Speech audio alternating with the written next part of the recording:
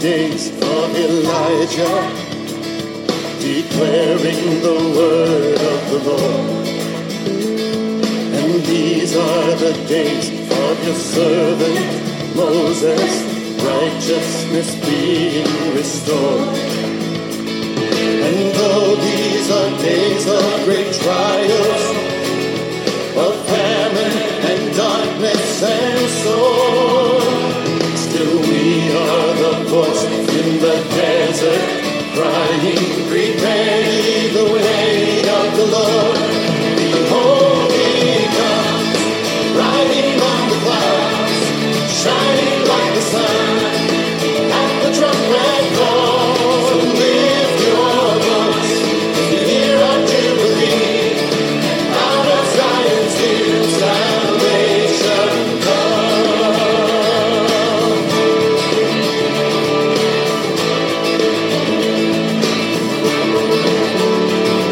And these are the days of Ezekiel, the dry bones becoming as flesh.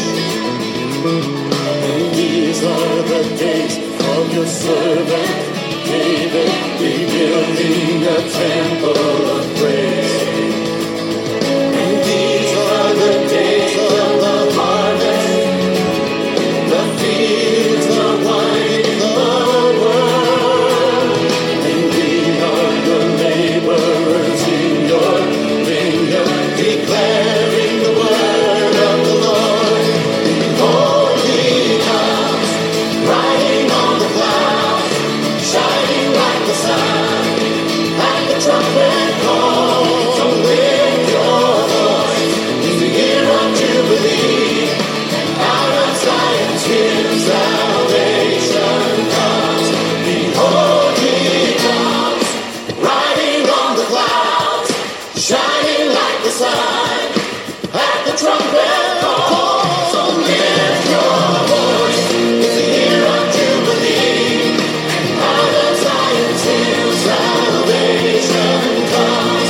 Behold, he comes, riding on the clouds, shining like the sun, at the trumpet call. So lift your voice in the year of Jubilee, and out of Zion's hill salvation comes. Who was and who is and who is to come. Who was and who is and who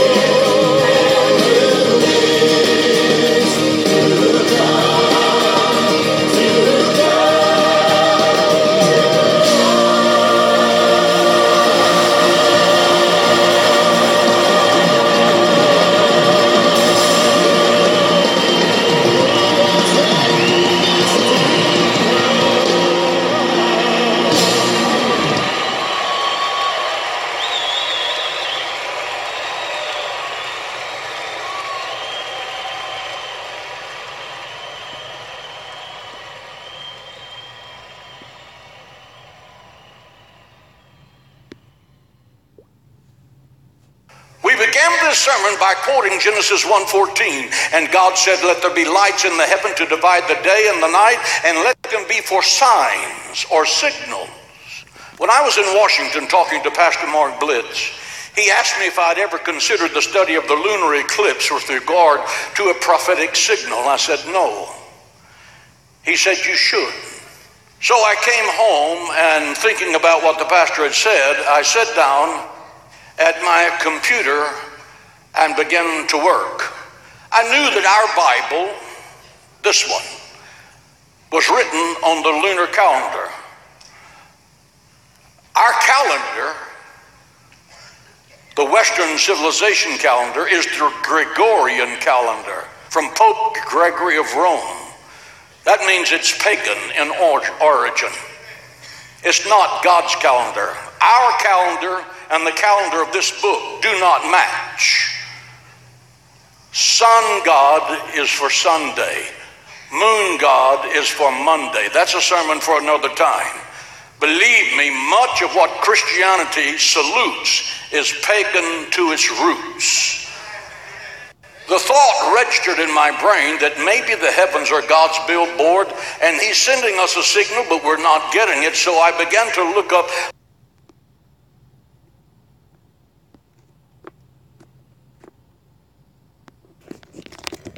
All praises to our Heavenly Father.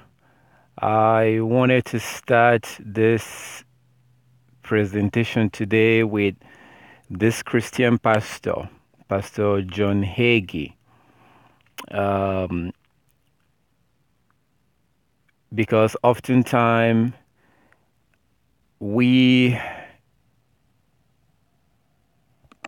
tend to listen to those we feel who are rich and powerful. We tend to take their words a lot more serious than the words of a poor person. So most people will not accept the truth unless they hear it from someone they feel who is at a higher level. And like he said, much of what Christianity salutes is paganism to its root.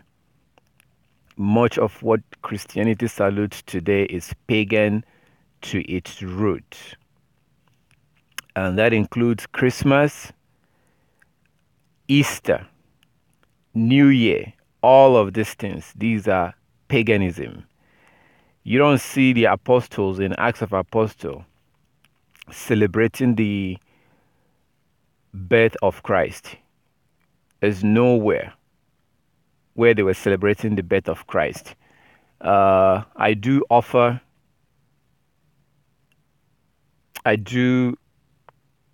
stuff like this once in a while, though I haven't sent it to anybody yet. But if you can show me anywhere in the Bible where they were celebrating the birth of Christ, I would send you this, brand new.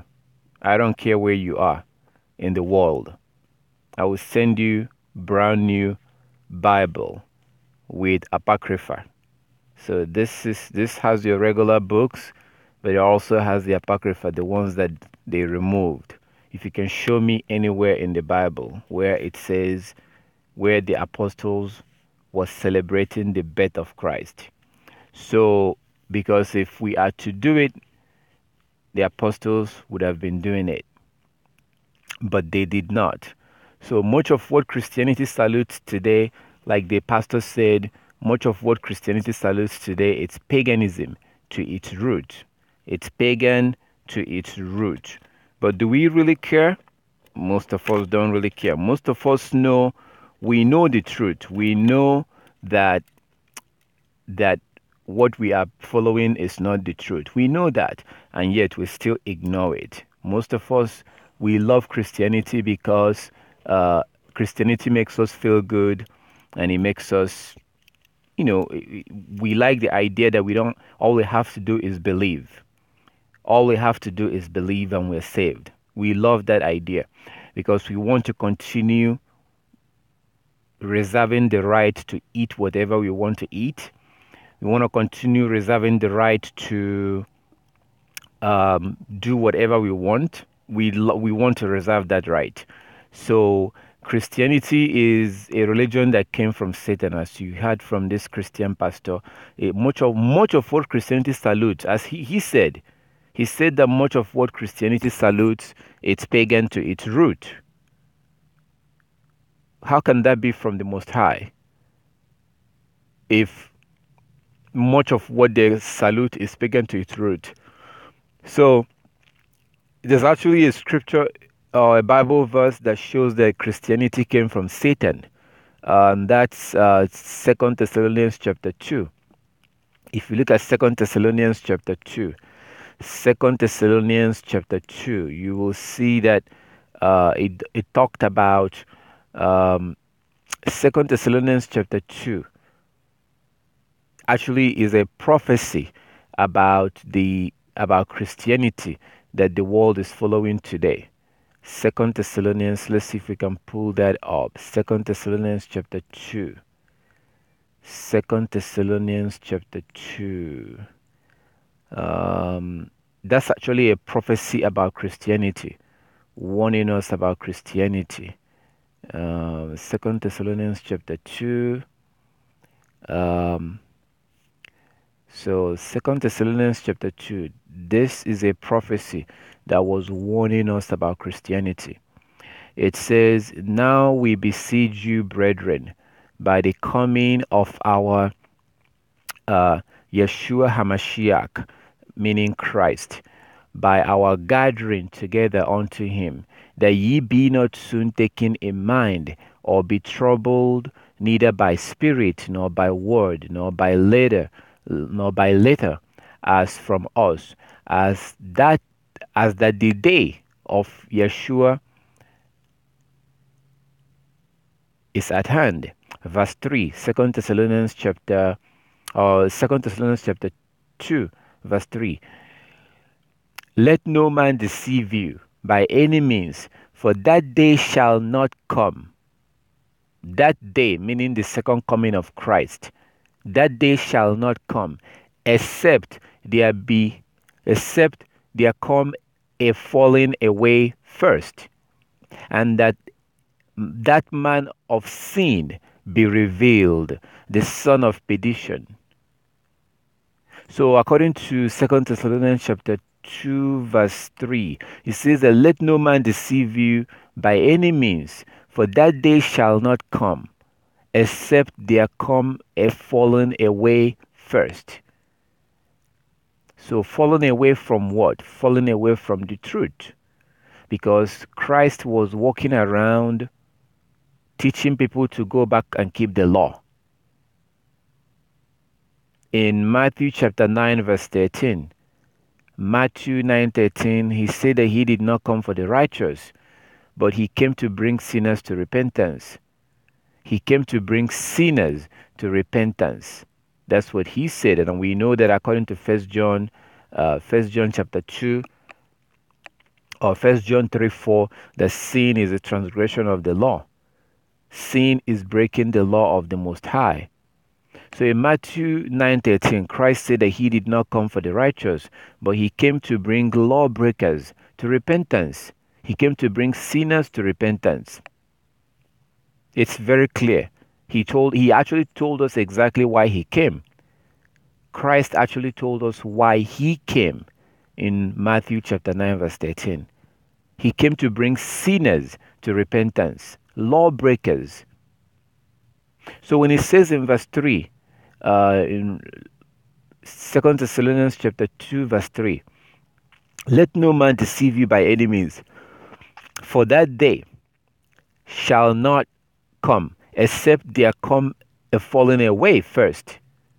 People have fallen away from the truth and what Christ had preached. People have fallen away from what Christ was preaching, which is that you have to keep the law. Also in Matthew chapter 23 verse 1 to 3. Matthew chapter 23 verse 1 to 3. So there has been a great falling away. And the things that we believe today, this idea that you don't have to keep the law, this idea that we are under grace and we don't have to keep the law, this is not what Christ preached. This is different from what Christ was preaching. Christ was teaching us to keep the law.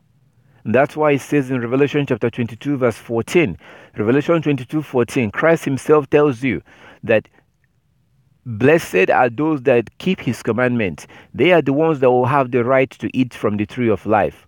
and will be allowed to come into that kingdom.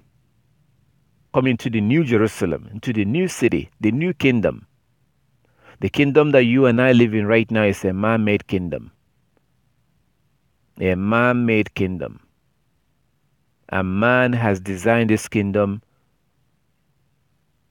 the way that it suits them, the way that it benefits them. So they are on top, you are at the bottom. They've designed this system, created it in a way to render you as a slave. And you're walking around, driving around, going about to the store, buying things, and you're thinking that you're free. You are a slave to the system. The only thing that can free you from this current system is to go back and start keeping the law. Now, this is something that will not make any sense to you. What I just said right now will not make any sense until you go back and start keeping the law. You are nothing but a slave to this system. Doesn't matter where you live. But when you start keeping the law, your eyes will be opened. Your ear will be open. Your eyes will be open, and you begin to see the bondage that the world is currently living in right now. So it says in verse 3 that that day will not come. Let no man deceive you, for that day shall not come, except there come fallen away first, and that man of sin be revealed, the son of perdition. So that's the reason why I actually came to this chapter, when it says that man of sin be revealed, the son of perdition. That man of sin be revealed. I'm going to highlight that. And that man of sin be revealed, because this is how Christianity was created. And that man of sin be revealed. This is talking about Constantine, the Roman emperor. Constantine was the one that created Christianity in 311 AD. He was the Roman emperor, Constantine. In 311 AD, he created Christianity. 200 and something years after Christ. That was when they created the Roman Catholic Church. And it all got started with the Roman Catholic Church. This is according to history. This is according to history. So, this was 200 and something years after Christ, after they had killed the apostles, after the Israelites was kicked out of their land. That was when Christianity was created, 311 AD, by a man known as Constantine. So before this even happened, the Most High made Paul to prophesy. What you're reading here in 2 Thessalonians is prophecy. It says in verse 3, let no man deceive you by any means, for that day shall not come, except there come a falling away first, and that man of sin be revealed, the son of perdition. Verse 4, who opposeth and exalt himself above all that is called God, or that is worshipped, so that he as God seated in the temple of Elohim, showing himself that he is God. Oh my goodness, if you know history, you know that this is true. The Romans invaded Jerusalem in 70 AD.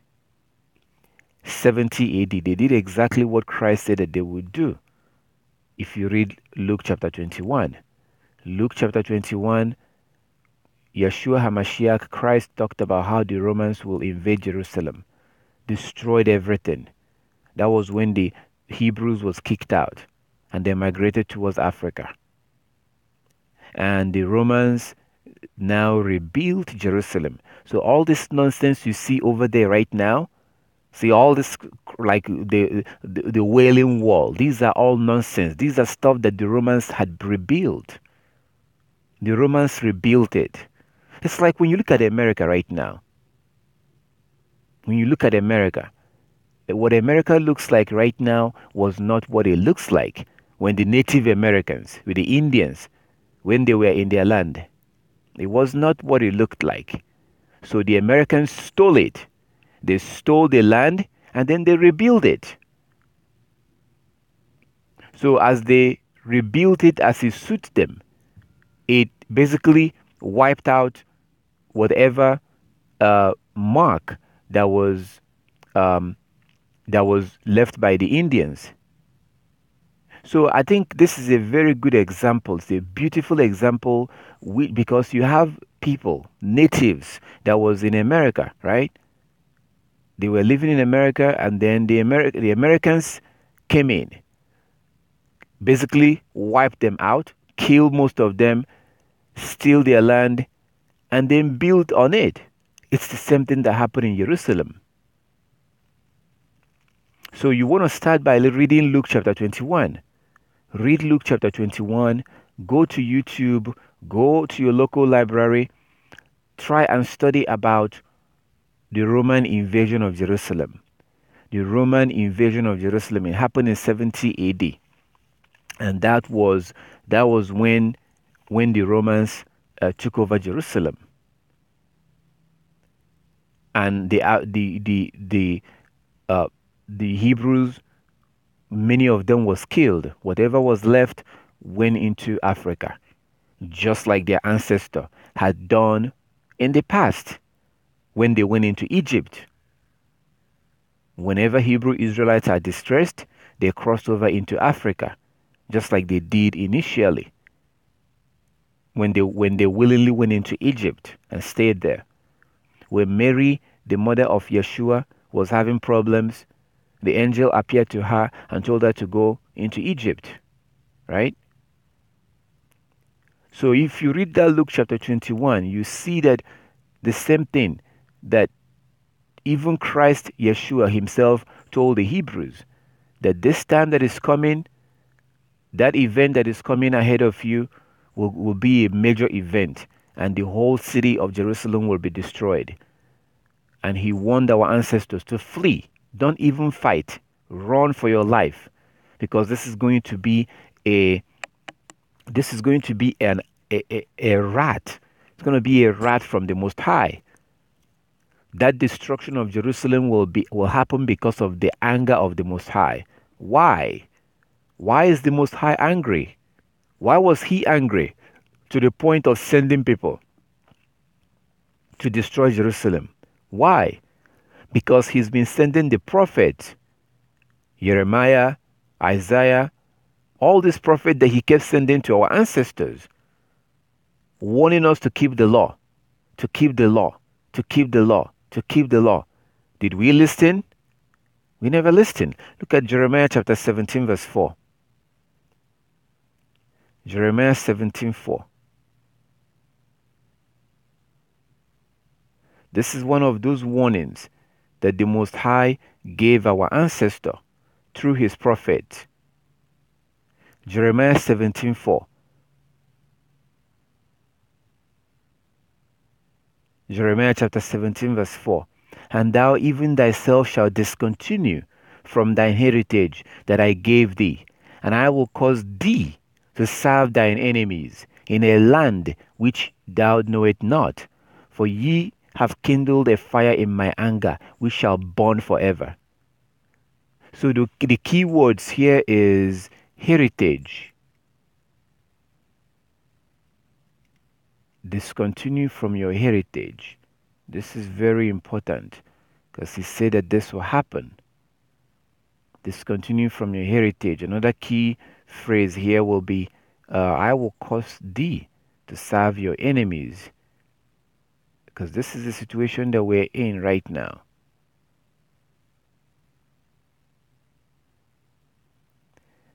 I will cause thee, and I will cause thee to serve your enemies in a land that you do not know. So today we are serving our enemies. We've been scattered in the four corners of the earth. This is the situation that we're living in. So this is the Most High kept sending the prophet, warning us. Did our ancestors listen? No, we did not listen. We did not listen. We continue to do whatever we want. We continue to live however we want. We did not listen, and the same thing has continued till this day. Look at what the Most High says in Jeremiah chapter 5. Jeremiah chapter 5. Look at what he says about his people. Jeremiah chapter 5.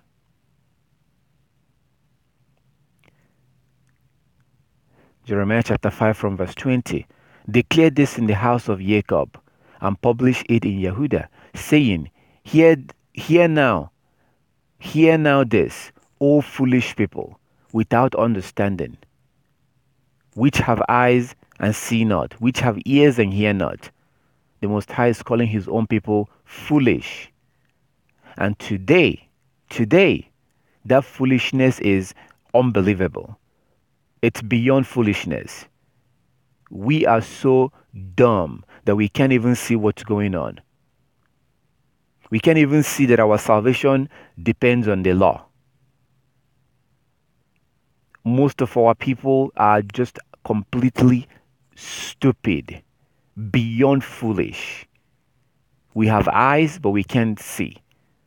We have ears, but we don't hear. And we embrace Christianity. We love Christianity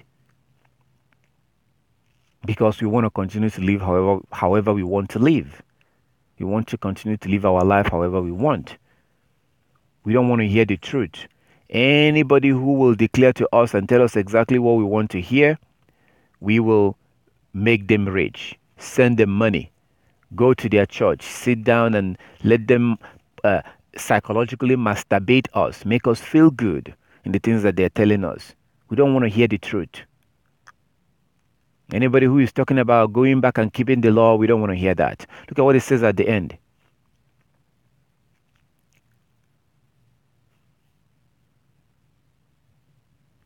Look at what it says at the very end of Jeremiah chapter 5.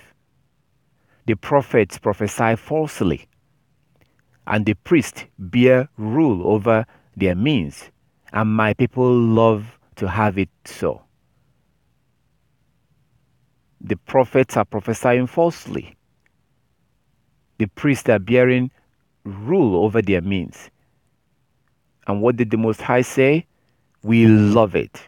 We love people telling us exactly what we want to hear. So today around the world, today in every corner of the world, you will see at almost every corner Hebrew Israelites in Christian churches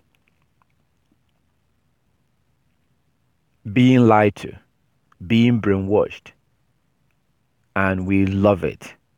We love it. We love to go to those churches as we are. And the Most High asks, what will you do in the end thereof? The prophets prophesy falsely, and the priests bear rule over by their means. And my people love to have it so. We love to have it. We love to hear lies. Anything that will make us to feel good. We love it. We love to hear lies. We don't want to hear anything that will make us to change. We don't want to change our lifestyle. We don't want to change the way we eat. We don't want to change any of that. The way we worship, we want to continue. Anybody that tells us the truth, we don't want to hear that. We want to believe that Saturday is the Sabbath. Sunday is the Sabbath. These are all lies. And we love it so. And the Most High asks, what will you do at the end? What will you do at the end? So these things are happening because we actually love it so. But is it going to continue like this? Like the Most High said, you shall discontinue from your heritage. That's why most of us don't know who we are, and we don't even care. We don't even care. We don't want to know. We don't know who we are, and we don't even care to know. We've discontinued from our heritage, and we've been scattered in the four corners of the earth, serving our enemies. Well, the Most High is going to destroy our enemies, but He will also destroy along Israelites that refuse to keep the law, that chose to continue to live like their enemies, that chose to continue to eat like their enemies, dress like their enemies, go to the schools of their enemies, be taught. The Israelites that allow their children to be taught by their enemies. The Most High, as he's destroying the enemies, he's going to destroy along those Hebrew Israelites. And that's what he tells us in Amos. If you go to Amos chapter 9. Amos chapter 9, verse 9. Amos chapter 9, verse 9 and 10. Amos chapter 9. This is what the Messiah said about his people. So for those, sometimes people will say stuff like, that the Most High will gather the Israelites. Yeah, he will gather the Israelite, but he's not going to gather all Israelites. There are those that will not make it into the kingdom. And you have Amos chapter 9 here to show you that. For lo, I will command, and will swift the house of Israel among all nations, like a corn is sifted in a sieve, yet shall not the least grain fall to the earth. Verse 10, all the sinners of my people shall die by the sword, which say the evil shall not overtake us, nor prevent us. And that's exactly what we're saying today. Oh, we don't have to keep the law. We're not under the law. We're under grace. And the Most High tells us here that he's going to gather his people, but he's going to destroy those that refuse to keep the law. Sinners. Sin is a transgression of the law. So this is not a joke. This is serious. This is a serious situation. If you're not keeping the law, you are fooling yourself. If you are not keeping the law, if you're not keeping the Sabbath, if you're not observing the laws and the commandment of the Most High, you are making a big mistake. Huge mistake. You have to start observing the law. And it's not difficult to observe. It's very easy to observe. Satan gives you impression that the law is too difficult. It's not easy to observe. It's very difficult. That's not true. It's not difficult to observe if you want to. So Christianity was created in 311 AD by Constantine. But before that, the Most High made sure that it was prophesied so that we will know. It was prophesied so that we will have an idea when that happens. And it happened in 311 AD. And 2 Thessalonians here, chapter 2, is the prophecy, talking about the man that will show up sometime in the future. That future was in 311 AD. It says in verse 5, remember ye not that when I was with you, I told you these things, and now you know what withheld it, that he might be revealed in his true time. For the mystery of iniquity doeth already walk. So this is what Paul was telling the disciples or the followers of Yeshua. Verse 7, for the mystery of iniquity doeth already walk. Only he now let it until it be taken out of the way. So even as of the time of Christ, lawlessness has already started happening. People were already falling away. Iniquity, transgression, sin, these three things means the same.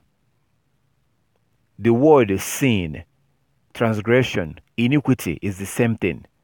So iniquity was already at work at that time, even before that man was revealed. But when he was revealed, he took it to a whole new level. Verse 8, and then shall the wicked be revealed, whom Yeshua shall consume with the spirit of his mouth, and shall destroy with the brightness of his coming. Verse 9, even him whose coming is after the working of Satan, with all power and sign and lying wonders. So when you study about Constantine, When you study about Constantine, you will discover that when he claimed that he had a voice, and the voice told him to go and conquer. If you study about Constantine, the Roman emperor, he was the one that founded the Roman Catholic Church.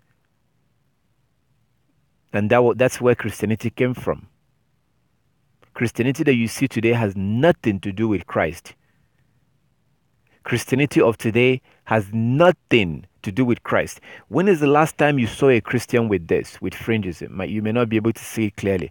I have some fringes in my garment here. When is the last time you saw a Christian with something like this on their clothes? When is the last time you saw a Christian pastor with a beard? When was the last time you saw a Christian pastor with beard, or you saw a Christian pastor with fringes on their garment? Christianity of today has nothing to do with the Bible. So he says in verse 9, even him whose coming is after the working of Satan, with all power and signs and lying wonders. Because Constantine claimed that he had a voice from heaven that told him to go conquer as he was going to war. He was in a bridge. As they were about to cross a bridge, he claimed that he had a voice. And that voice says, go and conquer. So after he went to that war and they conquered, he went back home to Rome. And that was when they founded the Roman Catholic Church. And he claimed that he converted. But it's not true. He had the voice of Satan, because he was a wicked Roman emperor, a Gentile. The Most High will not establish anything that has to do with his people using a wicked, filthy, disgusting Gentile. In verse 9, even him whose coming is after the working of Satan. This is prophecy. And this prophecy was fulfilled in 311 AD when Constantine created Christianity.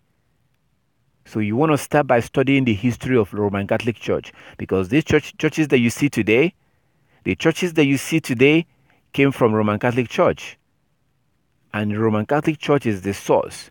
This man is the one that created Roman Catholic Church. And that's why you see every of these churches you see today, they are either worshiping on Sunday or they are worshiping on Saturday. They are all Christians. Even Hebrew Israelite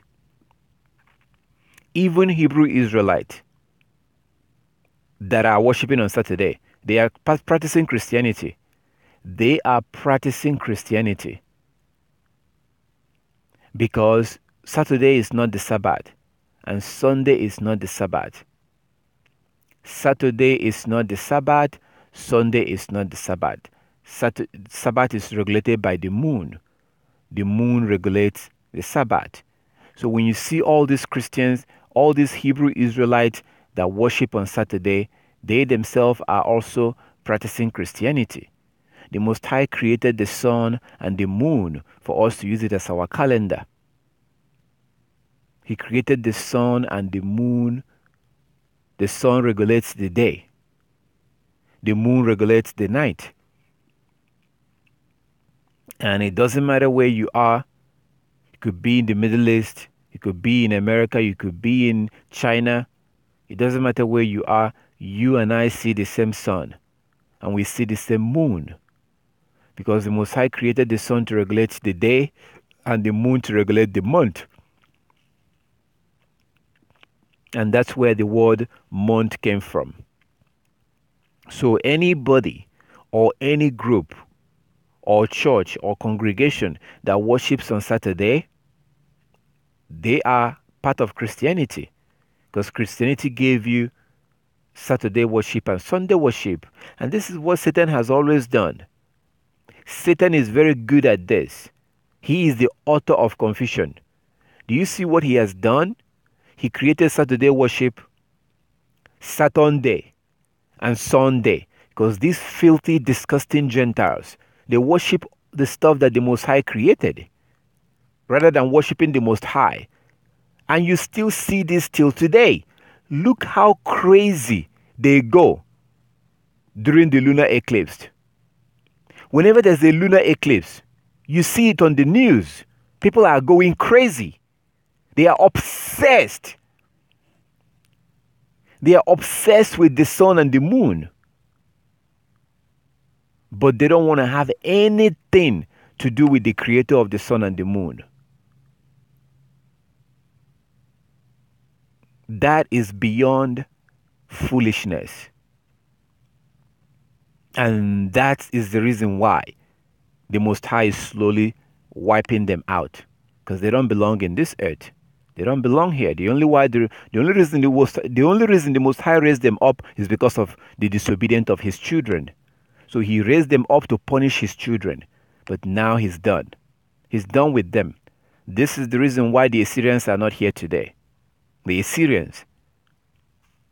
This is the reason why the Philistines are not here today. Where are they? The Philistines, the Assyrians, the Babylonians. Where are they today?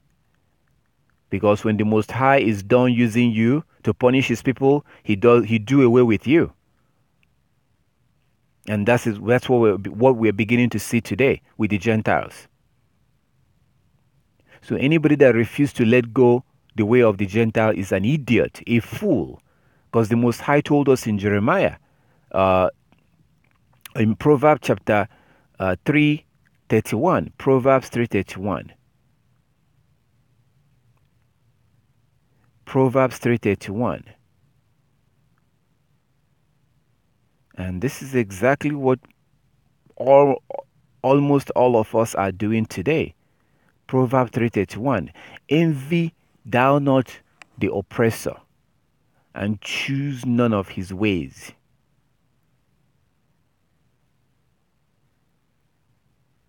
This is a scripture that I think about, because this is what the Most High wants us to know. Like he himself says in Jeremiah chapter 10 verse 2. It's exactly what we're doing. We're dressing like them. We're eating like them. We're allowing them to educate our children. We are practicing their religion, known as Christianity. When the Most High tells us, envy not thou the oppressor, and choose none of his ways. When we send our children to this current school system, we are allowing them to educate our children. Who do you think creates the curriculum that your children are being taught with? Who created that? Is there anywhere in that schedule, in that curriculum, where they have something that has to do with the Most High? Are they teaching your children the scriptures?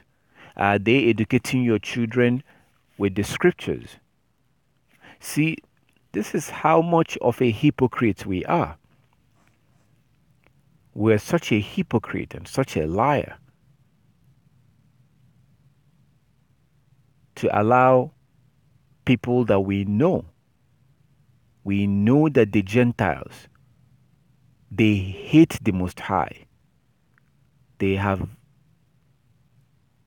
very passionate in their hatred of the Most High. They don't want to have anything to do with the Most High.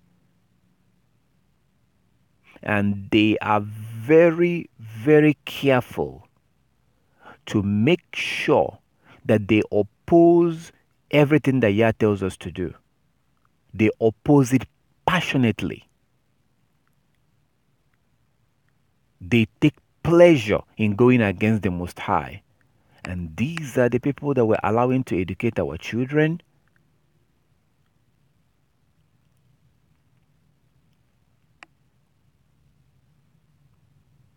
So it's just as it was in the time of Noah. Because the Most High is just watching us. He has told us here, envy not thou the oppressor, and choose none of his ways. In Jeremiah, the book of Jeremiah chapter 10, he told us to learn not the ways of the Gentiles. Jeremiah chapter 10 verse 2. Jeremiah 10:2. Thou said Yahweh, learn not the ways of the heathen,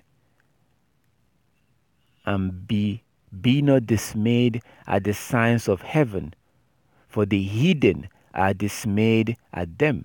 Like as I said, watch what happens during lunar eclipse, or whenever there's something going on in heaven. Look who is obsessed with that.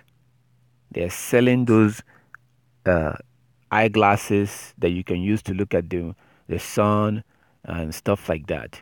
They're very obsessed. That's what the Most High told you here.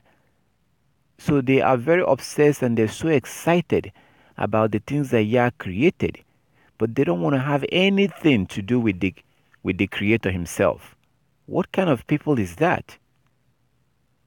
What kind of people would be so excited about things that the Most High created, but they have deep-rooted hatred for the Most High? They don't want to have anything to do with the Most High. What kind of people is that?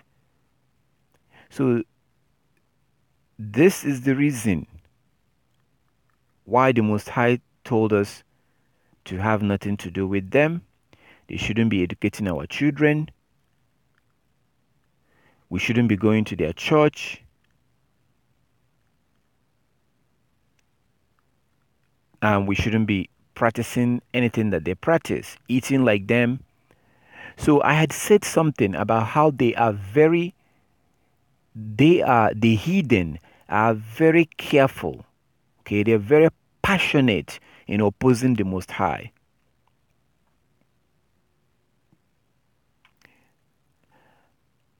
If you look at, for example, their so-called Thanksgiving.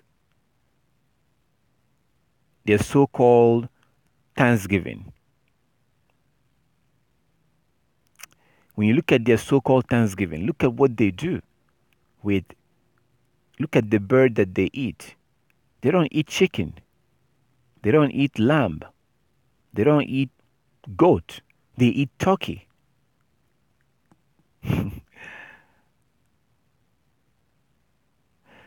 I try to tell people, watch closely. Look at the Europeans, okay? Look at them closely. Anything that they do a lot, anything that they support, take a very good look at that thing. There's a very good chance that the Most High opposes that thing. Anything that they oppose, take a very good look at that. There's a very good chance that the Most High supports and asks us to do that thing. If you observe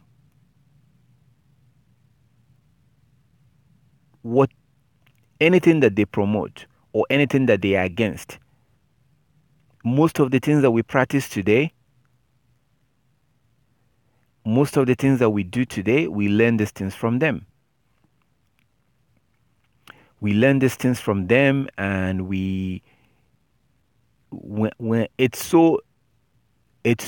there's so many things that we do today that we learn from them. It's like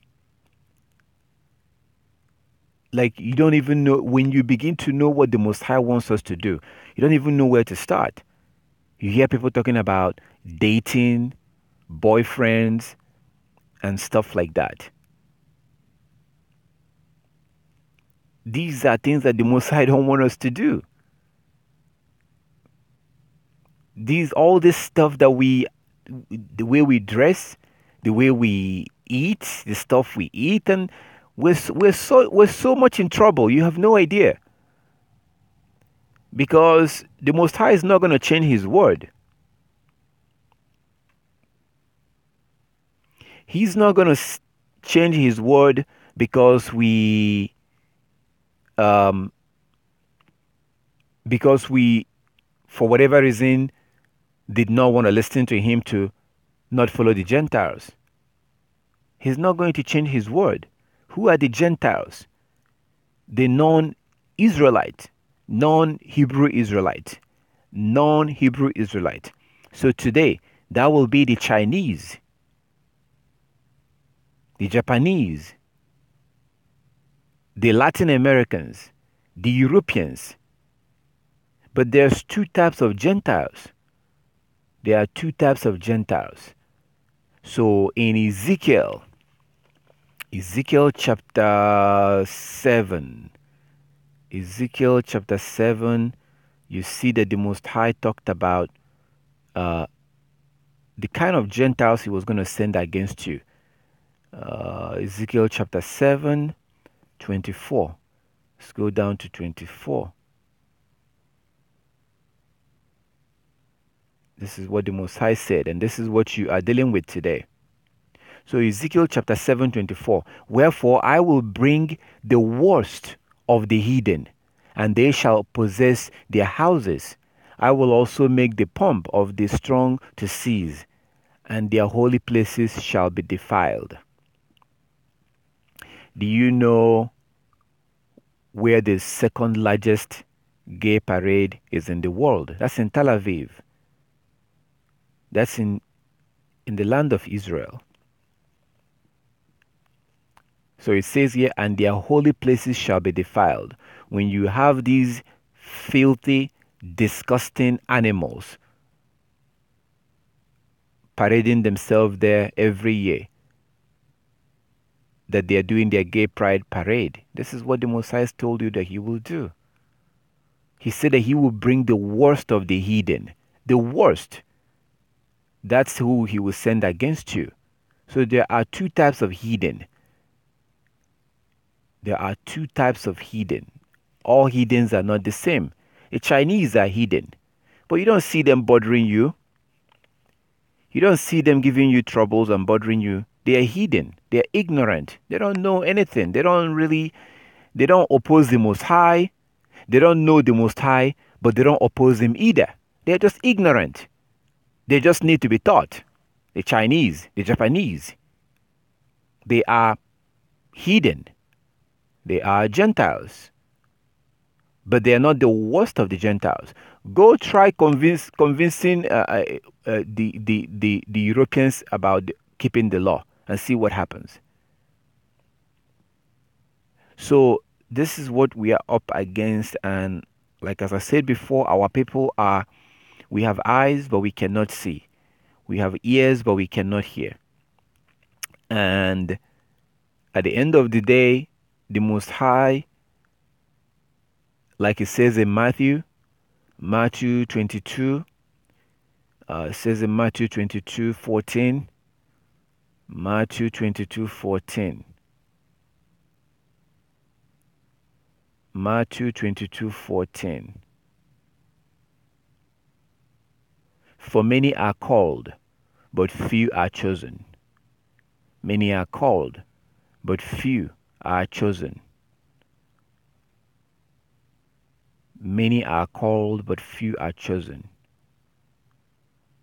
And at the end of the day, most people will not make it. Most people, because the only way you're going to make it into the kingdom is by keeping the law. That is the only way you're going to make it into the kingdom, as it says in Revelation chapter 22, verse 14. Those that will be allowed into the kingdom are those that keep the commandment. Blessed are those that do his commandment, that they may have right to the tree of life and may enter through the gate into the city. This is the only requirement into the kingdom. Just because you are a Hebrew Israelite, that will not be a reason for you to be allowed into the kingdom. Just because you believe in God, you're not going to be allowed because you believe in God. Because you're male, or because you're female, or because you were nice, or because you were kind. None of these things will lead you into the kingdom. The only way to come into the kingdom is by keeping the commandment. The commandments in the book of Deuteronomy, Exodus, Numbers. We'll go to Malachi chapter 4, verse 4. Look at what the Most High said. Malachi chapter 4 verse 4. Remember the law of Moses, my servant, which I commanded unto him in Horeb for all Israel, with the statutes and judgment. Remember the law of Moses. This is what the Most High said. So anybody that tells you that the law is done away with, that person is a wicked person. Any man that tells you that the law is done away with, that person is a wicked man. If a woman tells you that that woman is a wicked woman, an agent of Satan. Because in Malachi chapter 4, Malachi is talking about a future prophecy. This prophecy in Malachi has not been fulfilled yet. Look at verse 1. For behold, the day cometh that shall burn as an oven, and all the proud, yea, all that do wickedly, shall be stubbled, and the day that cometh shall burn them up, saith Yahweh of hosts, that it shall leave them neither root nor branch. So it says that there's a day coming, and that day coming will burn people up. This prophecy has not been fulfilled yet. Verse 2, but unto you that fear my name shall the Son of Righteousness arise with healing in his wings, and ye shall go forth and grow up as calf of the stall. Verse 3, and ye shall tread down the wicked, for they shall be ashes under the sole of your feet in the day that I shall do this, saith Yah of hosts. Remember the law of Moses my servant, which I commanded unto him in Horeb for all Israel, with statutes and judgment.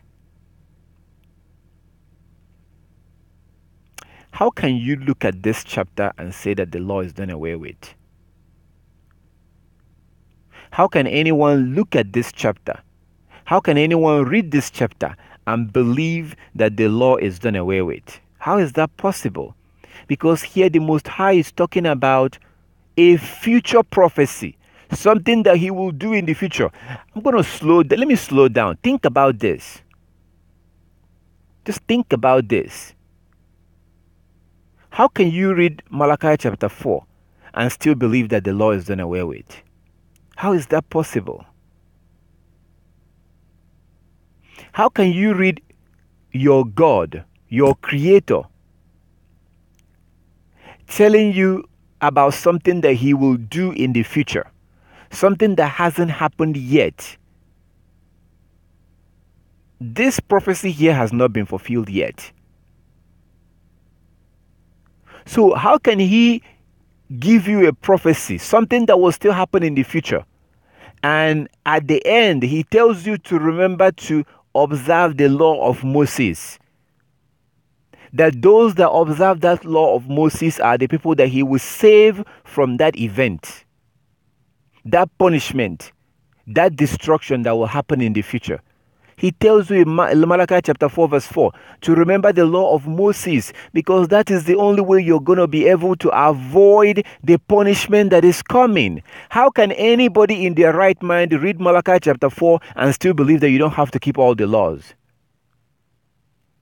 Only a demonic person, only a child of Satan will read this and still believe that you don't have to keep the law.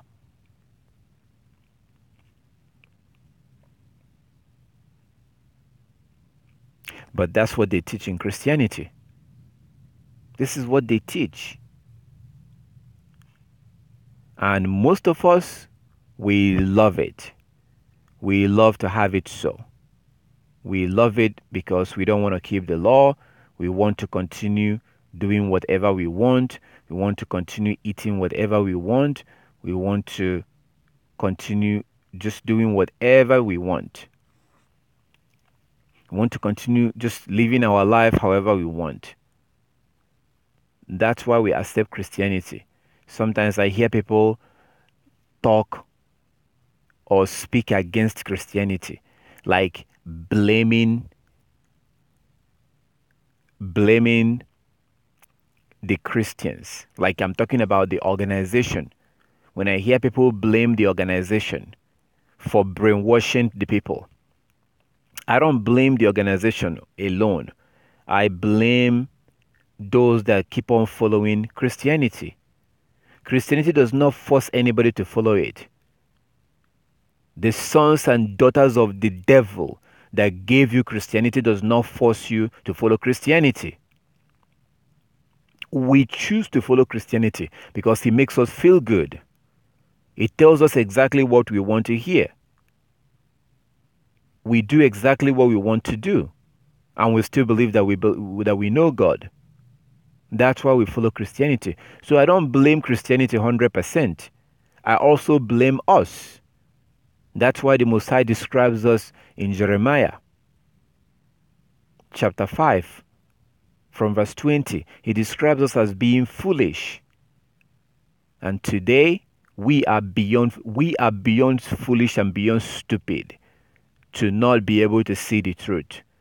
Because we don't want to see the truth. We want to continue living we want to continue being delusional, thinking that we have a relationship with the Most High when we don't.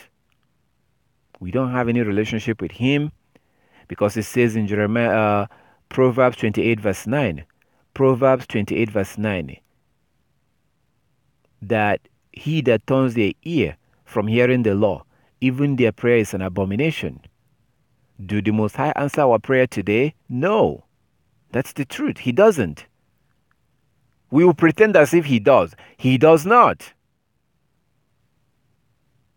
Because we turn our back on the law.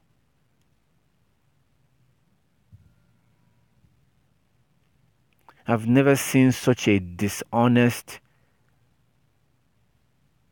people like us. Even though we are deceiving ourselves and we are living in bondage because of that, and we continue. But again, Matthew 22:14, many are called, few are chosen. So as an individual, don't look at the crowd. Fight. Struggle. Do whatever you can to be among those few that will be called. Because if we're looking at the majority of the people, most of these people will be destroyed. So it will actually be foolish for us to look at them. Majority of the people will go to hell. Matthew 7:13 and 14. Matthew 7:13 and 14. Let's pull that up. Matthew 7:13 and 14.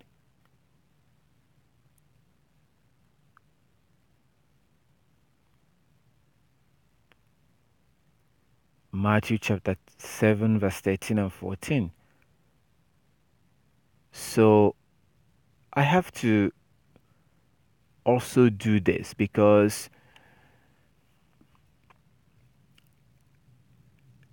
when we understand that majority of the people will be destroyed, then we won't be distracted by the fact that most people are following Satan today. Because when you're not following the law of the Most High, when you are not following His law, you are following Satan. But it's important for us to realize that only few will make it, so that we don't get distracted. So if you actually think about it, things are the way it's supposed to be. Things right now are the way it's supposed to be. Yeah. If the majority of the people believe the truth, then there'll be something wrong. Because at the end of the day, only few people will make it. It says in Matthew chapter 7, enter ye at the straight gate, for wide is the gate, and broad is the way that leadeth to destruction, and many there be which go in therein. Verse 14, because straight is the gate and narrow is the way which leadeth into life. which leadeth into unto life, and few there be that find it. Few, very few people will find the right way. Very, very few. Very few. So few will make it into the coming kingdom.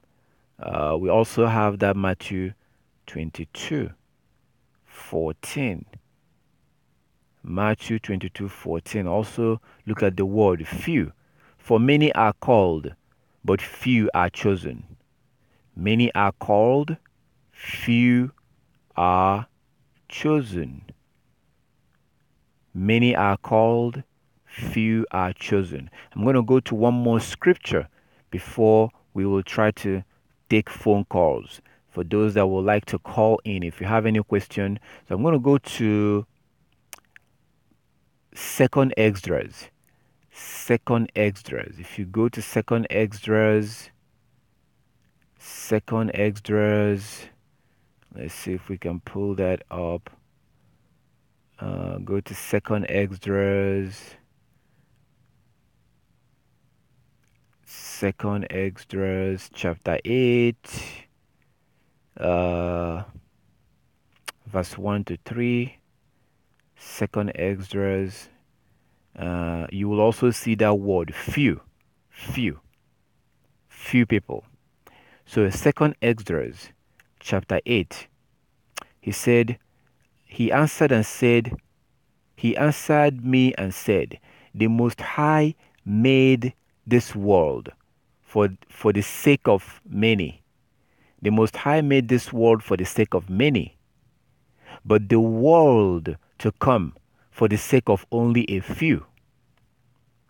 So the Most High made this world for the sake of many, but the world to come for the sake of only a few. You see that word again, few. Few people will make it. And then the angel goes on to give him prophecy or a proverb, a parable. He says, but I tell you a parable, Ezra, just as when you ask the earth, it will tell you that it provides a large amount of clay from which earthworm is made, but only a little dust from which gold comes. So is the course of this present world. Now look at verse 3. For many have been created, but only a few shall be saved. For many have been created, but only a few shall be saved. This is it. Most people will not make it. Most people will not make it. Most people will be destroyed. Only few people will be allowed into the kingdom, because the only requirement into the kingdom is keeping the law. You have to keep the law to be allowed into the coming kingdom. That's the truth. So if you do have any question,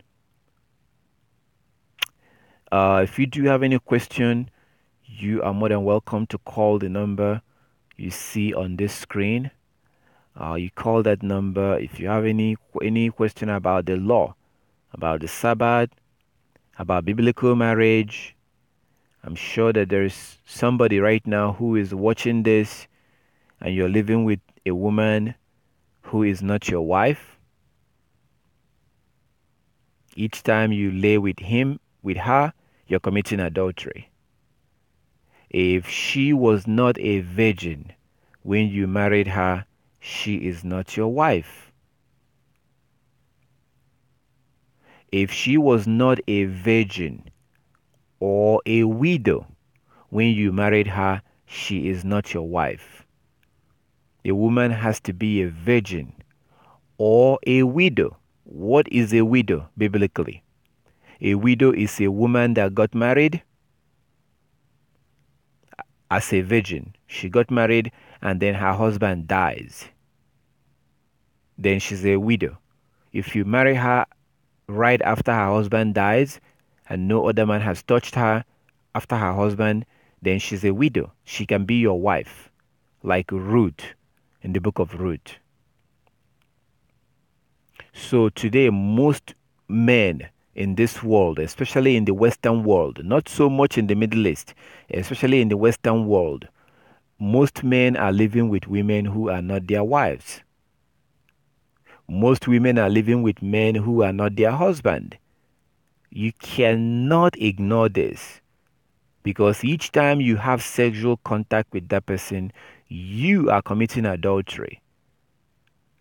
They don't preach this thing in the church today because these pastors are living with women who are not their wives.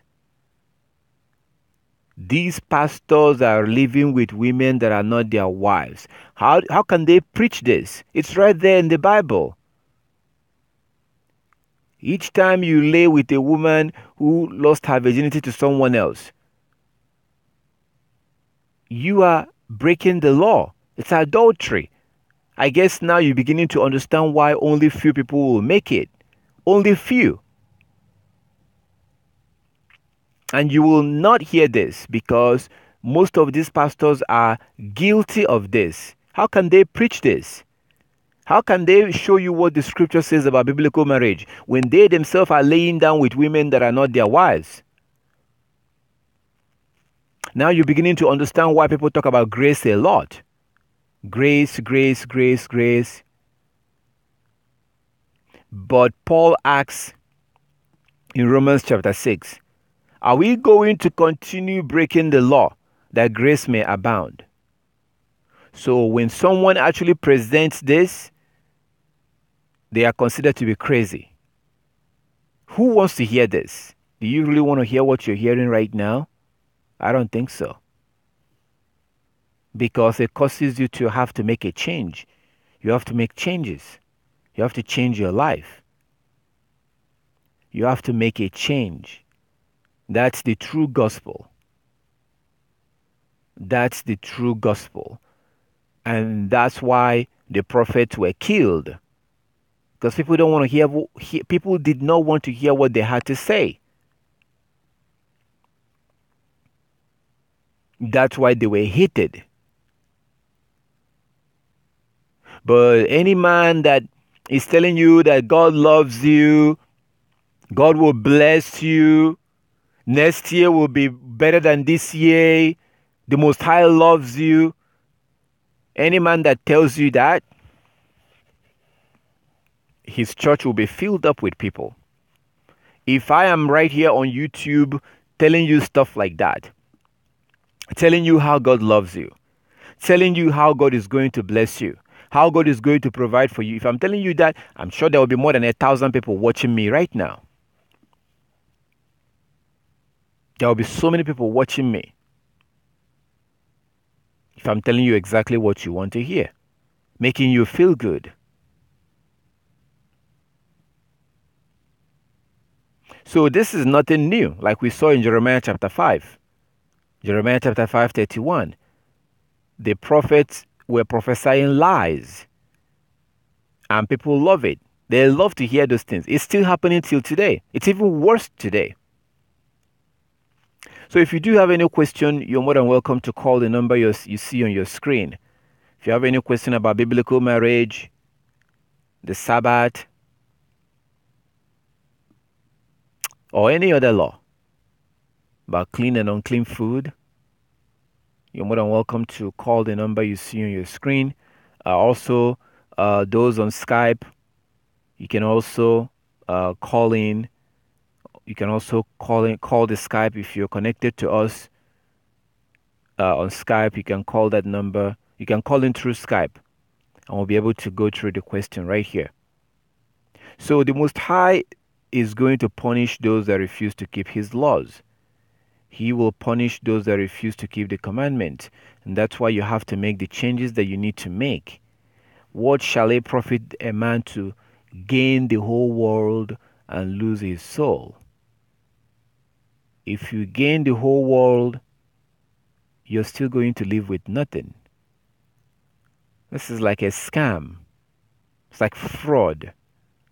What is the fraud? The fraud is that Satan have kept us busy, made us to be busy. He deceived us into being busy, focusing on the things of this world, focusing on degrees, bachelor's degree, master's degree, PhD, doctorate degree, when we are dumb and stupid when it comes to the things of the Most High. We're illiterate. We rely on someone else to tell us what we want to hear, tell us that God loves us. And at the end of the day, when you do stand in front of your Maker, the Most High will not ask you about your house, about your degrees, about your bank account. None of those things will count on the judgment day. According to Romans chapter 2, the Most High will judge us based on how we kept the law. We will be judged based on how we kept the law on the judgment day. So it's very important to go back and start keeping these laws. It's very important. Do not ignore these things. If you ignore them, you're ignoring them on your own. You are the one that will suffer. You are the one that will pay a price if you ignore these things. You have to do something. If you are a woman and you are a man, if you have your kids going to school, you have to pull them out. You have to pull them out. You cannot allow the heathen to be educating your children. That is crazy. Do you understand? You cannot allow the Gentiles to be educating your children for you. You have to educate them yourself from the scripture. You have to educate them yourself. You can't let that happen. And I know this whole thing sounds like a joke, but that's the way the truth always sounds. People always, those that are crying out loud and presenting the truth, they are looked at as fools, as they are looked at as not being crazy until it's too late. So at the end of the day, it says in Matthew chapter 22, verse 14, that many are called, but few are chosen. Many are called, but few are chosen. And that's the way it's going to be. The Most High does not care about a lot of people. He doesn't care about numbers. The Most High cares about quantity. Cares about quality, not quantity. You and I care about quantity. When we come into a place or we come into a church and there's so many people in that church, we like it. We care about quantity. The Most High does not care about quantity. The Most High cares about quality.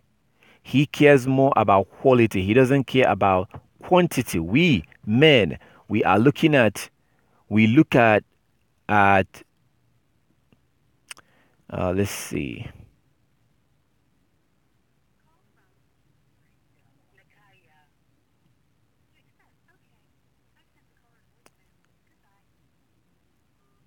Okay, so we look at quantity, and it makes us feel good. The Most High does not care about quantity. He cares about quality. Example of this is when the Israelites, our ancestors, came out of Egypt. There were more than 1 million people that came out. More than 1 million. Among the original people that came out, like the people that actually came out of Egypt, among them, only 2 people made it into the promised land. Yeshua and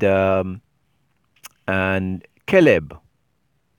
Yeshua and Caleb. Among the originals, only 2 people made it into the promised land. Just think about that. Even Moses did not make it in. Aaron, the priest, did not make it in. Think about that. And that was just a little example of the bigger picture. Our Creator don't care about numbers. He doesn't care about quantity. He cares about quality. Another example was at the time of Noah. The Most High drowned babies. He drowned grandmas, grandmothers, grandfathers, old people, new babies. He drowned everyone. Did you see the way I just explained it? Because you need to understand it the way it is. He drowned all of these people. When I say that he destroyed them, that doesn't sound that much troubling. We need to be troubled by these things. Because it's the truth. So that we don't end up being like them.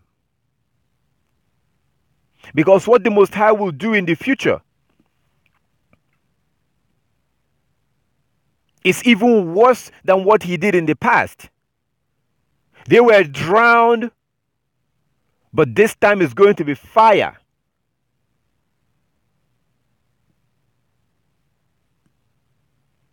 And he saved only Noah and his family. He saved only Noah and his family.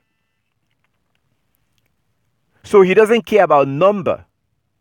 He cares about, the Most High cares about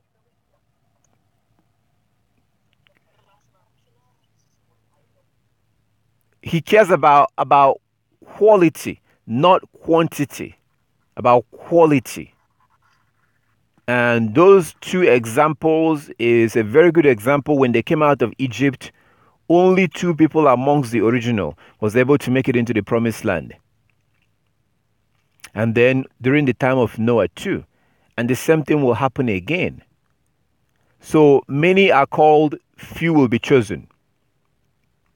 Many are Hebrew Israelites. Only few Hebrew Israelites will actually be chosen. And these are things that we have to think about. These are things that we have to take serious and not be distracted. We should really be thinking, how can I be among those few that will be chosen? That's what we should be thinking about right now.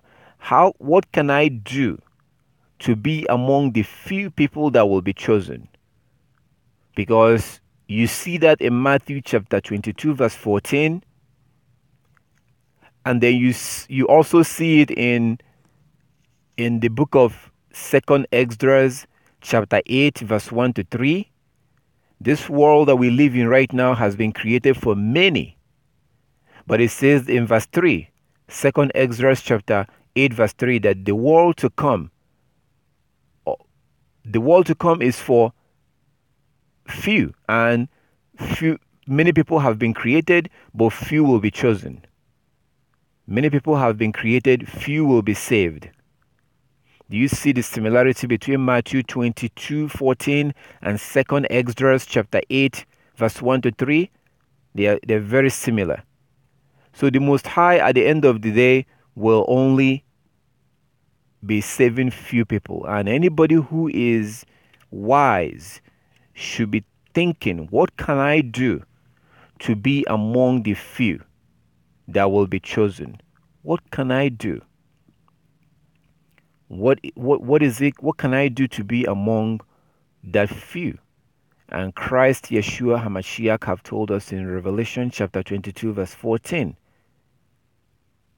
that the only way you can be among the few that will be allowed to eat from that tree of life is by keeping the commandment. This is very simple. And the easiest way to start is by starting with the Sabbath.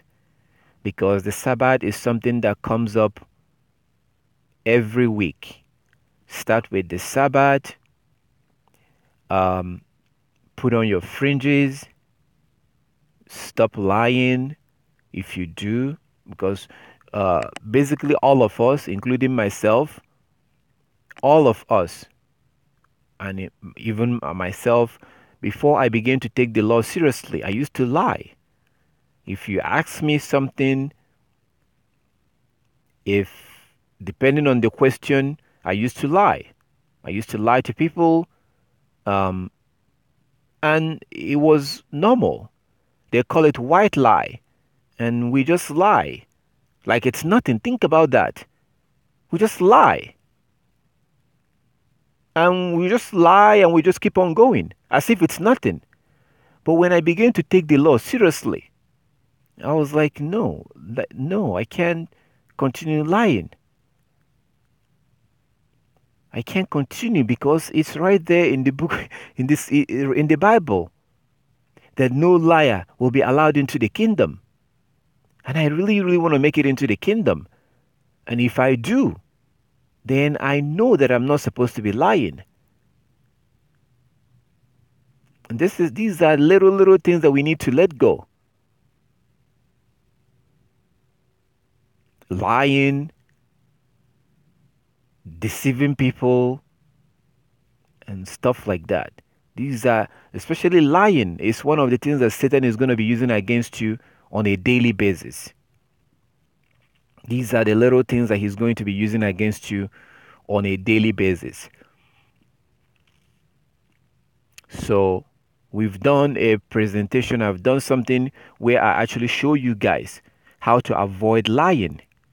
Sometimes you're going to have to make somebody angry.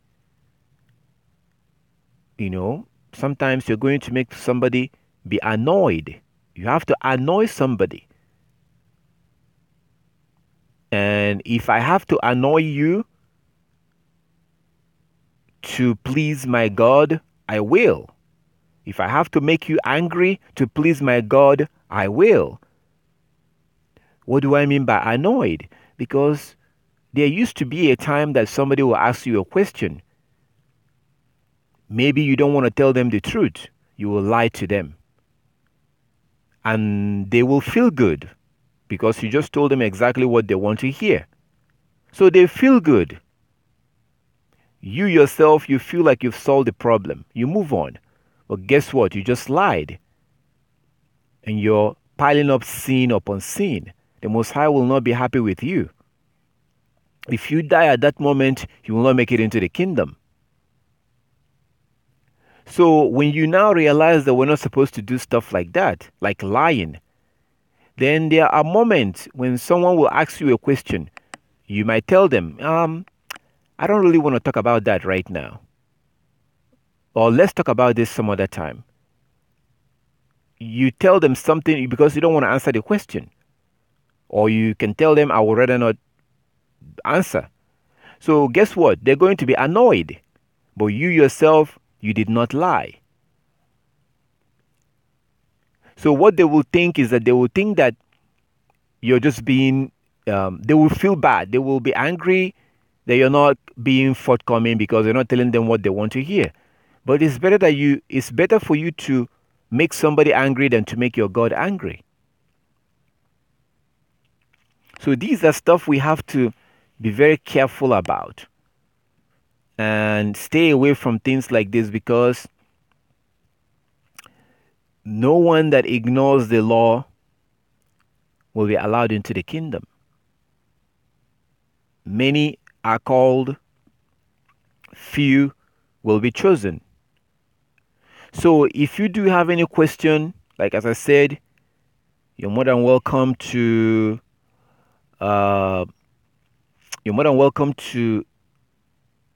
call the number you see on the screen. I think there was a call coming in earlier. If you're on Skype, you can also open up your mic if you do have any question. Okay, let's see. All right, just hold on.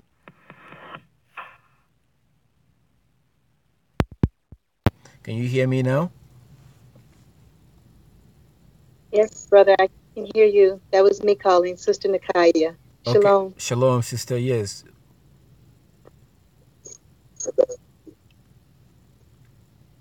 Yes, I have a question. Sure, go ahead. Yesterday during our Shabbat study, thank you. you. Thank you. Yesterday during our Shabbat lesson, you spoke about our enemies and it's basically how we should interact and deal with them. So I went to First Peter, the second chapter, and in that chapter, he speaks about how we are supposed to speak to them, and even though they speak evil against us and do evil things against us, we should not revile them. We should not hate them. We should be a light unto the Gentiles. And I just wanted further clarification about that, Brother Tobiah, because I'm not going to lie. My Ruach is sorely vexed with all the happenings around the world to our people, the murdering, the killing, the pillaging, the merciless, just without impunity. Especially here in America, it is on a rampage. The way the police are treating people, they have no regard for age, gender, old, young, and I'm filled with such rage and honestly with such hatred. And I don't want that to be the stumbling block that keeps me out of the kingdom, because I cannot get past the hatred and the anger and the bitterness that I feel toward them. And so I would certainly like some wise counsel about that as it relates to First Peter, second chapter. Thank you so much. Shalom. Shalom. Okay. First Peter, the second chapter. Okay. So let's first go there. Let's go to First Peter, the second chapter. And before we come back to your, it seems like it's more of like you're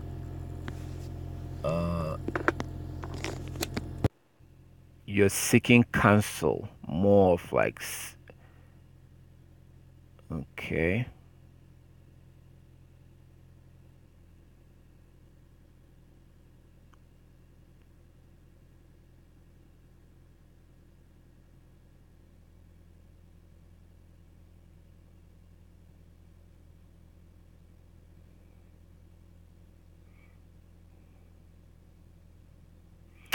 Okay, so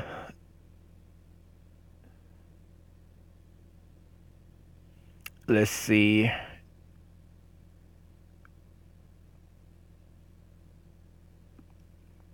Let me just start from verse 1. Yeah. So it says, wherefore, laying aside all malice and all guile and hypocrisies and envies and all evil speaking. Okay, these are all the stuff we have to let go. Like as I was talking about lying, these are things we have to lay aside. Envy, lying, cheating, hypocrisy, guile. Here we go, guile. So I'm reading from King James Version.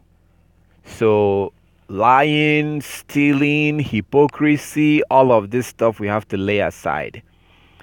Okay, so it says in verse 2, as newborn babes, desire sincere milk of the word. Because when we come into this truth, we're like brand new. We're like newborn babies. As newborn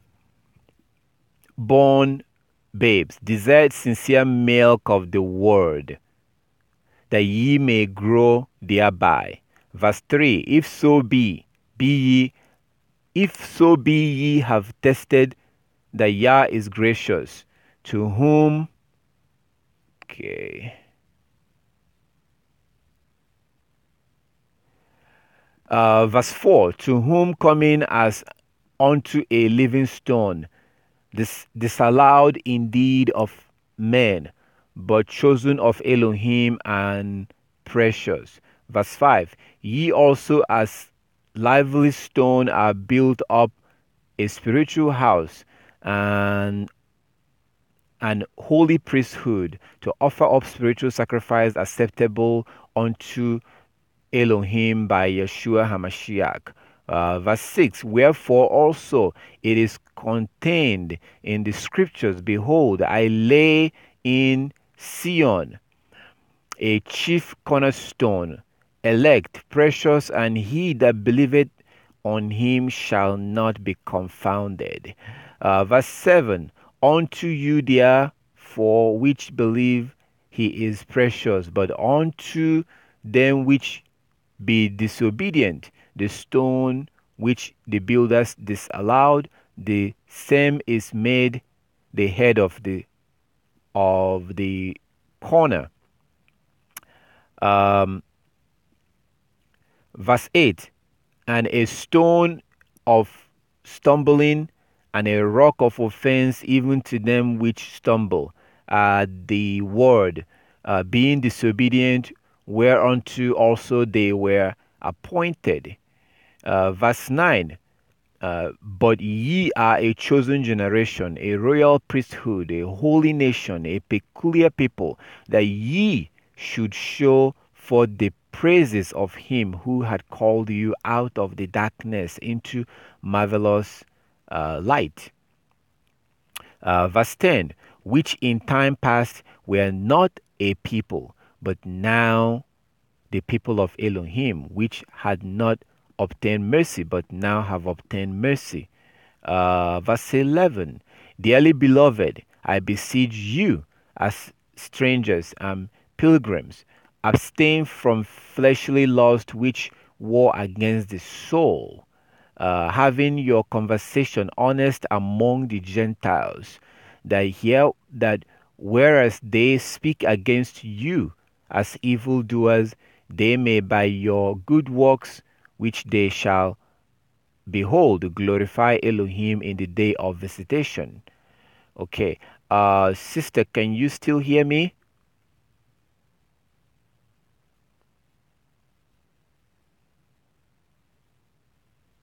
Yes, brother, I can hear you. Okay, Yes. so Yes, brother, I can hear you. First Peter chapter 2 talks about, how you behave towards the Gentiles. Okay, is this what you read? Is this what you read that made you to feel, that made you to have this question about how you're supposed to behave among the Gentiles or towards the Gentiles?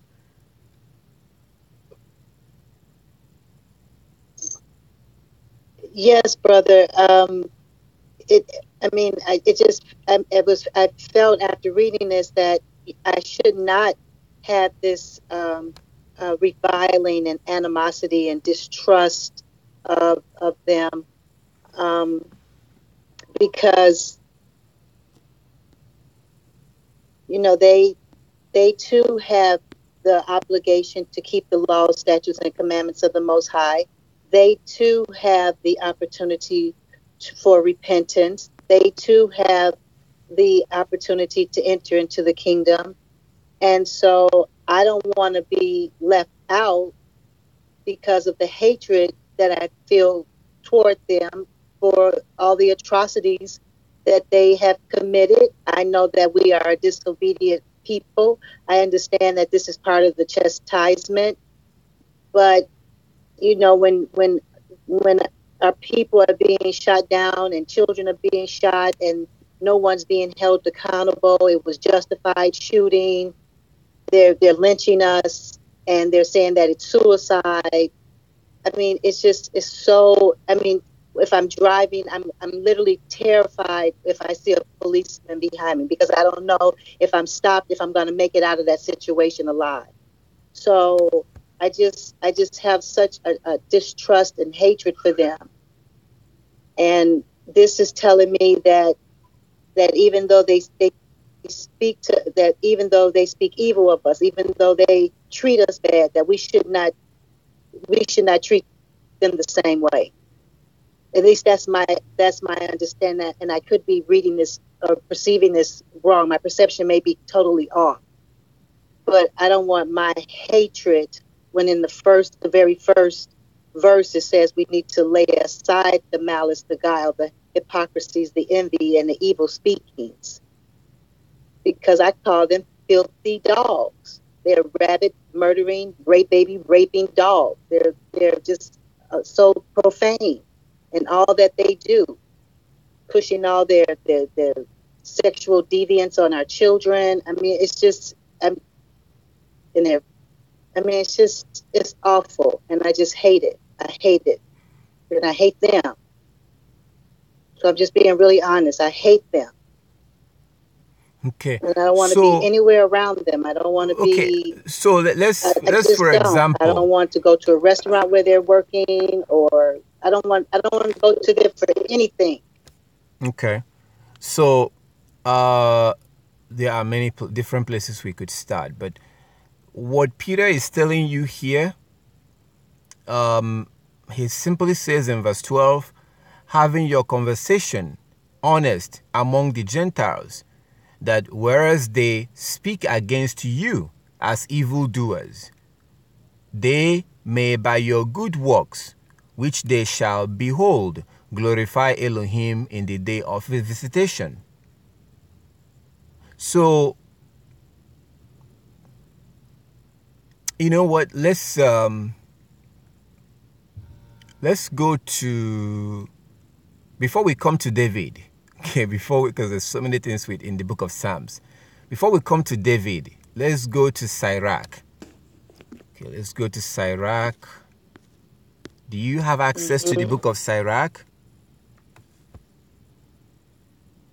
Oh, yeah. Okay, so yes. Go to Sirach chapter 30. Actually, Sirach, not. Let's go to Sirach. So Sirach chapter 36. Sirach 36. Sirach 36. Yes. Sirach is also Ecclesiasticus. Yes. Go to chapter 36. And I will love for you to read it. I will love for you to read that chapter, since this is your question. But I have it open here. So when you get there, read Sirach chapter 36 from verse 1.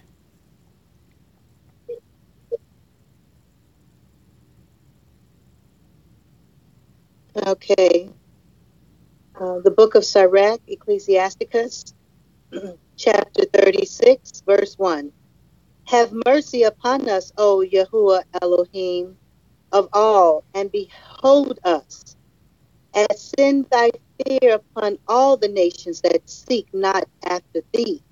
Lift up thy hand against the strange nations, and let them see thy power, as thou wast sanctified in us before them. So be thy magnified among them before us, and let them know thee as we have known thee, that there is no Elohim but only you, O Elohim, O Yahuwah. Show new signs and make other strange wonders. Glorify thy hand and thy right arm, that they may set forth thy wondrous works. Raise up indignation and pour out wrath. Take away the adversary and destroy the enemy. Shake the time short. Remember the covenant and let them declare thy wonderful works. Verse 9. Let him that escapeth be consumed by the rage of the fire, and let them perish that oppress the people. Smite in sunder the heads of the rulers of the heathen that say, there is none other but we. Gather all the tribes of Jacob together, and inherit thou them as from the beginning. O Yahuwah, have mercy upon the people that is called by thy name, and upon Israel, whom thou hast named thy firstborn. Be merciful unto Jerusalem, thy Kadosh city, the place of thy rest. Fill Zion with thy unspeakable oracles, and thy people with thy esteem. Give testimony unto those that thou hast possessed from the beginning, and raise up prophets that have been in thy name. Verse 16, reward them that wait for thee, and let thy prophets be found faithful. O Yahuwah, hear the prayer of thy servants according to the blessings of Aaron over thy people, that all they which dwell upon the earth may know that thou art Yahuwah, the eternal Elohim. The belly devoureth all meats, yet is one meat better than another. As the palate tasteth divers kinds of venison, so doeth an heart of understanding false speeches. A froward heart causeth heaviness, Okay. but a man of experience will recompense him. All right, let's go up a little bit. Let's go up. So this is a prayer from a righteous man of Yah. It starts out by saying, have mercy upon us, O Elohim of all, and put all the nations in fear of you. Lift up your hand against foreign nations, and let them see your might, as you have used us to show your holiness to them. So use them to show your glory to us. So by putting us down, by making us to be at the bottom, by making us to be serving them, by bringing us down very low and lifting them up, making them to oppress us. They may know it, they may not, they may see it, they may not see it. The man that went into Jerusalem in 70 AD, he said that God is the one that told him to go destroy Jerusalem. I'm sure that people will be laughing at him, because he was their emperor. So nobody's going to laugh out loud in public. But behind closed door, they'll be thinking, man, our emperor is crazy. He has lost his mind. That's what they will be thinking. But was he right? Yes. The Most High was the one that made him to go attack Jerusalem in 70 AD. It was prophesied in Luke chapter 21 that it will happen. So when it says here in verse 4, Sirach chapter 36 verse 4, as you have showed your holiness to them, use them to show your glory to us. And I'm telling you, I'm trying to slowly show you what's going on. The Most High is bringing them down. It's just unbelievable. Like the things that are happening to them, you can't even call it coincident. They are going down, and they are going down fast. And to me, that is the glory of the Most High. We're living at a time of Daniel chapter 2 and Daniel chapter 7. They are going down, and they're going down fast. And you're hearing about them telling you that they are going to go extinct. That is the glory of the Most High. So it's happening. So this is what the righteous man of Yah is asking the Most High. Then in verse 5, it says, then they will know as we have known. Because by going through the courses of Deuteronomy chapter 28, by the things that we're going through, we have known that there is no other Elohim but our Elohim. Verse 5, that they will know as we have known that there is no God but you, O Yahweh. Verse 6, give new signs and work other wonders. Make your hand and your right arm glorious. Verse 8, rouse your anger and pour out your wrath. Destroy the adversary and wipe out the enemy. Verse 10, hasten the day and remember the appointed time. Let the people recount your mighty deeds. This is the days that are still coming. The days that was talked about in Isaiah chapter 24. In Malachi chapter 4 also. Isaiah 24 verse 1 to 6. Malachi chapter 4 verse 1 to 6.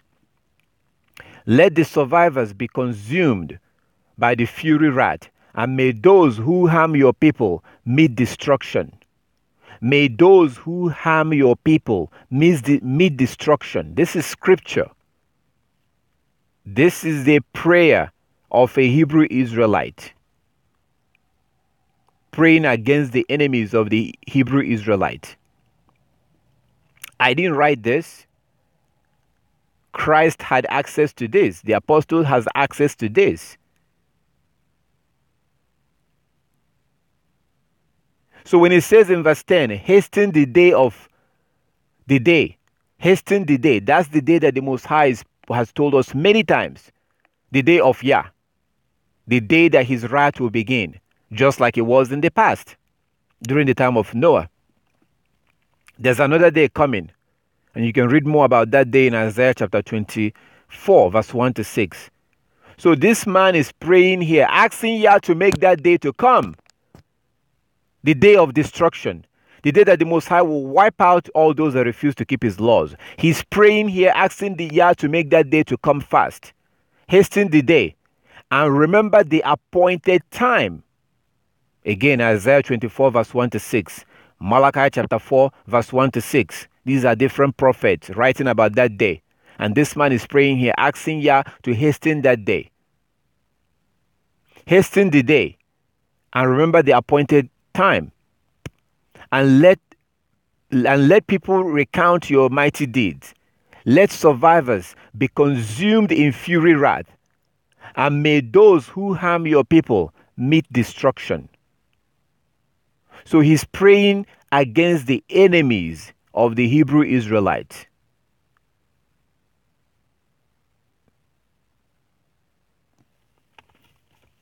The scriptures does not contradict scripture.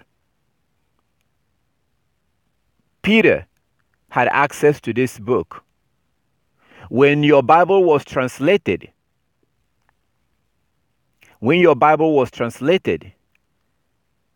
this particular book, Sirach, was part of the original King James. If you find the original King James version, you will see that it has Sirach and all the other apocrypha, like the book of Maccabees. They took those out.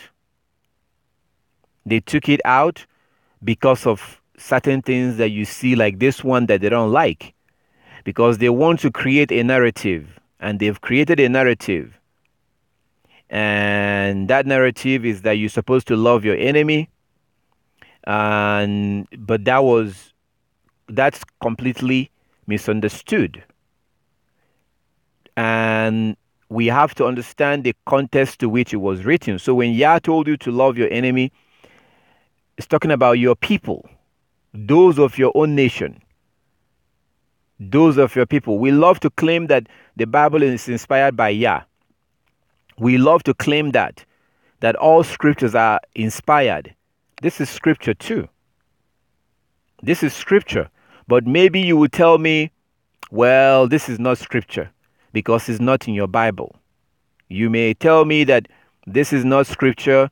Yes, this man over here is praying against the enemies of the Hebrew Israelite, and he's calling on the Most High to come and destroy the enemies of the Hebrew Israelite. He's calling on them to come and destroy them. You may argue and say that this is not scripture because it is not in your Bible. You may argue that. But we also have in David saying there's so many places, if you read in the book of Psalms, you see David calling on the Most High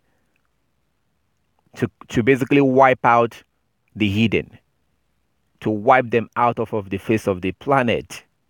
So let's go to Psalm 139. Psalm 139.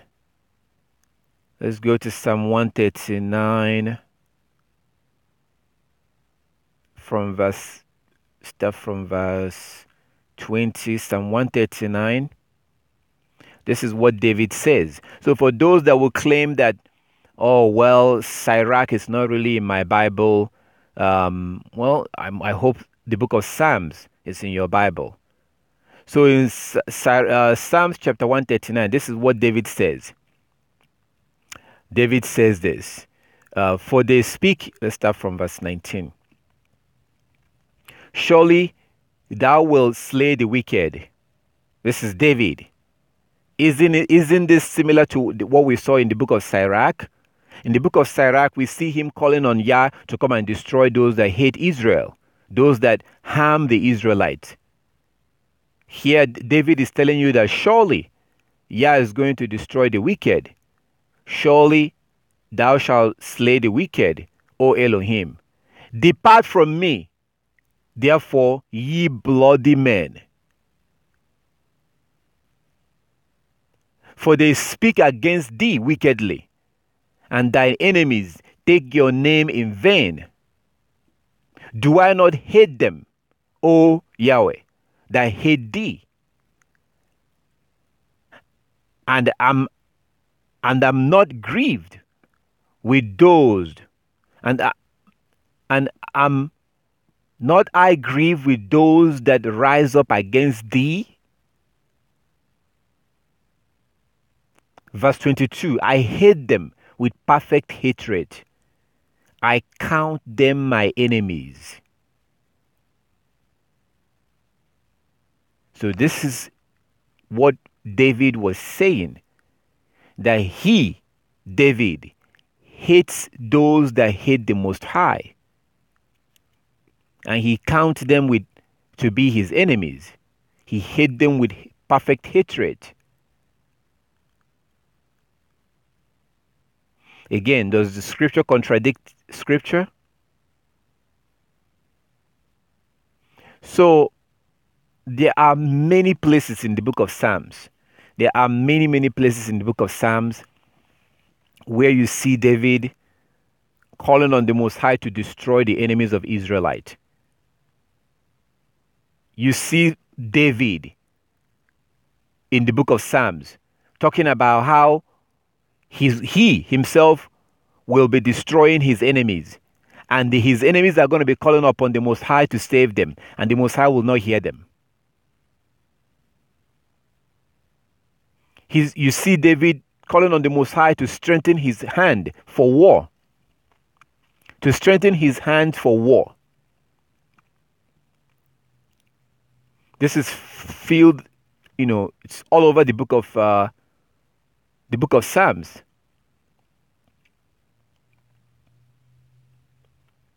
Even the Most High himself hates those that refuse to keep his laws and will destroy them.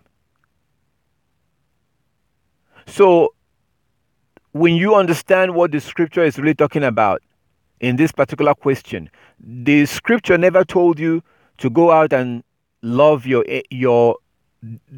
Let's look at it this way. There are two types of enemies you have. Okay? You have somebody of your own nation who can be your enemy.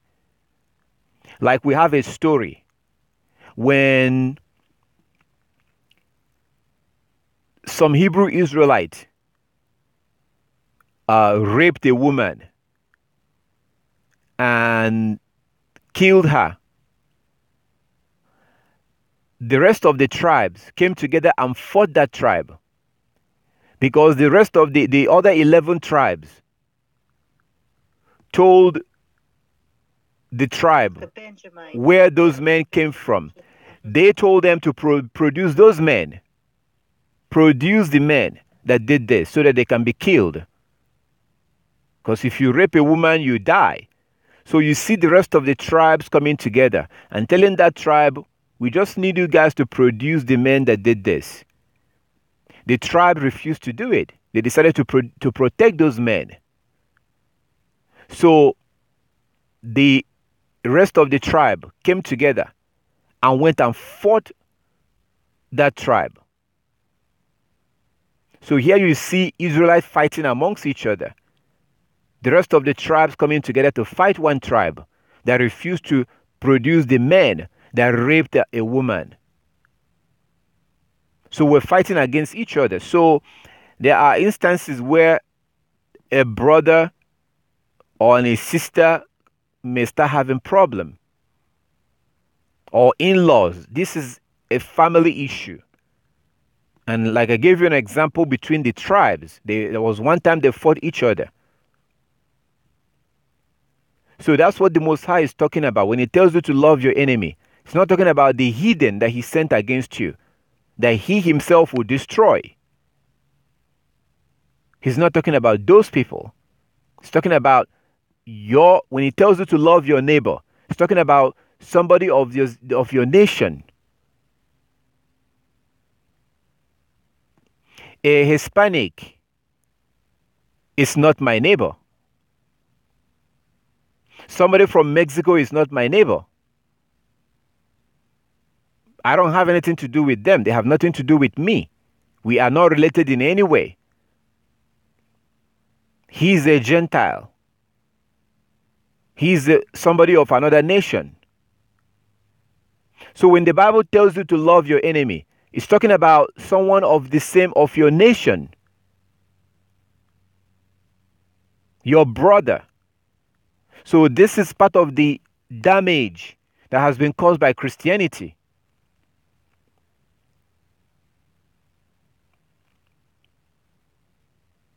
So that you are not obligated to love your enemy who is not an Israelite. You're obligated to love your enemy who is an Israelite. Let me give you an example. And that example is in Deuteronomy. Another example in Deuteronomy chapter 23. Deuteronomy chapter 23. This is going to be the word of the Most High. So this is an example of your enemy who happens to also be your brother. Let's see what the Most High says about that, about them. So it says over here in Deuteronomy chapter 23, verse 7, Thou shalt not abhor an Edomite, for he is thy brother. Thou shalt not abhor an Egyptian, because thou was a stranger in his land. So I want to highlight the Edomite.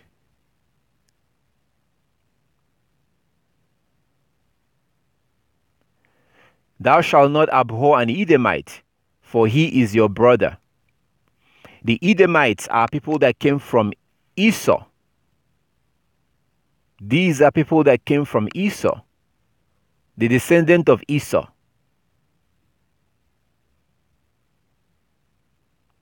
Now, we have a very sad situation. We have a very, very sad situation in our hands today, because there's a lot of Hebrew Israelites who are teaching that white people are Esau. That is not true. That does not, it contradicts the scriptures. Because in Deuteronomy chapter 28, from verse 48, Deuteronomy chapter 28 from verse 48, the Most High talks about the nation that he will send against you. He describes them. He wasn't describing Esau there. He was describing a hidden, wicked, hidden nation. Christ talked about the people that will kill him in the book of Matthew. Yeshua HaMashiach, Christ, describes those that will put him on the cross. He calls them the Gentiles. It's a very important point to keep in mind. Christ describes those people as the Gentiles. And they did put him on the cross.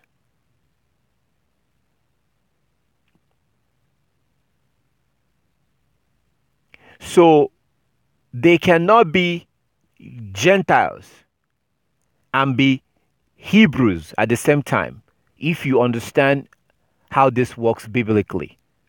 A Hebrew is not a Gentile. He cannot be a Hebrew and be a Gentile at the same time. Gentiles are non-Hebrews. So how can Christ describe that he will be put to the cross by the Gentiles and he was put on the cross by the Romans? The Europeans that you see today descended from the Roman Empire. The Roman Empire is still strong today. They just simply changed the name. Just like I always give an example. 3,000 years ago, the Israelite that was alive 3,000 years ago is not the same Israelite that was alive 2,000 years ago. The Hebrew Israelite that was alive 3,000 years ago was not the same Hebrew Israelite that was around 2,000 years ago. I don't know if you understand that. The Hebrew Israelite that was around 3,000 years ago was not the same people. It was not the same flesh and blood that was alive 2,000 years ago. The Hebrew Israelite that was around 2,000 years ago was not the same flesh and blood that was alive 1,000 years ago. So there has always been Hebrew Israelites. People are having children and they die, and their children have children and they die, and their children have children and they die. It just keeps going. So the Roman Empire did not go anywhere. They did not go anywhere. They simply changed their name. They changed their name from Roman Empire, and it went from that to basically what you got today as the European Union. And that's where these nations descended from. These are the heathen. These are the Gentiles. So the thing here is that Christ called them the Gentiles. But Hebrew Israelites have called them Hebrews. This is a very sad contradiction. So whenever you hear a Hebrew Israelite on YouTube or on the street corner calling white people Edomites, that is not correct. Because according to the Most High, the Edomites are your brother. They came from Esau. They are Hebrews. And they are in the Middle East. The Europeans are not Edomites, because that will make them Hebrews. That is such a huge contradiction. There are scriptures that you're going to have to ignore. The Most High did not send Esau against the Hebrews. He sent the Gentiles. That's what he does. He sent other nations. Because when he's done with that other nation, he wipes them out. And we're beginning to see the beginning of that wiping out happening in our face with the Islamic invasion of Europe, with the low sperm count, with the high suicide rate, with the opioid crisis, with the low birth rate. It's happening in your face. So Esau is not the Europeans. Esau is in the Middle East, where the rest of the Ishmaelites are. But it's such a sad situation when you see Hebrew Israelites preaching this. Another sad, destructive doctrine that they preach is that Mexicans are Hebrew Israelites. Are you kidding me? Israelite came from 4 black women. How do you go from that to having Mexicans? Oh my goodness. But this false doctrine they started preaching this to broaden their access to these women of this nation. It was about money and sex. And this false doctrine began in New York. It began in New York, I believe in the 80s. There's a lot of Mexicans and Latin Americans, so include them in, we'll get more members. So it was all about money and sex. And today you now see Hebrew Israelites that are marrying and laying up with Mexicans and Latinos.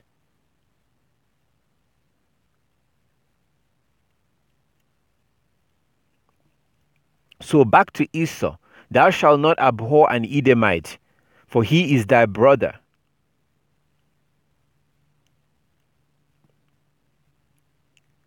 So Edomites are Hebrew Israelites too. They are Hebrew Israelites. I'm sorry, they are Hebrews also. The Hebrew Israelites are those that came from Jacob.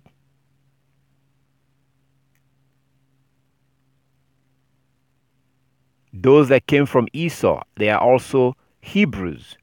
So when the Bible tells you to love your enemy, you know that there's a strong enmity between Esau and Jacob, right? There was a strong enmity. And that's why the Messiah tells you not to abhor them, because he's your brother. Because he sold his birthright. And when he realized what he had done, he became angry. And that enmity is there. But today, those people are in the Middle East. You go into the Middle East, there are different types of people. You have those who are claiming to be Egyptians. They are Arabs. You have those in Iraq. You have those in Pakistan. You have all these people. There are different people in the Middle East. The 12 sons of Ishmael are in the Middle East, plus the Edomite. So when the Bible tells you to love your enemy, you have to understand, think of it like this. It's talking about your family members. In my family, I have people who are not happy with me right now. In my family, I have people who, in my family, who are not happy with me, and I'm sure there are people who I'm not happy with. So it goes like that. I really don't. I don't want it to. I wouldn't want it to bother me to be. It's just kind of like a waste of time being angry at people. But sometimes the point I'm trying to make is that sometimes there's somebody in your family that will make you angry. So when it will come, that's why you have some of our people that kill each other.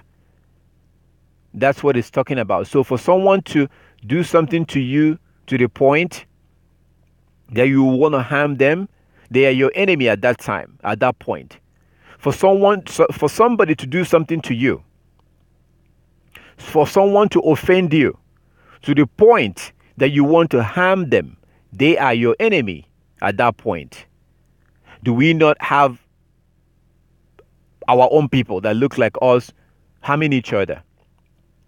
That's what the scripture is talking about.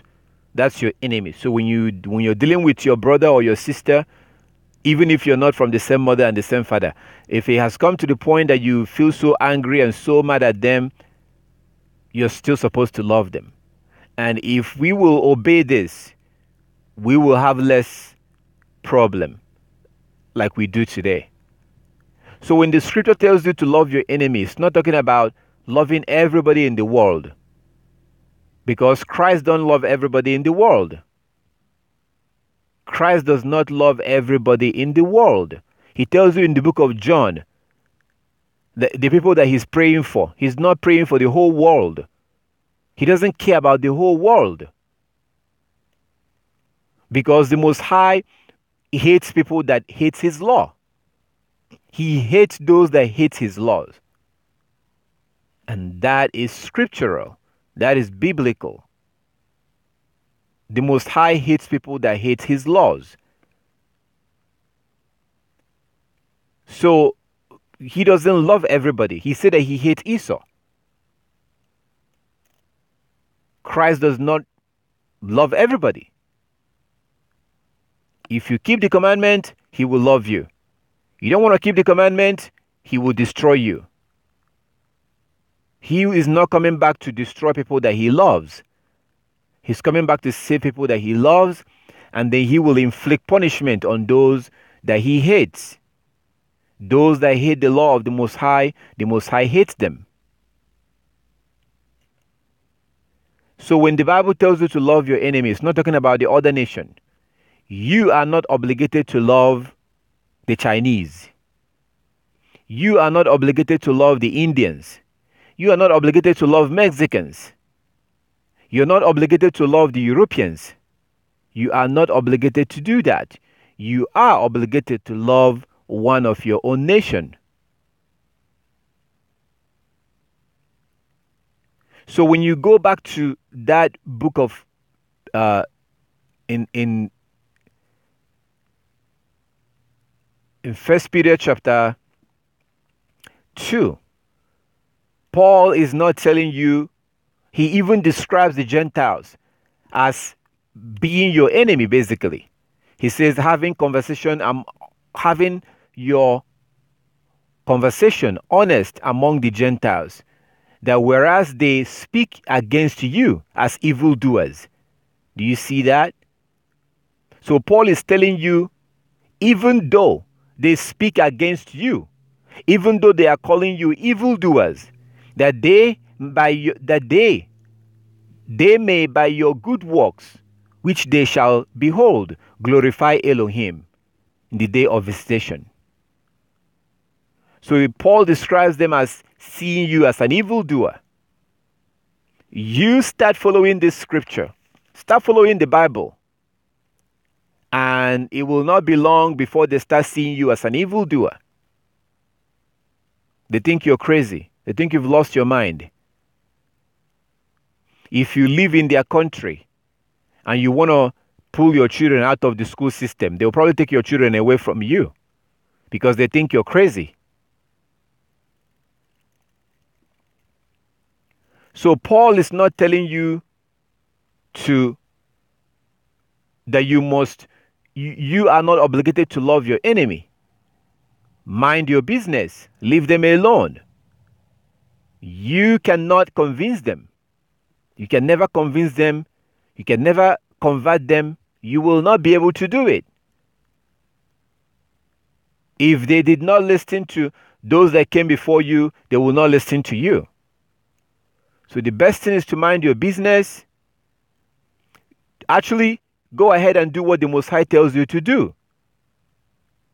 In Proverbs chapter 3:31, learn not the ways of your oppressor. Learn not the ways of your oppressor. Jeremiah chapter 10 verse 2, learn not the ways of the heathen. 2 Corinthians chapter 6 verse 17 and 18. 2 Corinthians chapter 6 verse 17 and 18. Come out from among them and be ye separate. Come out from among them and be ye separate. Touch nothing unclean, and I will receive you to myself. I will be a father to you, and you will be sons and daughters to me. So what we are obligated to do is to stay away from them. Proverbs 3:31. Jeremiah chapter 10 verse 2. 2 Corinthians chapter 6 verse 17 and 18. Revelation chapter 18 verse 4. Isaiah chapter 48 verse 20. Deliver yourself from the daughter of Babylon. So these scriptures, multiple scriptures, the Most High is telling you, stay away from them. Keep your distance, stay away from them. Don't have anything to do with them. When you see them, you can say good morning, hi, hello. That's it. Stay away from them. The scripture never commanded you or requires you that you're obligated to love them. When the Bible talks about loving your enemy, it's talking about one of your own nation. You are not obligated to love a Mexican. You're not obligated to love a Korean. You're not obligated to love an European. You are obligated to love someone of your fellow nation, a fellow Hebrew Israelite. And if we will obey, see how screwed up we are. We are so concerned. We are so brainwashed. We've been so much dumbed down that we spend so much time worrying about people of other nations while we ignore our own brothers and sisters. We hate each other. We slaughter each other.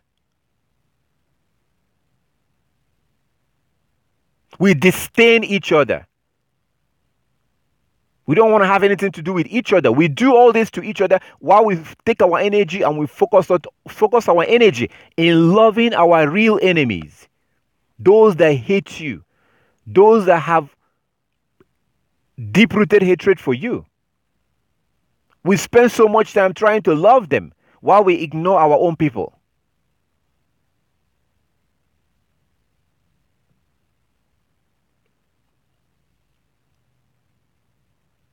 Imagine how things will be if we will actually love each other.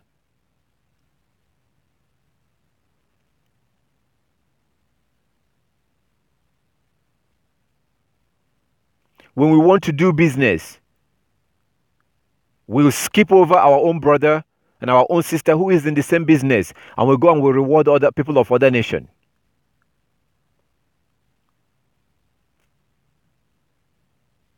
What we're told is to stay away from them. That's what you're commanded to do. You're not obligated to love them. If you have hatred towards them, that's normal. That is normal. If you love someone that hates you, if you love someone that is oppressing you, you are crazy. And you are delusional.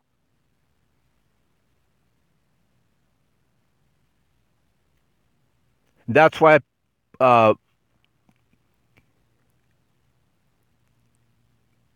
David told you in the book of Psalms.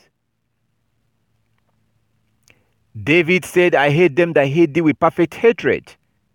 So was David wrong? Was he crazy? Was he unrighteous? It's normal to hate your enemy. The Most High hates his enemy, and he will destroy them. And that's why you have hellfire. And that's why you have the kingdom. That's normal. Are you not told to be like God? To be perfect like your God. In Matthew chapter 5:48. Be perfect as your heavenly Father is perfect. So your enemy that is being talked about is talking about your people of other nation, whom, by the way, the Most High will destroy. You're not obligated to love them. You are obligated to love your fellow Hebrew Israelite. It's a commandment. When you see a fellow Hebrew Israelite who is in need and you can help them, help them. It doesn't mean that you don't fight. It doesn't mean that you don't argue. It doesn't mean that you don't, you do all that. Christ fought with his fellow Hebrew Israelite.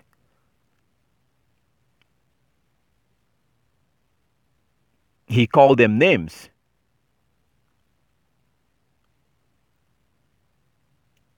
So Christ don't really care. Like he says in Matthew chapter 15. And also in John. He doesn't pray for the whole world. He only prays for those. Prays for the lost sheep of the house of Israel. So there's a huge narrative, a very fake, deceptive narrative that Satan have created. And Satan have conditioned you to love his children. That's ridiculous. So that's why they promote that crap. And any scripture that actually points out, like what we saw right now, they just ignore that. They want to give you the impression, we're supposed to love everybody. We're supposed to love everybody. Yeah, I wish that they will do the same for us. Will they? No. Your enemy will always be your enemy. Your oppressor will always be your oppressor. You can either realize that and stay away from them, or you ignore that and continue to live among them and continue to be oppressed and continue to, suffer all the consequences that you get by being around your enemy. The Most High is the one that raised them up against you. So again, you are not obligated to love someone of another nation. You're not obligated to. You're obligated to love your fellow Hebrew Israelite. You're not obligated to love a Mexican. You're not obligated to love a Japanese, Korean, a French, a British, American. You're not obligated to love them. You are obligated to stay away from them. You are obligated to learn none of their ways. Jeremiah 10:2, Proverbs 3:31, and other scriptures. So we are obligated. Let's focus on what we are actually told to do towards them. Let's focus on what we are actually told to do when it comes to these other nations. We're told to stay the hell away from them. Don't practice their way. What are we doing today? We actually take our children and we give our children to them to educate our children for us. We want to be like them. We're marrying them. So we ignore what we are actually told to do towards them. And we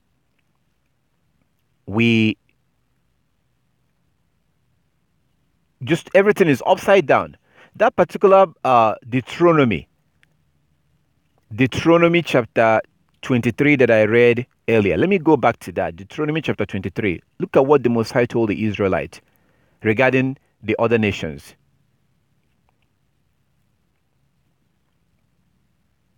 Look at what the Most High said. And this will give... We love to claim that the Most High does not change, right? We love to claim that he doesn't change. But we are actually lying. Because sometimes we try to make him change. Sometimes we claim that he doesn't change. Sometimes he changes. Which one is it? Does he change or does he not change? Deuteronomy chapter 23. Deuteronomy chapter 23 from verse 3. Look at what the Most High said, talking to the Israelite.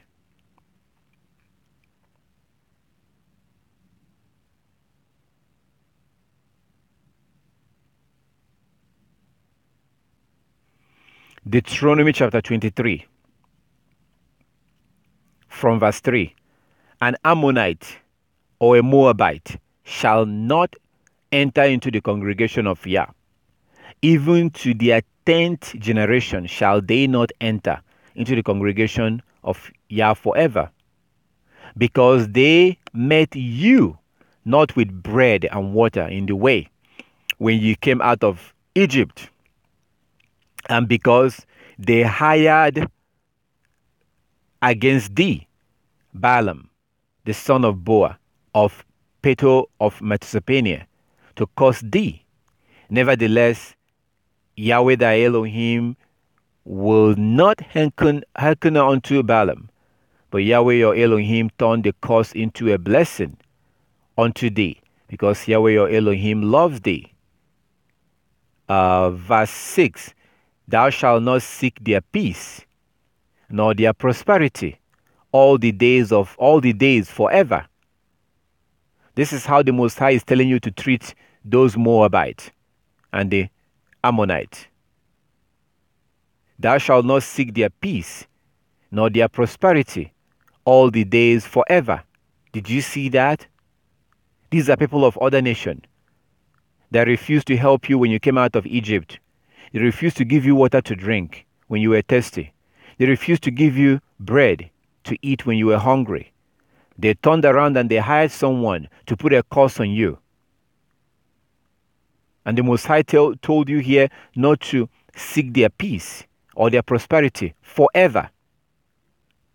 So anything that will bring peace to them, don't seek it. Anything that will bring prosperity to them, don't seek it.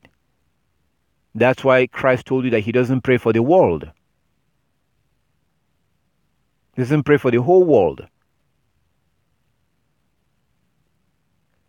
So, actually loving and seeking the peace and the prosperity of a Moabite, loving and seeking the prosperity of, or seeking the peace and prosperity of a Moabite and Ammonite, that will be a sin. You're actually going against the law. Because the Most High gave you a law not to seek their peace or their prosperity forever. Has the Most High changed? And these are people of other nation that he's talking about here. The Moabites and the Ammonites. How long did he say that you shouldn't seek their peace? For 1 year? For 2 years? Forever.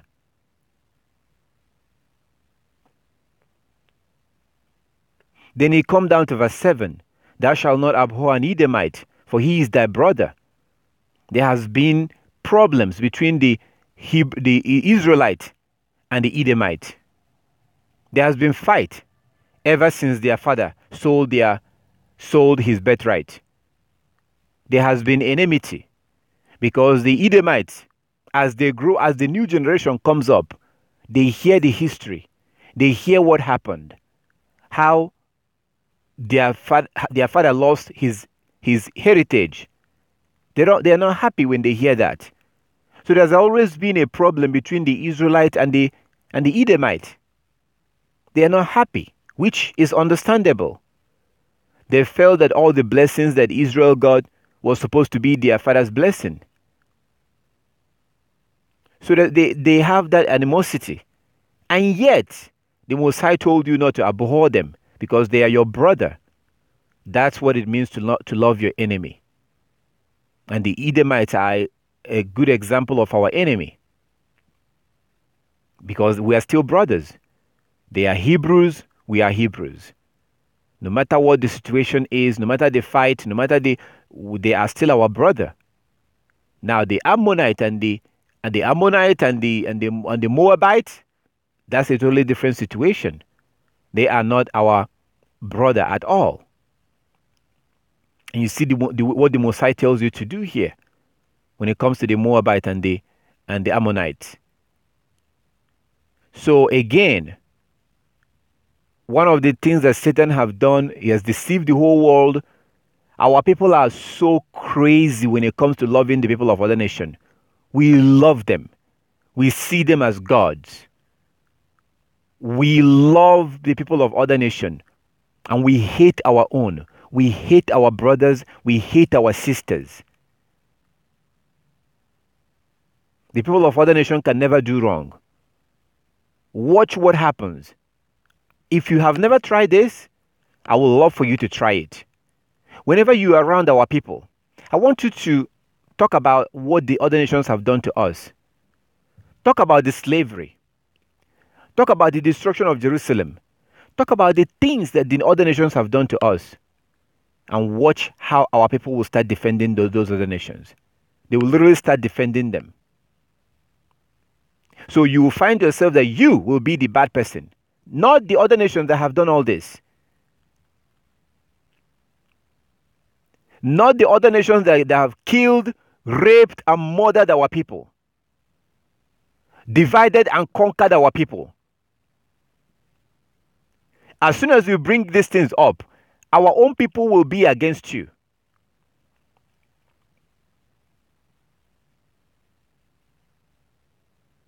They won't be against those that committed all this abomination. They will be against you for bringing it up. This happened to me not too long ago. And somebody asked me,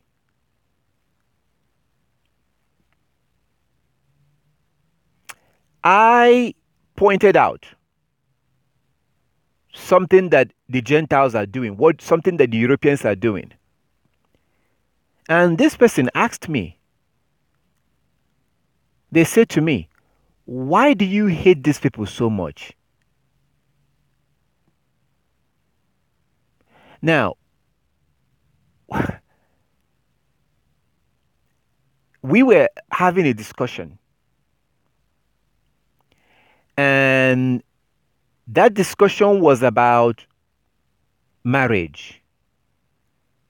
I think they may have said something. Oh yeah. So they are talking about this person was talking about how early marriage is so bad, and how is this and how is that. And I asked them, did you know that in America, girls as young as 12 are getting married? I want you to listen to this example very carefully, because this is an example of how our people have been destroyed. Our enemies have conditioned our people to hate our enemies. So this person were having a conversation, and they began to criticize our people. This particular Hebrew Israelite began to criticize our people, condemning our people for practicing early marriage.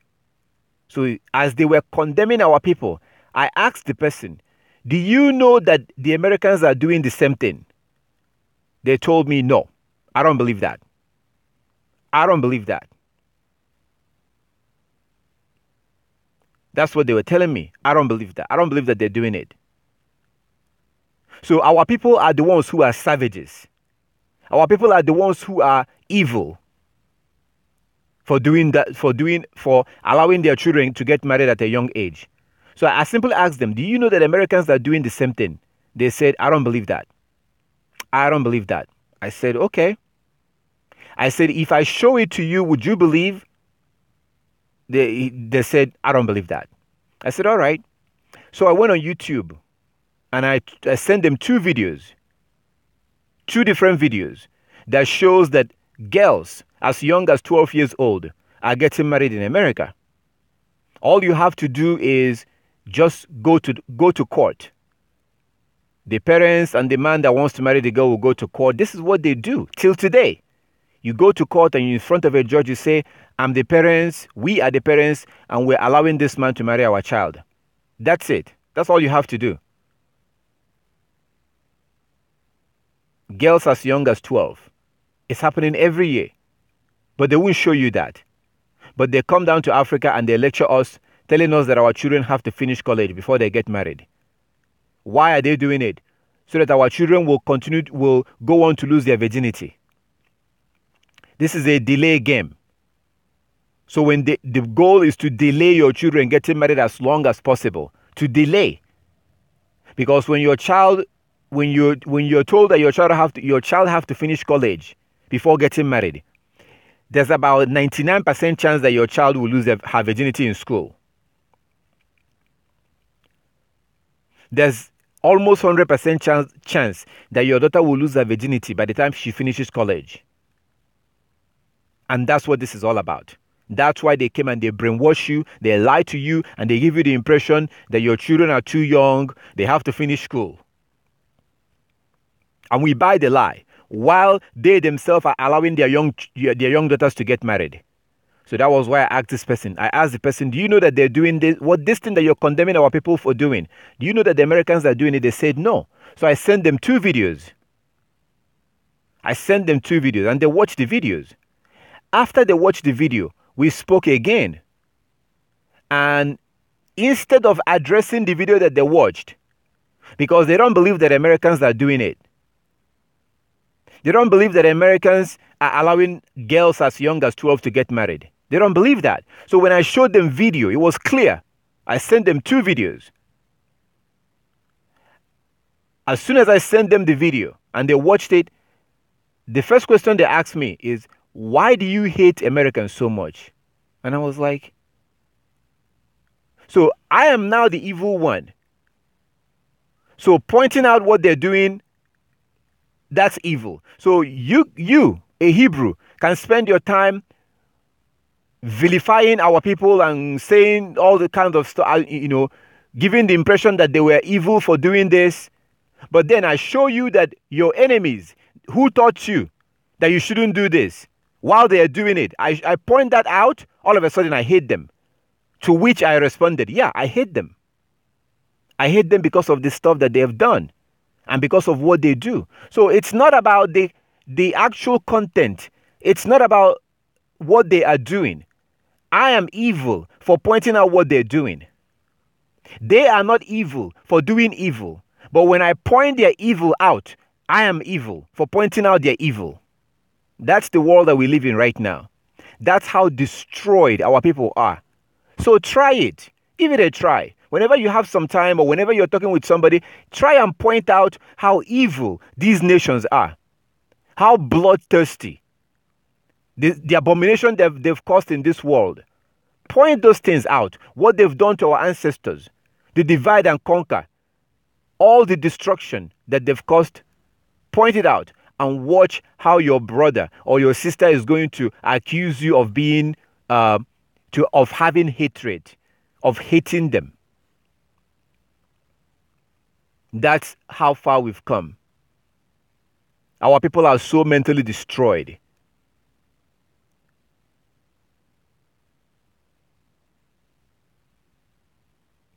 So, you are not obligated to love your enemies. I have Deuteronomy chapter 23 right in front of me. It's right here. You see the Most High telling you, basically, you can see it about this is your example. The Moabite and the Ammonite. Look at what the Most High said you should do to them. How long? Forever. Now look at the Edomite, who is your brother, who we actually have beef with. Because again, whenever an Edomite, whenever they remember that their ancestor Esau, whenever they remember how he lost his birthright, they are not happy, which I understand. They are not happy, and there's this animosity towards us. But Yah says, basically, you cannot abhor them. They are your brother. Yes, you may have all those problems, but they're still your brother. Those who are not of your nation, stay away from them. Bottom line, you are not obligated to love them. If you do have hatred in your heart for them, there's nothing wrong with that. There's nothing wrong in feeling that way towards someone that have robbed and murdered and raped your ancestors. If you don't feel like that towards them, then something is wrong with you.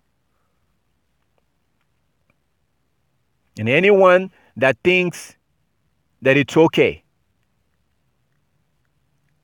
to love someone that have raped, murdered, destroyed your ancestor, that person has a problem, and that's the problem. This is what happens when you allow your enemy to, like they say, if you want to defeat your enemy, raise his children.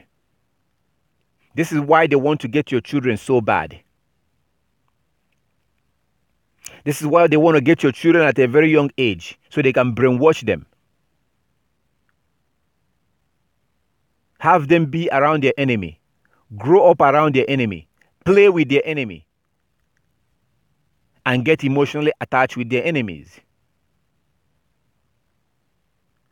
So when you're talking about, you know they did this to us, right?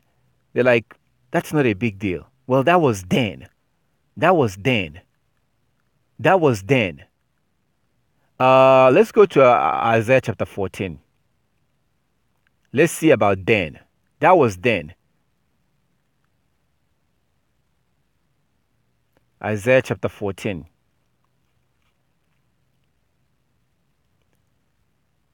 Isaiah chapter 14 from verse 1.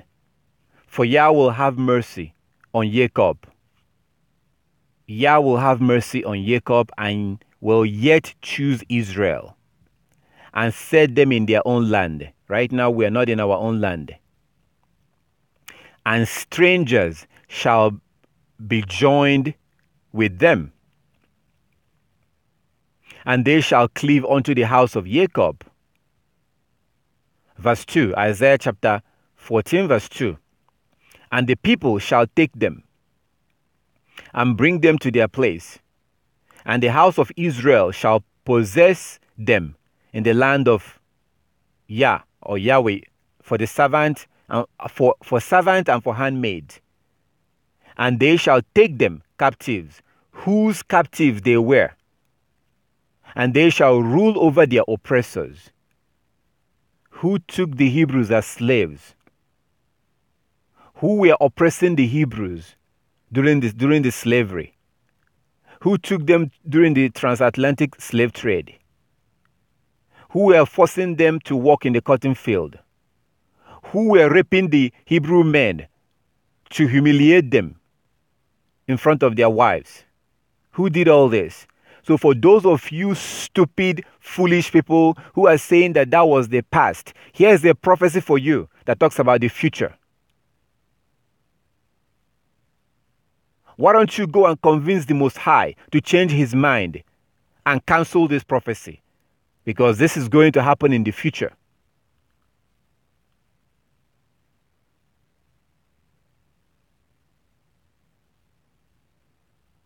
He says that the Hebrews will take them captive.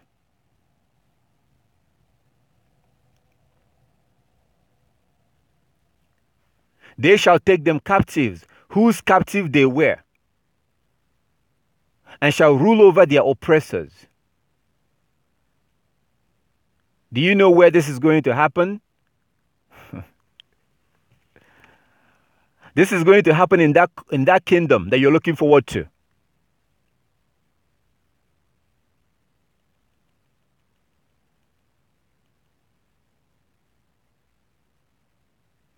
This is going to happen in that kingdom that you're looking forward to. We will not all hold hand, singing together and playing together like little children. No. That's not going to happen. Because Yah is the Yah of justice. What you sow is what you reap. So here's a prophecy about the future, talking about these other nations that have taken the Hebrew Israelites as captives and oppressed the Hebrew Israelites.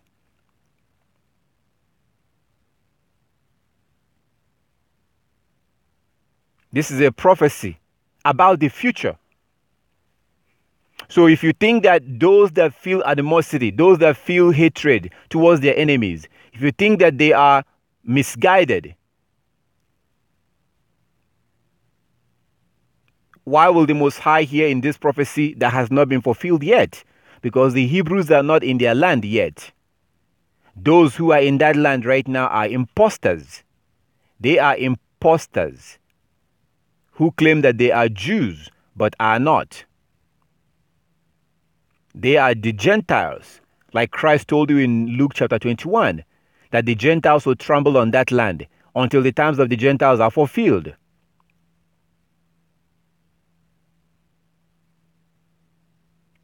So here you have a prophecy that tells you that in the kingdom, there will be people who are going to be slaves.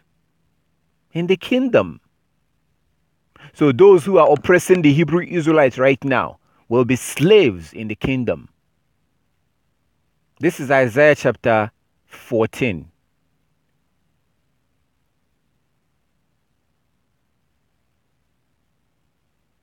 Isaiah chapter 14. So, brother, yeah, I'm going to get to you, sister.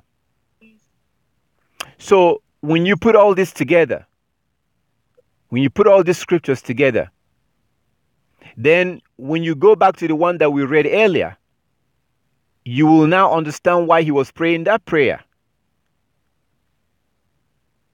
So now, as you read Isaiah chapter 14, when you come back to Sirach chapter 36, it makes more sense when you read this prayer again. In Sirach chapter 36. Have mercy upon us, O Elohim of all, and put all the nations in fear of you. Lift up your hand against foreign nations, and let them see your might. As you have used us to show your holiness to them, use them to show your glory to us. Then they will know, as we have known, that there is no Elohim but you, O Yahweh. Give new sign and work other wonders. Make your hand and right arm glorious. Rouse your anger and pour out your wrath. Destroy the adversaries and wipe out the enemy. Hasten the day. Is that making any sense now? If you look at verse 10. So when you look at Isaiah chapter 24, verse 1 to 6, it's talking about some day, sometime that is coming in the future. Malachi chapter 4, verse 1 to 6 is talking about sometime in the future. Isaiah chapter 14 is talking about sometime in the future. That's what Sirach chapter 36 is talking about. To make that day to come already, to come quick. Hasten the day and remember the appointed time. Let the people recount your mighty deeds. Let survivors be consumed in the fury wrath, and may those who harm your people meet destruction. See, that's supposed to begin to make sense. So the best thing to do is to mind your business. Focus on keeping the law. You're not obligated to love your enemy. You're not obligated. I'm talking about your enemy of other nation. You're obligated. I'm obligated to love someone of my own nation. I'm obligated to love Esau, the descendant of Esau, who are in the Middle East. I see them as my brother. They see me as their brother. I'm obligated to love them. They are obligated to love me. Yes, we may fight amongst each other, but we cannot hate each other. We're required to love each other, and we've basically spent so much time today worrying about loving other nations, and we spend so much less time loving our own brothers and sisters. And that's our problem. Don't you think that that's what the enemy will want? Don't you think the enemy will want that? So for all those that have anger and animosity towards some other nation taking your people as slaves, oppressing your people. Many people died during that transatlantic slave trade and was thrown into the water. As you can imagine, they wouldn't stay in that boat with dead bodies. Raped your ancestors. Stole from your ancestors. Oppressed your ancestors. Study about Black Wall Street. Study about the Welfare Act in the 1960s that pretty much destroyed the so-called African American communities to what you have today. So, for those that think of those situations or on those events, you're not obligated to forget those. Only a fool will forget all those events. But what the Most High require you to do is to stay away from them. You're not obligated to love them. You don't have to deal with them. What we are actually commanded to do is to not learn their ways. And it's weird that we're sending our children to them to educate our children. So when you can save up your money and try to stay away from them. Go somewhere else. You're not obligated to deal with them. You're not obligated to talk to them. If you don't want to talk to them, that's fine. If you just want to say hello, hi, good morning, that's fine. But don't feel bad because of how you feel. Because even David, as you saw in Psalm 139, David himself hates those that hate the Most High. He called it perfect hatred. That's nothing to bother you at all. Come back to you, sister. Hopefully what we went through right now may have hopefully helped to answer your question. Can you hear me?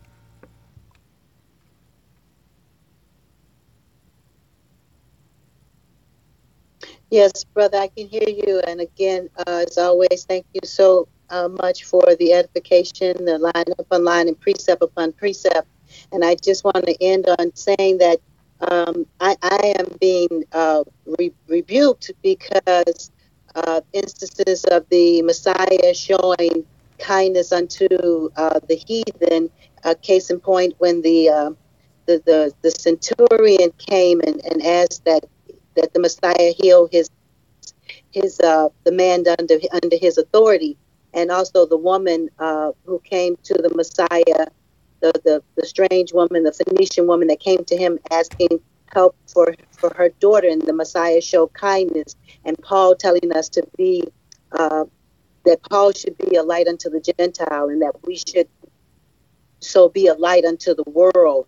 I think that people are getting it misconstrued, that they're getting Gentile and the term Gentile and the term stranger, as in the book of Isaiah 56, and it speaks about how the Most High will bring the stranger into his house and give unto him.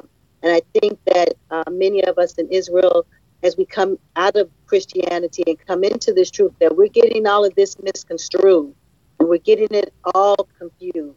And so I'm being rebuffed and rebuked because I have a strong, I'm expressing it verbally, that the hatred and the contempt and the reviling of what for these people, for what they've done to us, continue to do to us.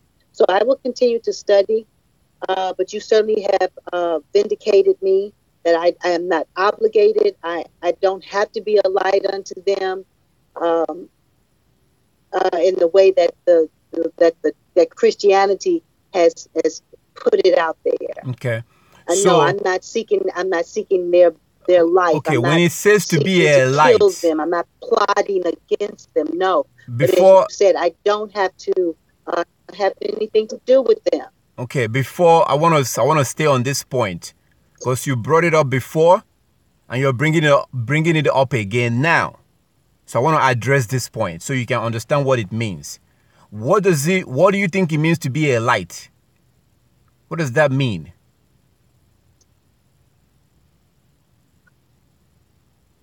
To be a light unto others. What does that mean? Being a light unto others is exemplifying of the Most High by keeping his laws, statutes, and commandments. Okay, so that's being a light, to be a light. Being a light doesn't mean to be an example, keeping his laws, statutes, and commandments. Being a light doesn't mean having them bend over so you can kiss their butt. That's not what it means. That's what our people are doing. Being a light doesn't mean kissing their behind. No. So being a light means minding your business, keeping the laws and the commandments. That's what it means to be a light. When you're keeping the law, when you're keeping the Sabbath, when you're wearing your fringes, those laws that you're keeping, that's the light. So if someone sees you keeping those laws and they want to talk to you and ask you what you're doing, you can explain it to them. Being a light doesn't mean going about and, kissing their behind. That's not what it means to be a light. Being a light is that you're keeping the law. Other people will see you and they will notice that you dress differently. What is that thing hanging in your clothes? You can't make that appointment because you have to keep the Sabbath. If they choose to see, they can see. So they will see through your light, if they choose to. Most people want to stay in darkness. Evil people don't want light. They love darkness. They don't want to have anything to do with light. So evil people try to stay away from light. That's why they operate in darkness. They commit crime in darkness so that nobody will see them. So just because you are a light doesn't mean everybody is going to like you. There are people that will hate you just because you are a light, because they don't want light. They want to remain in darkness. So when you're keeping the law and you're being the light, there are people who don't want to have anything to do with you, because having anything to do with you means that they will have to repent. They will have to keep the law, and they don't want to do that. They don't want to repent.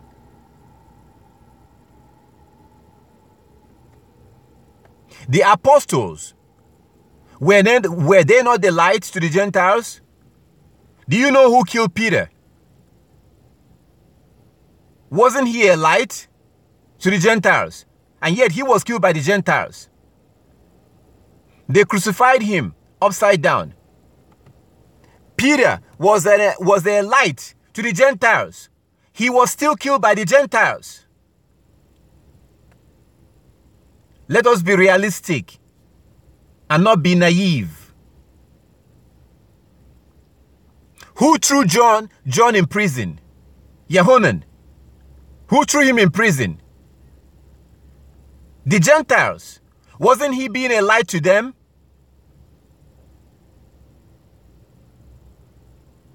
So just because you are a light, when you actually have a light, when you're carrying light around, there are people who don't want to come close to you because they are evil. They want to stay in darkness so that nobody will see what they're doing.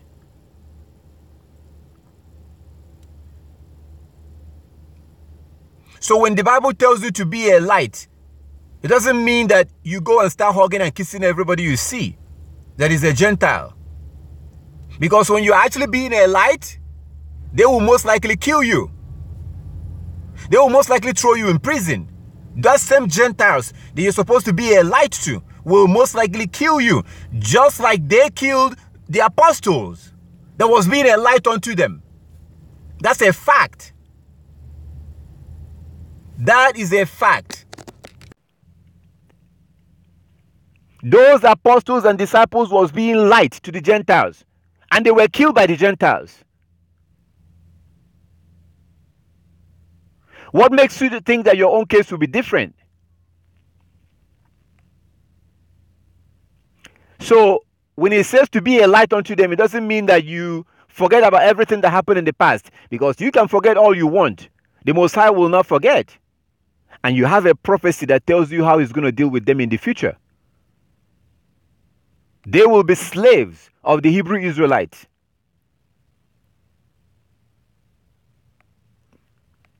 So again, bottom line, mind your business. Don't have anything to do with them. Stay away from them. Because they will laugh with you. They will giggle with you. They will conversate with you. But as soon as you talk about keeping the law, that's when you see that they will change. They don't want to keep the law. They don't want to have anything to do with the law. You will laugh and smile and be friends and be co-workers and blah, blah, blah. As soon as you tell them about keeping the law, watch what happens. They will not do it. They will not do it. And that's why it says in John 7:24, to judge not by appearance, but to judge with righteous judgment. Christ actually commanded us to judge people with righteous judgment. Psalm 119 verse 172. Psalm 119 verse 172 explains to you what righteousness is. The commandments of the Most High is righteousness. The commandments of the Most High is righteousness. So Christ commands us to judge people using the commandment. In John 7:24, judge not by appearance, judge with righteous judgment. So when you, as long as you're not talking about the law, as long as you're talking about worldly stuff, you're going to be friends with them. Talk about keeping the law, that's when you lose them. But again, like we have all these scriptures, both what happened in the past, what was said by David, and what we see in Isaiah chapter 14. Anyone who is chastising you, rebuking you for feeling the way you feel, that person is wrong.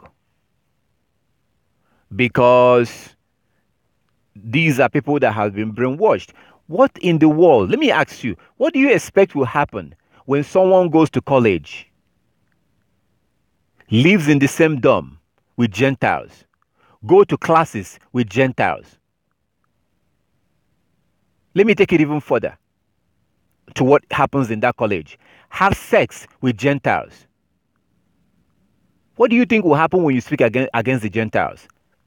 They will fight for the Gentiles. They will defend the Gentiles. That's exactly what has happened. And that's why the Most High told us not to do that. Don't associate with them. Don't let them educate your children. And we are defeated today. We are people who are defeated. As the saying goes, if you want to defeat your enemy, raise their children. I want you to attempt to get their children and raise their... Go try raising their children according to the law. They will never allow you to do that. Go and try to teach their children the law. They would never allow you to teach their children the law of the Most High. They will never let you do that. But they want to get your children and teach your children their ways, their filthy, abominable ways, their godless ways. That's how they want to raise your children. But they would never allow you to raise their children in a godly way. The last point, there are two types of Gentiles. I think I pointed that out earlier on today. There are two types of Gentiles. And I gave you an example with Ezekiel chapter 7:24. Ezekiel 7:24. The Most High talked about the worst of the Gentiles, the worst of the heathens. He said that he will send against you the worst of the heathens, the worst of them. There's a difference between a heathen in Australia and a heathen in Japan. There's a difference between a heathen in London and a heathen in Korea. It's two different things, two different people, but they're all heathens. They're all Gentiles. A heathen in Australia is very proud and arrogant, boastful, don't want to have anything to do with the Most High. A heathen in Japan or Korea is ignorant. They don't know. They're just heathen. They don't know the Most High, but they are not proud or arrogant. They're just heathen. They are meant to be taught. So there are two types of heathen. So when the Bible talks about the Gentiles being in the kingdom, it's talking about mainly those who are just like those you see in these other nations, who are not proud or arrogant. They're simply ignorant. They don't know the Most High. But if you teach them, they will listen, because they don't know the truth. They don't know the law. But they're not going about preaching against the Most High. They're not going about trying to stop you from keeping the law. They're not doing stuff like that. They are not actively going against the Most High, but they are heathen. They are just ignorant. But then you have the other heathen who are actively going against the Most High, who are actively trying to force you to break the Sabbath, trying to take away your kids and raise your kids for you. These are two types of heathen, and those are the ones that will be in captivity in the kingdom, as you see in Isaiah chapter 14. The worst of the heathen, majority of them are going to be destroyed. Whatever is left are the ones that will now serve the Hebrews. So you have to understand that there's two types of heathen, and I use Ezekiel chapter 7:24 to give you the example, where you actually hear the Most High telling you that he will send the worst of the Gentiles. These worst of the Gentiles, they are ignorant, they are proud, they are boastful, they hate the Most High, they don't want to have anything to do with the Most High. They are actively going around the world promoting abortion, promoting homosexuality, deceiving you to delay your children getting married, by deceiving you into letting your children to go get education, their own education. So education is good as long as it's their own education. You want to educate your children according to the Bible? Oh, hell no. So they promote education as long as it's their own education. Their own education that says that there is no God. Their own education that says that the world is billions of years old. Their own education that says that man was not created by there's no God. That's the education that they're talking about. The education that renders your children as slaves.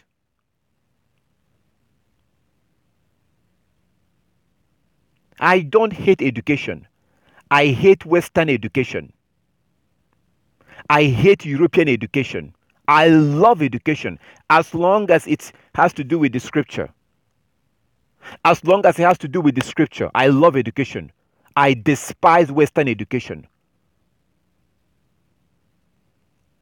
I have deep-rooted hatred for Western education, European education. And their education will lead you to hell. Their education will lead your children to hell.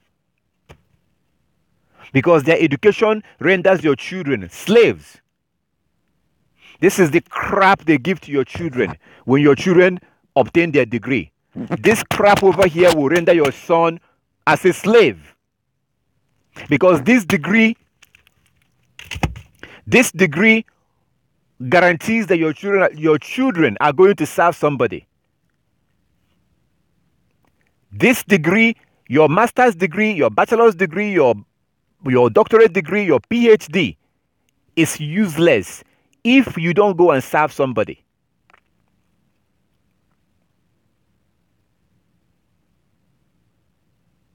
Your son, when he graduates, he's not going to go and sit there and tell his new employer, I'm going to be off this Tuesday, and that Tuesday, and the other Tuesday.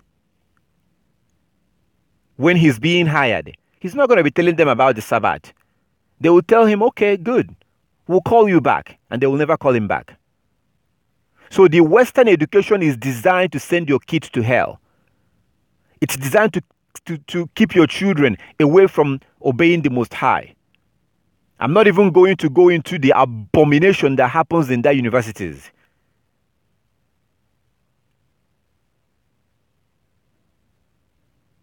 That's where your children lose their virginity. That's where your sons become whoremongers, jumping from one girl to the next. Western education is evil. Western education is from Satan.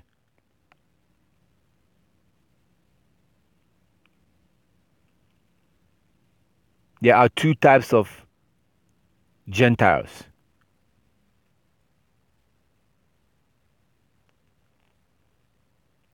You have the regular Gentiles, like people in Guatemala, people who are just ignorant, people in these small countries who don't know the Most High. They are ignorant, but they are not proud and arrogant. They are not going about promoting abominations. They're not going about encouraging people to do, promoting abomination. The worst of the Gentiles are doing that. And the worst of the Gentiles are going to be destroyed. Whatever is left of them, because Yah will not destroy them all. He's going to reserve a little bit of them that will now be oppressed and be slaves of the Hebrew Israelite, according to Isaiah chapter 14, in the kingdom.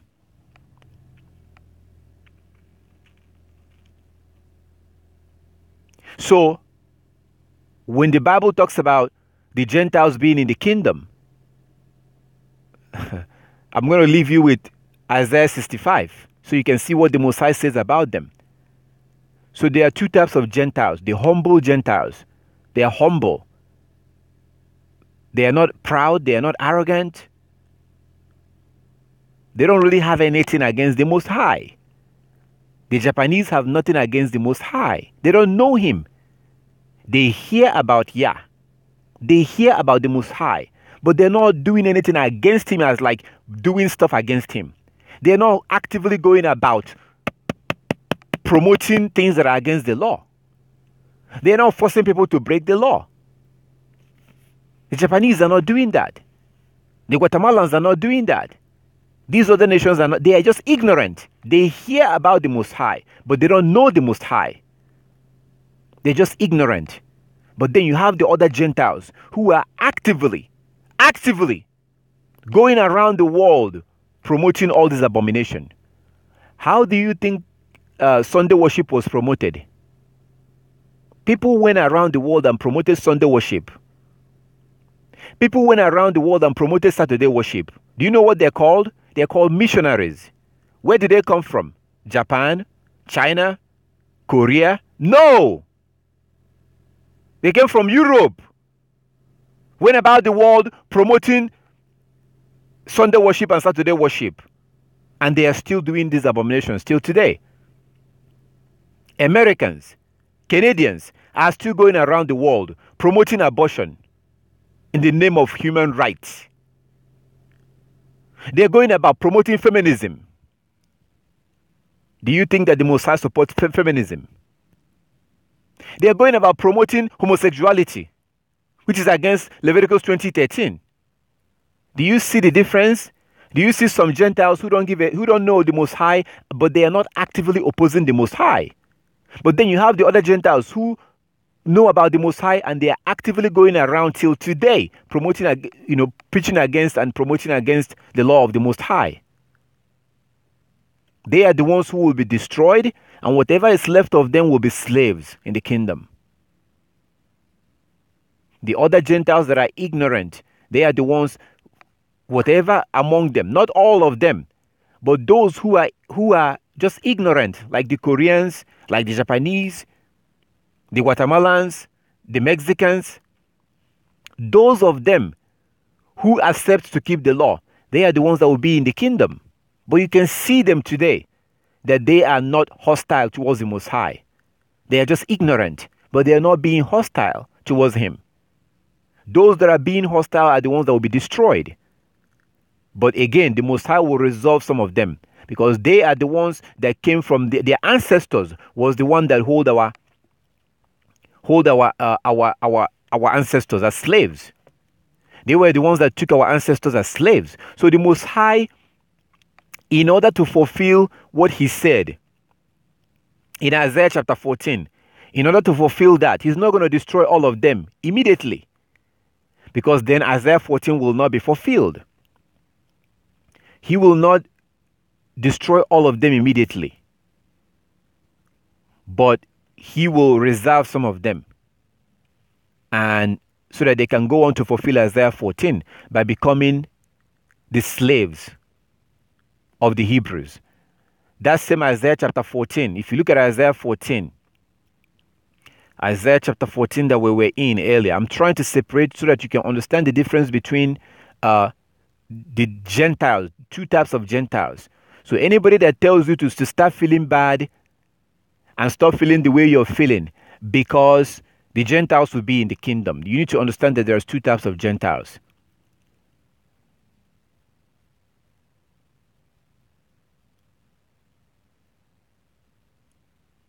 So Isaiah chapter 14. In Isaiah chapter 14, we started from verse 1. Started from verse 1, and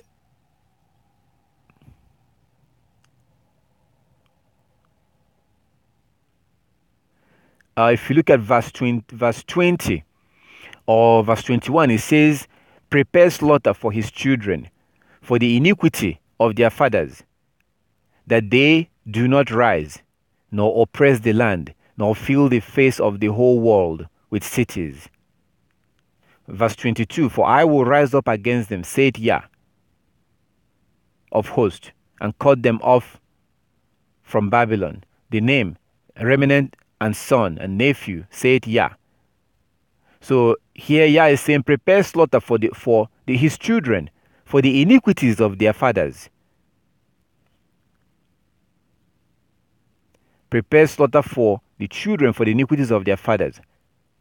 So Yah is going to destroy them, but He will reserve some that will go on. So everything that they did to the Hebrews, as they oppressed the Hebrews, they will be oppressed. As the Hebrews was their slaves, they will be the slaves of the Hebrews. So never let anybody make you feel bad. I'm not going to encourage you to go about having anger in your mind and having hatred and anger in your mind. I would say just mind your business. Just move on with your life. There's nothing you can do about it. The Most High is going to take care of them. He's already taking care of them right now. So You feeling bad or feeling anger will not change anything. Just mind your business. Go about, focus on keeping the law. Focus on keeping the law. Ignore them. This is what I have always said. Ignore them. Don't argue with anybody. Don't fight with anybody. Just mind your business. Just mind your business. Move on with your life and mind your business. Try not to learn their ways. Try to stay away from their ways. Stick to the laws and the commandments. Let the Most High take care of it. Your anger and your whatever will not change anything. The Most High will do what He will do. Just like anybody that disagrees with you, they will never change Isaiah chapter 14. Whether you like it or not, those that oppress Hebrews will be oppressed in the kingdom. They will be the slaves of the Hebrews. That's Isaiah 14. You can take your Bible and tear out Isaiah 14. It's not going to change anything. You can pray from now to the end of your life. It will not change the word of the Most High.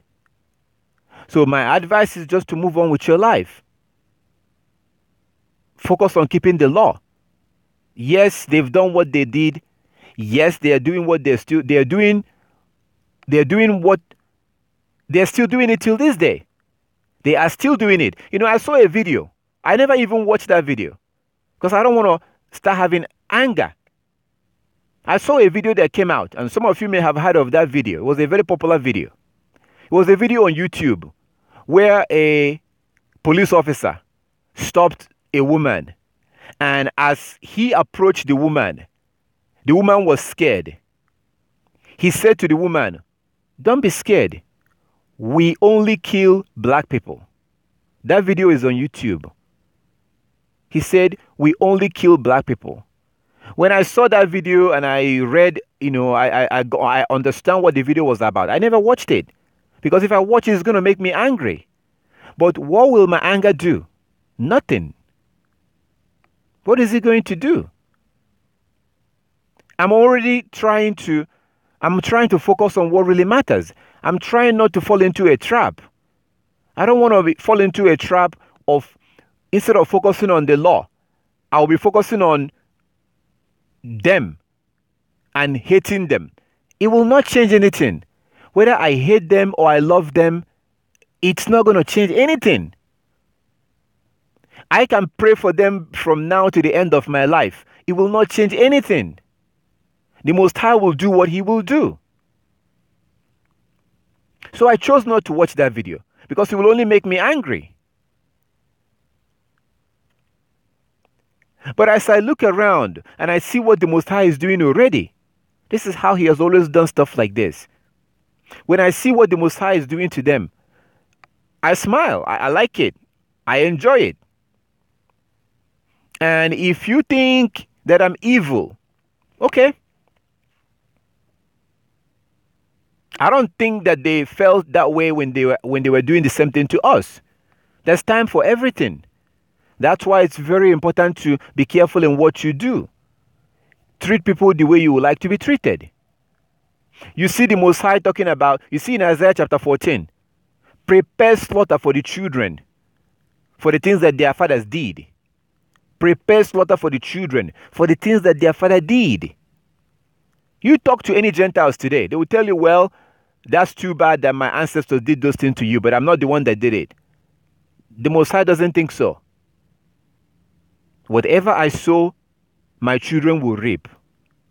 If I do good today, my children will reap good.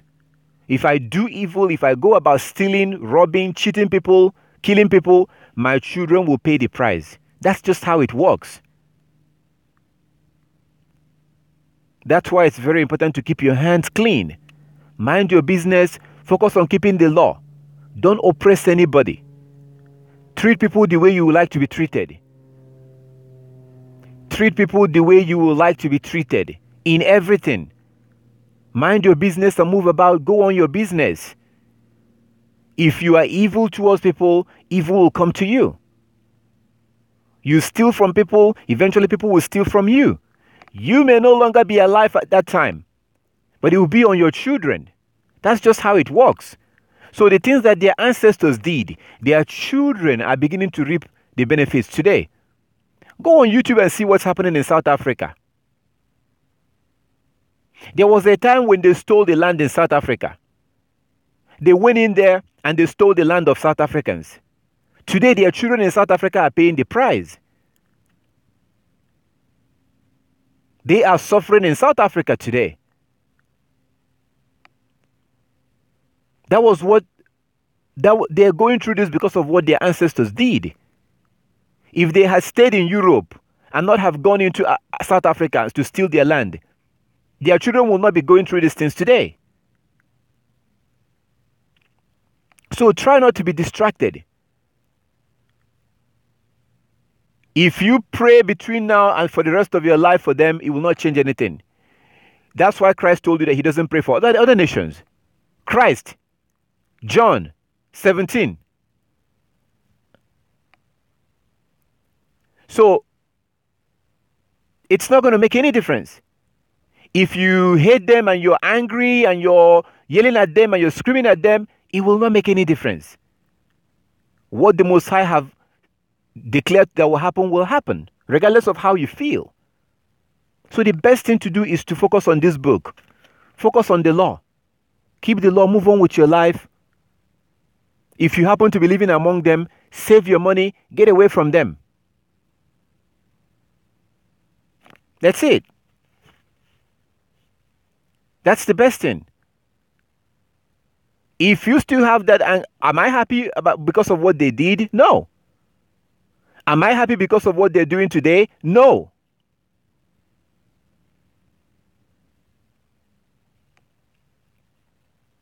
But it's not going to make any difference, really.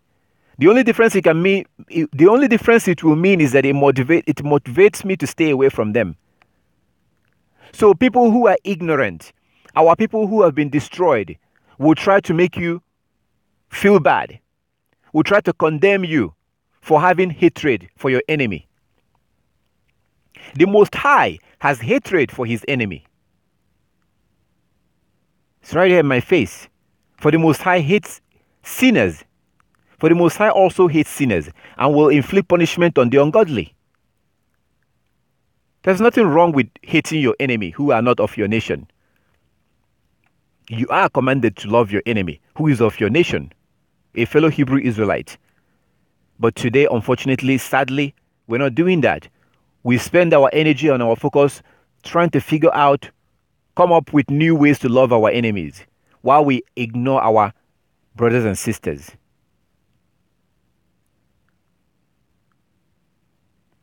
Okay, so I have tried to explain these 2 points about what it means to be a light to the Gentiles, and also the 2 types of Gentiles. I did this because this is what you pointed out, sister. You pointed that out. And you said that people are rebuking you for having hatred towards them because that the Gentiles will be in the kingdom. No, not all Gentiles will be in the kingdom. The Gentiles that will be in the kingdom are the ones who are keeping the law. The Gentiles that will be in the kingdom are the ones who are keeping the law. The Gentiles who are keeping the law are the ones that love the Most High.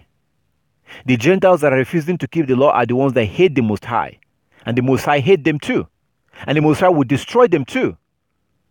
That's why David told you, I hate them that hate thee. So if you find yourself hating those that hate the Most High, there's nothing wrong with that. Let me say that again slowly. If you find yourself hating those that hate the Most High, there's nothing wrong with that. Those who are trying to guilt shame you are those who have been destroyed by their enemies. Okay, sister, I'll need you to come back and hopefully you understand these 2 points, which is the point that you're pointing out that people are rebuking you.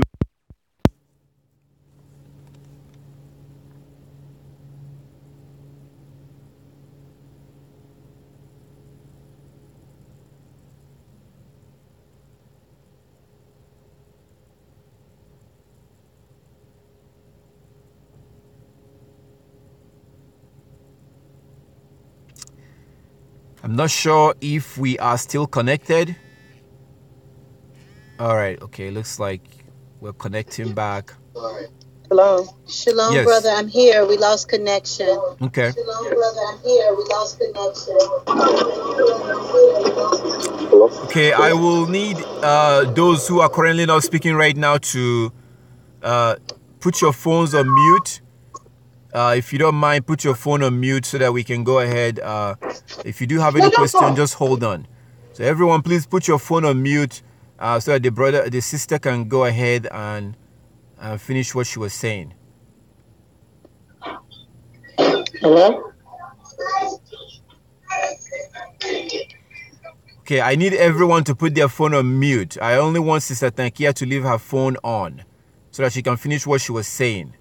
If you do have any question, hold on. Let me conclude with Sister Nakia, and then you go ahead and ask your question.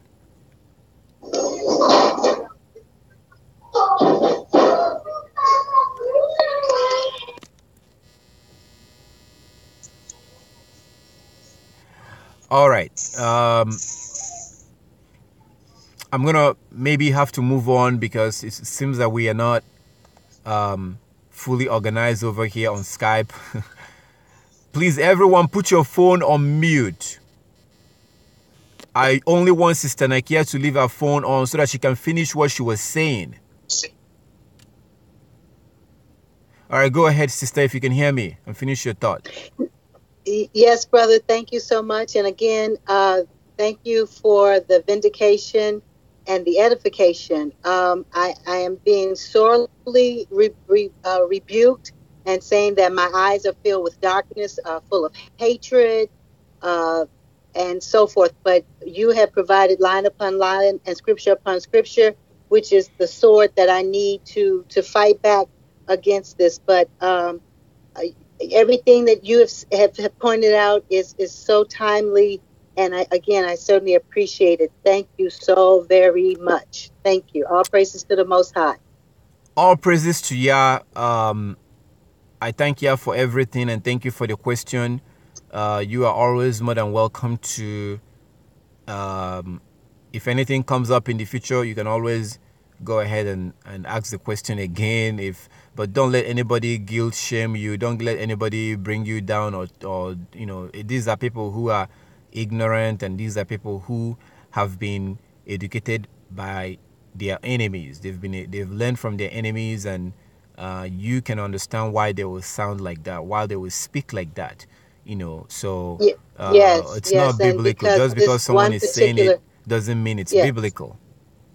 No, it doesn't. In this one particular person, his mother is a heathen. So I tried to express to him, I understand why you feel the way that you feel, and the way that you're interpreting and your perception of the scriptures is the way that it is because you have a close affinity for them, because your mother is a white woman, is a European. So I understand, but it doesn't usurp the word of Yah, and he himself hates. He himself tells us that he will destroy them. But he comes at me and tell me how I'm filled with such hatred, and I will, So the sword is here, the word is the word, and nothing can usurp that. Whether I hate them or love them, Yah's word will not return to him void. So again, I appreciate the edification and the clarification. All praises to the Most High. And again, brother, thank you so very much. All shalom, praises shalom. to Yah. All glory to Yah. And I encourage everyone to read Ezra chapter 10. Okay, read Ezra chapter 10. Read the whole chapter. And you're going to read about what happened when the Israelites came out of Babylon, how they were told to separate from other nations. That's pretty much what I'm telling you to do. That's what the scripture have told us to do. How they were told to separate from other nations. Stay away from them. Learn none of their ways. You're not obligated to love them. So thank you very much for the question.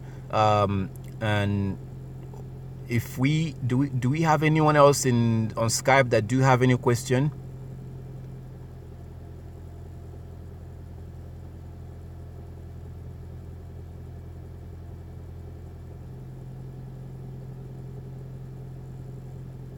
If you are on Skype and you do have any question, you're more than welcome to open up your Skype right now.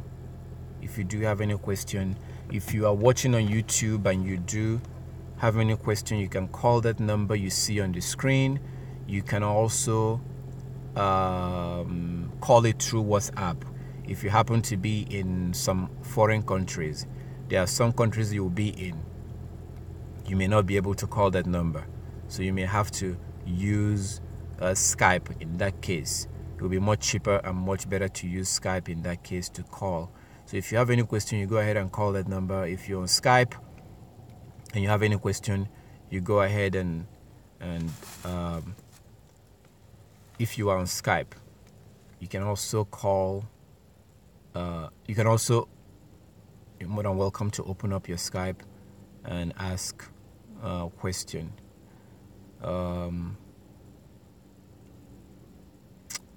Let's see.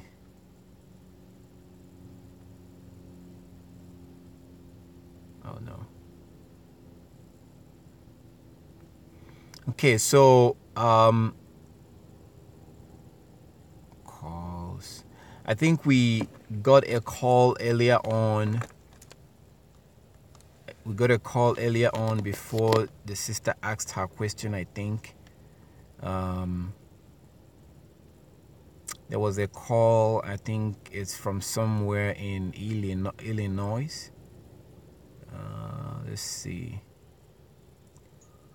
That was Sister Nakaya, brother. That was me calling.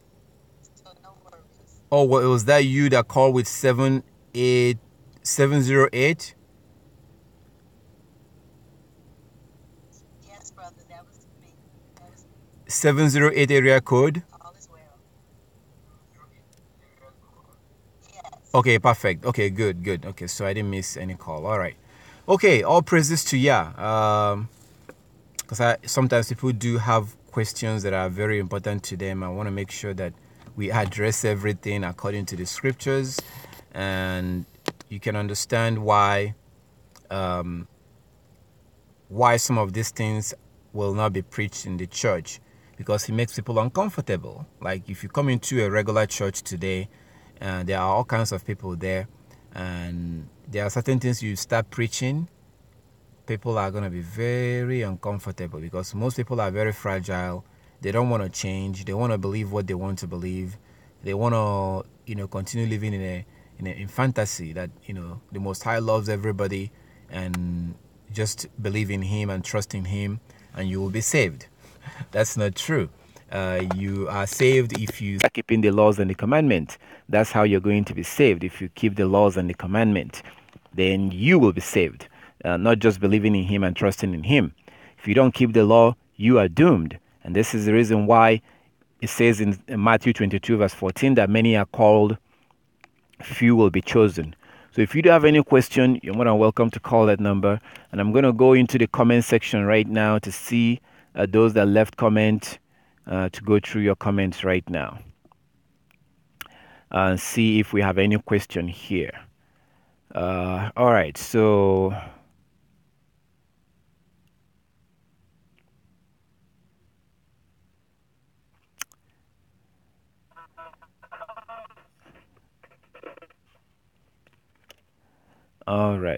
let's do this. All praises to Yah, Sister Tracy.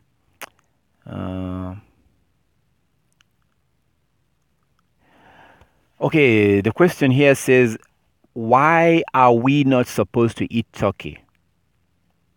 Why are we not supposed to eat turkey? Because turkey is, we're not supposed to eat turkey because in Leviticus chapter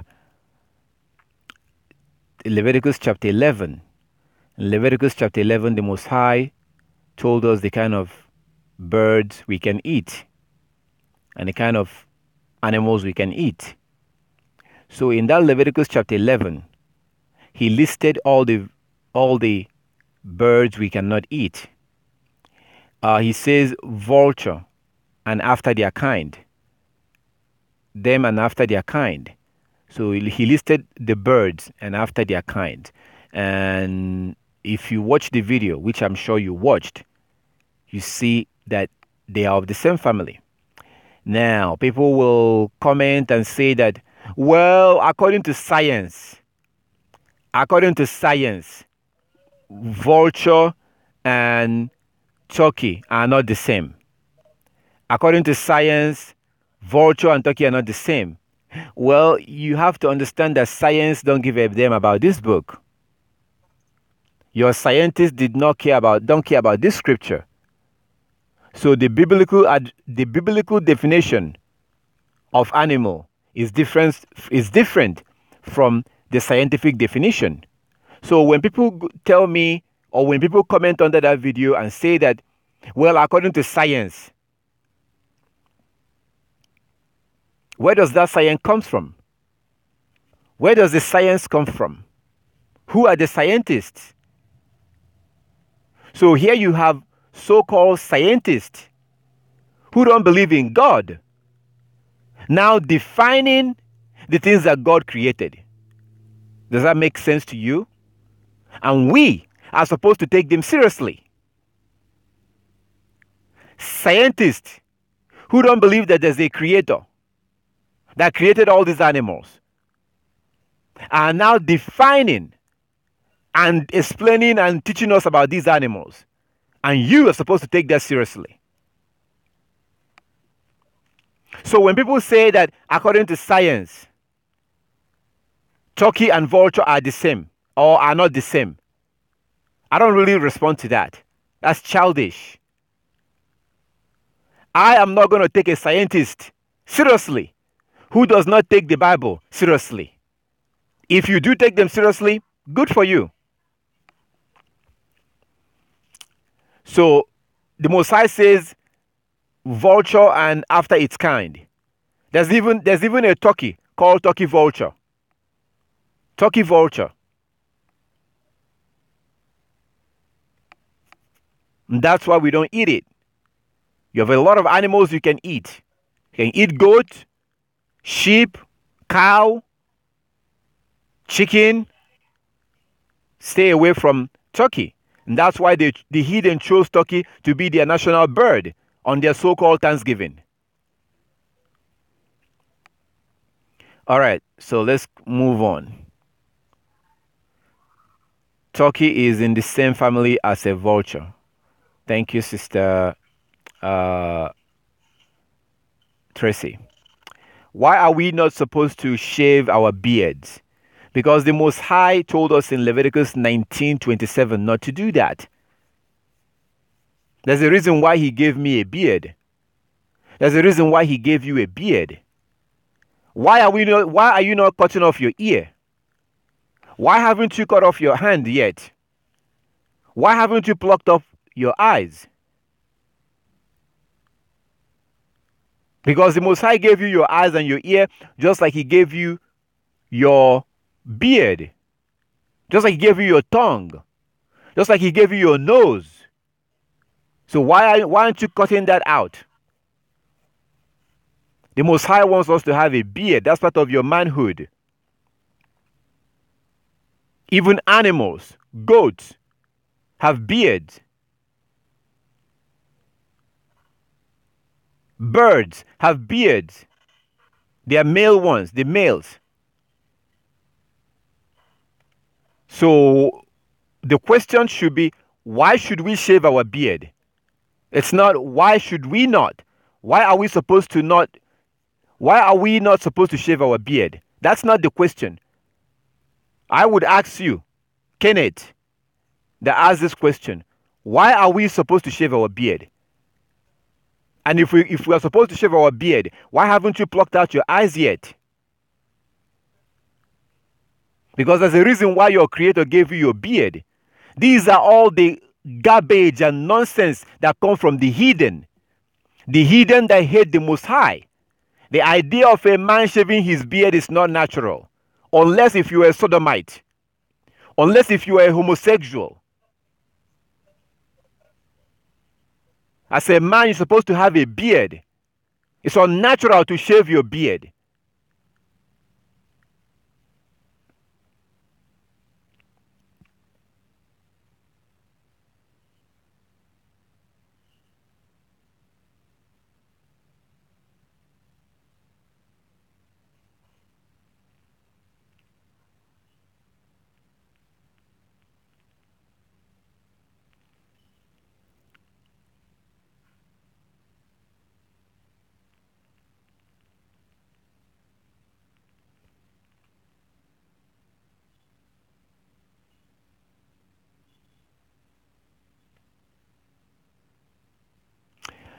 Okay, this looks like a question. It says, so the laws are to be practiced among the Israelites and the stranger that sojourn them? I think you're talking, you're asking if the law is supposed to be practiced by the Israelite and the strangers. Yeah, according to Numbers chapter 15, 15 and 16. Numbers chapter 15, verse 15 and 16. If you look at Numbers chapter 15, verse 15 and 16, let's look at that real quick. Numbers 15, 15 and 16. The law is for everybody, both Hebrews and Gentiles. Everybody is supposed to keep the law. One ordinance shall be both for you of the congregation and also for the stranger that sojourn with you, an ordinance forever in your generations. As you are, so shall the stranger be before Yah.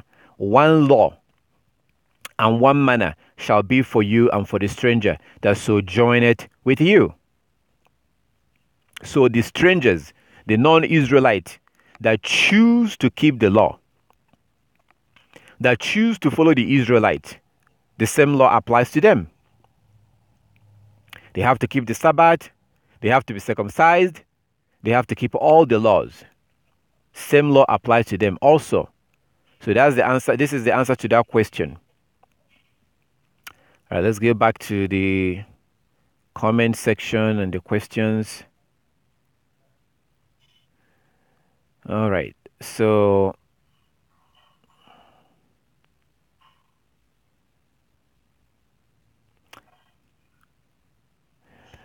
the Edomite, I think I touched on this. There's a question here, says, who are the Edomites? The Edomites are in the Middle East. They are in the Middle East today.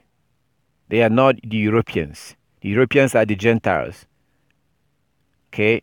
The Most High you have the Edomite, and just like you have the Ishmaelite and the Israelite, Ishmaelite, and the Edomite. They are in the Middle East, which is the mainland. So that's where they are. And maybe in the future, I'm going to try to give you more information on that and show you some pictures so that you can see for yourself.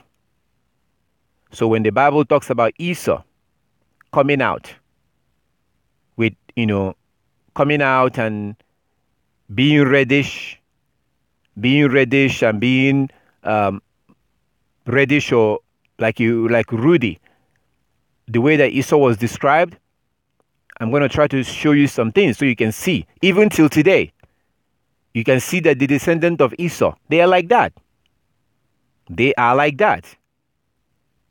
In the Middle East, they look just like, their ancestors. So, all right.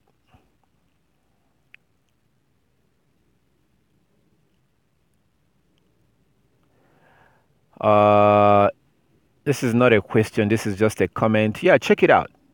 Check it out on YouTube. This says, interesting. I will have to check this out. About 12 years old girls being allowed to get married in America. Never heard of this. Of course, they're not going to let you hear that.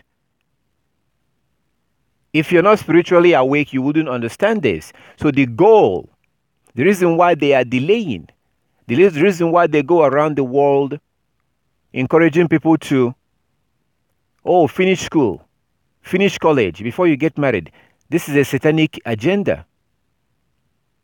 If you're not spiritually awake, you're just going to think, man, this guy is crazy. You wouldn't understand. What Satan is trying to do here is that Satan is trying to delay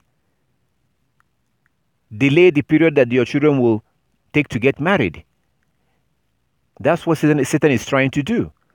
Everybody who is an adult, you know how you felt when you were younger. You remember how you felt when you begin to have feeling for sex. Did you tell your mom? Did you tell your dad? When you had sex for the first time, did you tell your mother? Did you tell your dad? I'm sure the answer is no. So what makes you think that your children is going to be different? Satan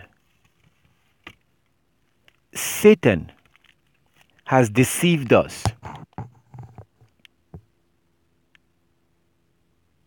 giving us the impression that if your children don't go to school and obtain this degree, they will be useless.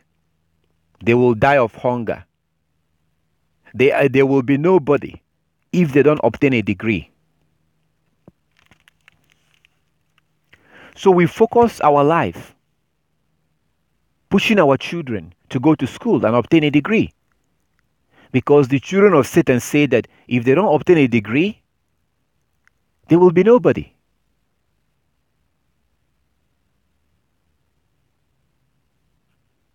This is the same thing that happened in Luke chapter 4. When Satan said to Yeshua, if you worship me, I will give you all of these things, all the glories of the king of the world. So what Satan will not tell you is what happens in the process. Just like he didn't explain to Eve what will happen. He just tells Eve what Eve wanted to hear. He wouldn't tell you that your daughter will most likely lose her virginity in school without you knowing. He wouldn't tell you that your son will most likely become a whoremonger in school. What do you think happens when you bring these kids together? When you bring a bunch of kids together who are 12 years old, 13, 14, 15,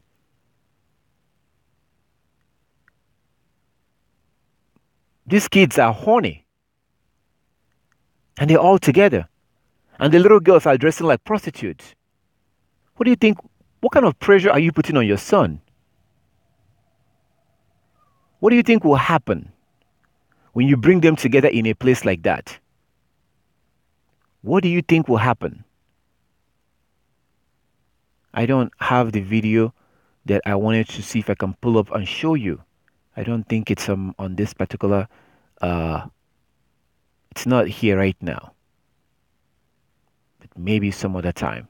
I wanted to show you a video so you can see. Yeah, I do have this one over here. So I guess I'm going to use this. Okay. This woman goes to Africa. This woman right here goes to Africa and encourages girls to get their education, to go to school.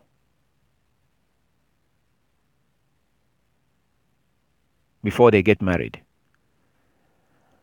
Oh my goodness. In Africa, there are people that graduated 4 years ago, 3 years ago. They still haven't found work yet. It's well known that in Africa, when you graduate, most of the time, you still have to go look for another business to do. So what's the point of going to that school? There are people in America who are graduates. They can't find work. Many of them are doing work that they didn't even study to do.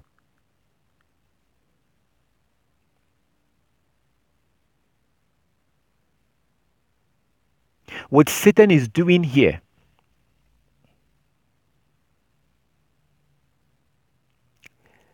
when you are told, when you have been taught that your children must go to school to survive, to become somebody, that's a lie. Because the fact and reality is that those that usually go to school, they tend to end up serving those who did not go to school. Look at the millionaires of this world and the billionaires of this world. They are all dropouts. A lot of them are dropouts. So going to school and obtaining a degree is a very good way to guarantee that you're going to remain poor. You're going to remain serving somebody.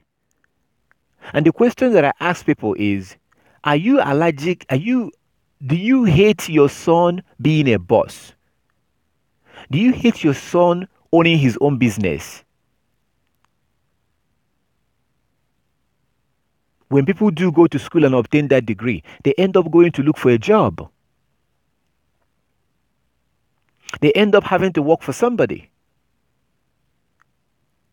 But coming back to the girls, as I say this, those who are spiritually awake will hear it. As I am showing you this image, those who are spiritually awake will see it.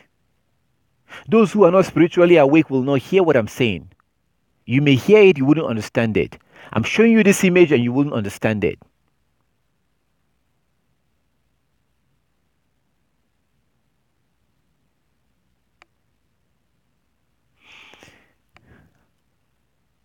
If you come to Africa and you talk to men, we have a common knowledge and a common understanding that whenever you want to have sex, right now, if you want to have sex, go to university and drive around. This is known amongst men. Men know this. If you want to have sex right now, go around the university and drive around in Africa. Before you drive around 5 minutes, 10 minutes, you're going to see girls that you can talk to.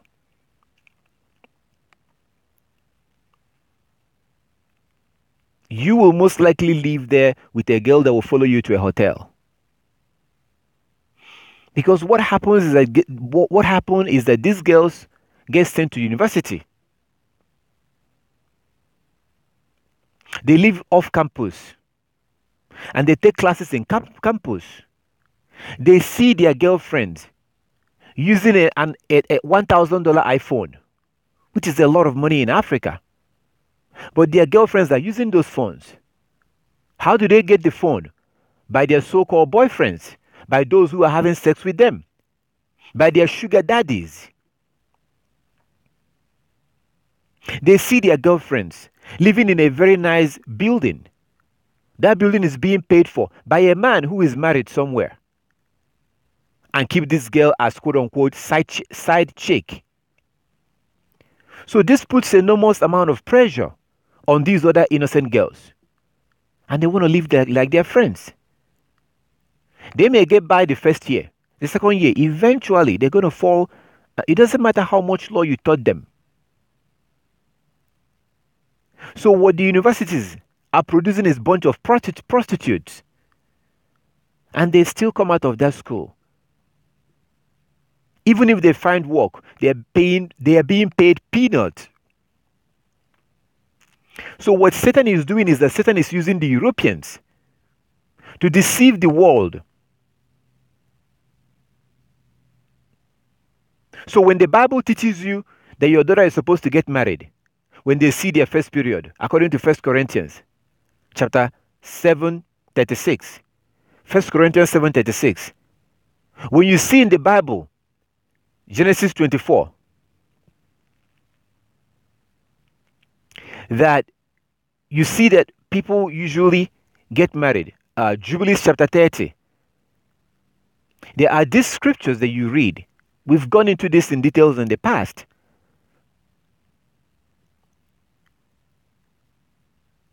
That's what Paul was talking about in 1 Corinthians chapter 7, verse 36. If she has seen the flower of her age, let them marry. You cannot understand what Paul was talking about if you don't understand Leviticus chapter 15. When you read Leviticus chapter 15, then you go back and read 1 Corinthians chapter 7, verse 36, then you understand what Paul was talking about. So what these devils are doing is that they go around the world, brainwashing the rest of the world, giving our people this false hope that we are so blind that we can't even see that this is not working. We have our kids who graduated 5 years ago, 6 years ago. They are struggling. What makes you think that your daughter who is going to graduate next year will be able to find work? It's not working. But they brainwash us, as you can see in this picture, into thinking that, oh, you have to go to school. Go to school. What goes on in that school system is an abomination. And because of cell phone, we can now see what is going on in that school system around the world. It's an abomination. You even see these boys and girls having sex in the classroom. Having sex in the classroom. The Most High says, do not cause your daughter to be a whore. He did not say, don't make your daughter a whore. He said, don't cause her. Don't cause her to be a whore. When you put her into that school system, you're causing her to be a whore. When she begins to have sex with those boys, she's not going to tell you. Just like you did not tell your parents when you did it.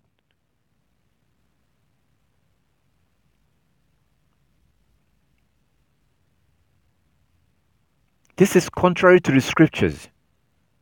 Even in Titus chapter 2, you are told to train your daughters to be a wife.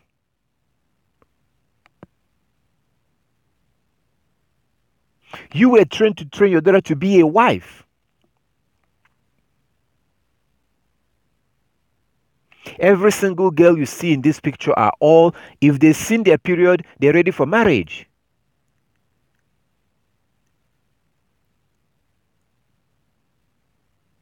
If you don't understand the importance of keeping the law, none of this thing will make sense to you.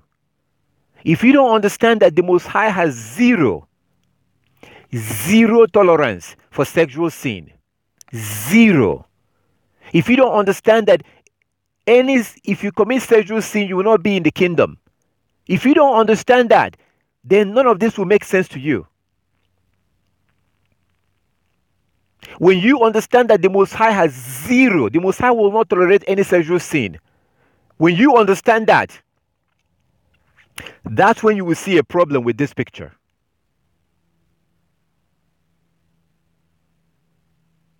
Anything that the heathen, anything the Gentiles, anything that the Europeans are promoting, that thing is most likely against the law. Anything that they are promoting is most likely against the law.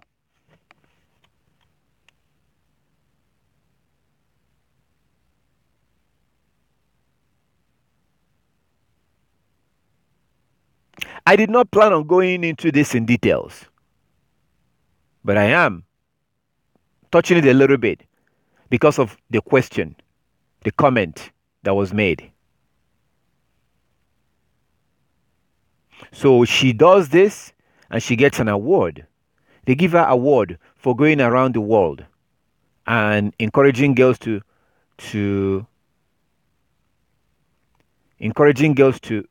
get education. When you in America, you have Hebrew girls who are homeless.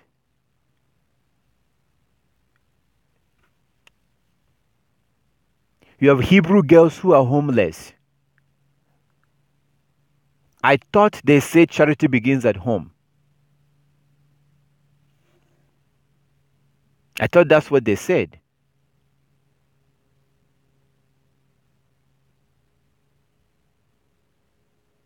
So I'm going to try to see if I can pull up this video before I move on.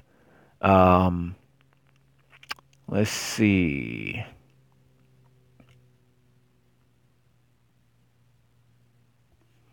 Actually, let's see. All right, let's see how we can do that. Let's try YouTube. See if we can pull that up. I didn't plan on doing that, but I'm gonna go ahead and try and do it and see if that works.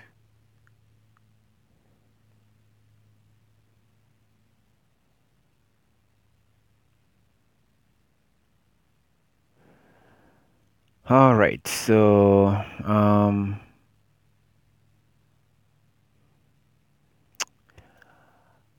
what's gonna be the keyword? Let's try. Let's try.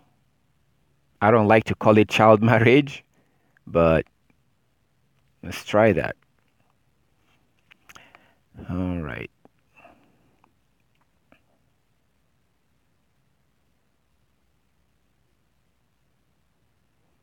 Okay, so hopefully the person that made the comment, so hopefully you're still watching.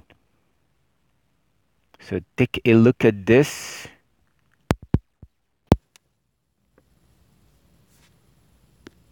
Child marriage is a reality in the US, and it's happening a lot.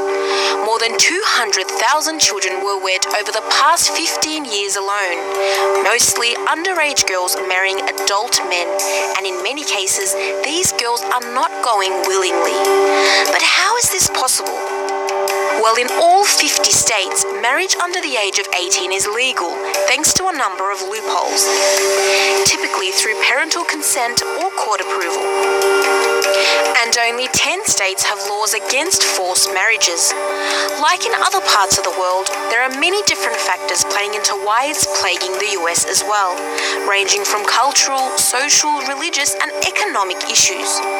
Parents may be trying to control their child's behavior or sexuality, or use them as a means to solve financial problems. Like in the case of Daniel and Sevilla Stoltzfus, who gifted their 14-year-old daughter to a Pennsylvania man who helped them financially. But child marriage may have devastating consequences, especially for women. All right, let's go. Let's see.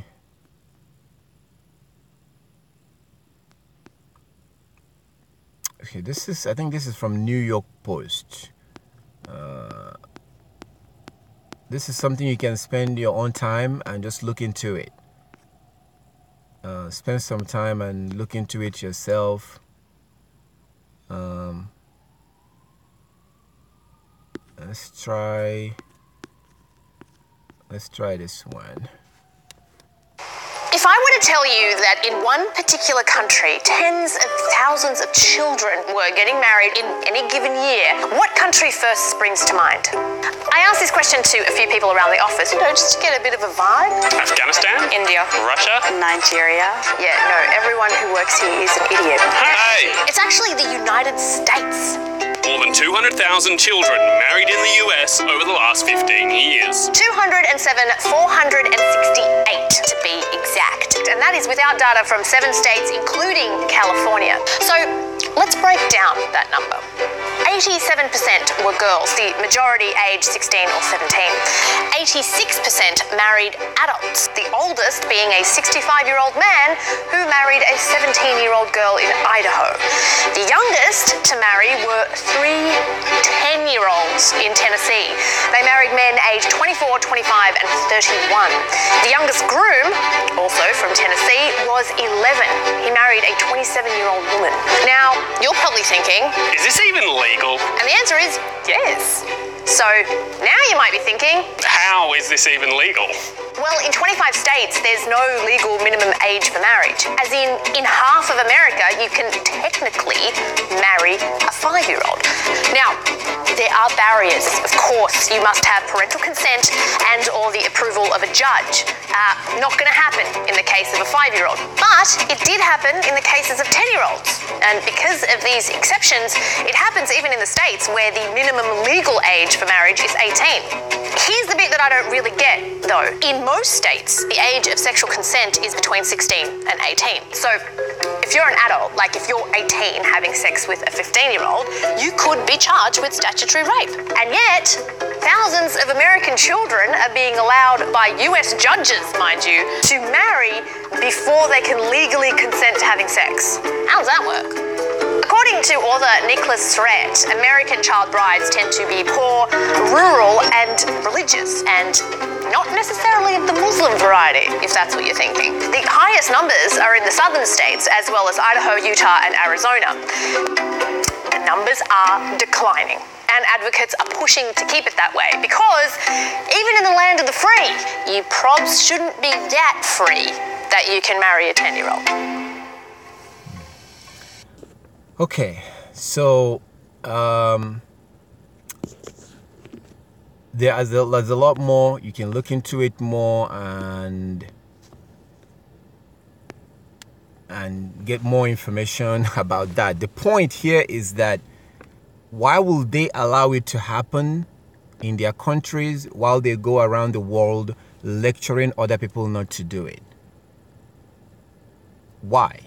If they truly believe this is deception, this is a satanic, this is a deception. So if they truly believe, if they truly genuinely believe that child marriage, what they call child marriage, is bad and it's evil, why will they allow it in their country while they go around lecturing other people not to do it? Okay, so I care more about what the scripture says. Okay, my interest is what the scripture says, and the scripture tells us that it says what it says. The Most High did not allow us to choose and decide when people will be ready for marriage. Especially, he made it natural. Just like the Sabbath, we don't get to decide when the Sabbath is going to be.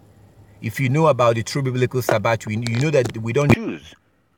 So the Most High put the sun and the moon in the sky, and we use it as our calendar. It's the same thing. So the Most High wants girls to get married as soon as they see their period. Because anything after that, you begin to play with danger. Because they begin to have feelings for sex. And just like you did not discuss it with your parents, they will most likely not discuss it with you. But they do have feelings. They have feelings, and they will like to take care of that feelings. The problem is that Yah wants it to be done the right way. And the way that they will most likely take care of that feelings, they will take care of it without you knowing. And when that happens, that will become a sin. It becomes sin in the sight of the Most High. So when you understand things from Yah's perspective, and you understand the reason why he created men and why he created women, then it all begins to make sense. Because right now, the way we are living our life, we're not living our life according to the way we were created. We were put here to serve the Most High, to worship and serve the Most High. We have been conditioned to focus on ourselves. We waste our life chasing after earthly things that doesn't matter. We don't serve the Most High the way we're supposed to anymore. It's all about us, me. So a woman was created to serve her husband while her husband is serving the man. That's why it says in 1 Corinthians chapter 11, verse 8 and 9, that a man was not made for the woman, the woman was made for the man. Man was not created for the woman, but the woman was created for the man.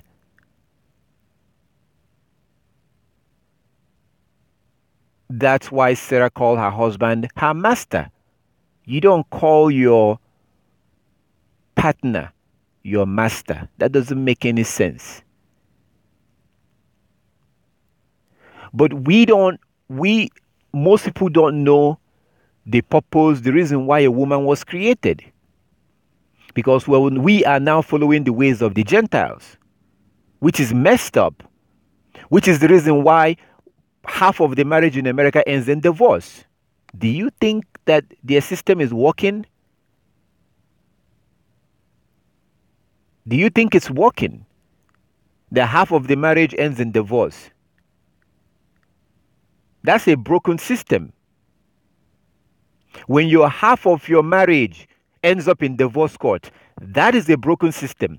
And that is the system we're following. So when you begin to understand biblical marriage, that when you lose your virginity, whoever you lost your virginity to is your husband, according to Deuteronomy chapter 22. When you begin to understand that, then that's when it begins to make sense to you. While the Most High wants girls to get married as soon as possible, that's when it will also make sense to you, while they will be pushing for girls not to get married as soon as possible. Do you see? Virginity, sex means marriage. When a girl loses her virginity, that man is her husband, according to Deuteronomy chapter 22. That's why the Most High wants girls to get married when they see their period.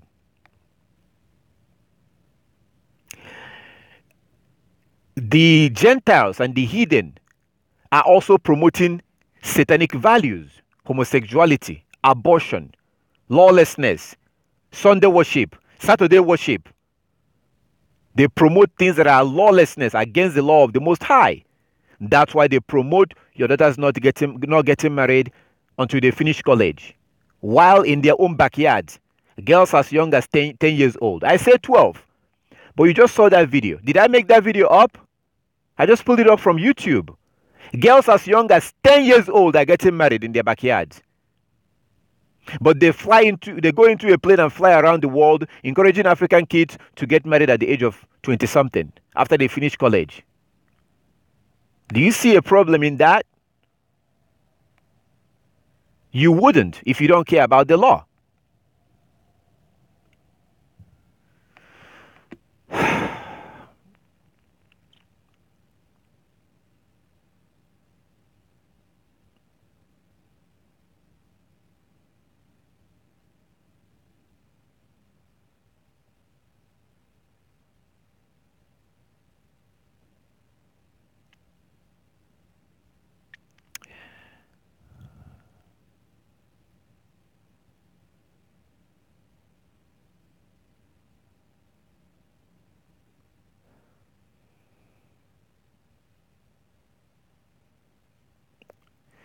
Okay,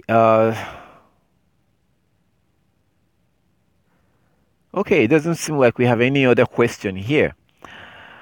All right, so it looks like we're coming to an end of today's broadcast. You are always welcome to... You're welcome to call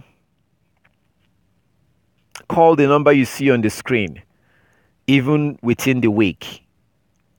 Yesterday was the Sabbath. The last Sabbath of the month is coming up. So you're welcome, if you have any question, to call that number tomorrow, the day after tomorrow. If nobody answers the number, just leave a message. You can also contact that number, contact me through WhatsApp. I think I may have had someone on Skype trying to ask a question or something. If you're on Skype and you have any question, you can open up your mic. For those who are on Skype, before we go ahead and close, if you are on Skype and you have any question, you can open up your mic right now. Hello. Yes. Hello, sir. Yes. Because I changed the location. So I sent a message before on the Skype. I don't know if you got it. I was asking about how can we study the Bible in a year. So it's part of the question. And like if we are meditating, like how many minutes can we spend, or how much of verses can we read? So the question is about meditation and prayer. Like one want to go to work, you're in a rush, there's no time, you're trying to meet an appointment in the morning at night. So combination of how to meditate and pray, the average time, and how to study the Bible in a year. So that's my question. Thank you. Okay. So what we were told, okay, the Most High did not command us to read the Bible in a year. We were told to meditate in the book of the law day and night, according to Psalm chapter 1, verse 1 to 3. The book of Psalm chapter 1, verse 1 to 3. We're told to meditate in the book of the law day and night. So that's very important to do that. Oh, that's Psalm chapter 1, verse 1 to 3, and also Joshua chapter 1, verse 7 to 9. Joshua chapter 1, verse 7 to 9, we're told to meditate in the book of the law day and night. This is very important. If you are not doing this, you have to start doing this. You have to. I'm speaking to everyone. You have to start doing this. You have to read the book of the law once in the daytime, once at night. Because I wake up very early in the morning, I like to do it when I wake up. I usually wake up when it's still dark. I would do it then. Then sometime in the middle of the day, I do it also. Sometimes in the day. So this is very important. I plead with everyone, you have to do this. And as you do this, your knowledge will increase, because you're going to be coming across certain things in the scriptures. So you have to meditate in the book of the Lord day and night. Very important. Now, if you choose, before I get to reading Bible in 1 year, also, to meditate, you can, you take a little time. Like most of the time, I have a busy day. I have a very busy day. But I do take some time and just stop and just, pray and meditate in the scriptures. Take some time and pray, and take some time to just spend some time to do that. It wouldn't take you 10 minutes or 15 minutes. So how do you do that? Well, what I do is that I go to the book of Leviticus. I like to go to chapter 19, because in Leviticus chapter 19 there are different types of laws. There's so many laws in Leviticus 19. So I read a couple of laws and I think about it. You can go to the book of Numbers. You can go to Exodus chapter 22. You will also see different laws. So what I do, I just go there, meditate on the book of the law, and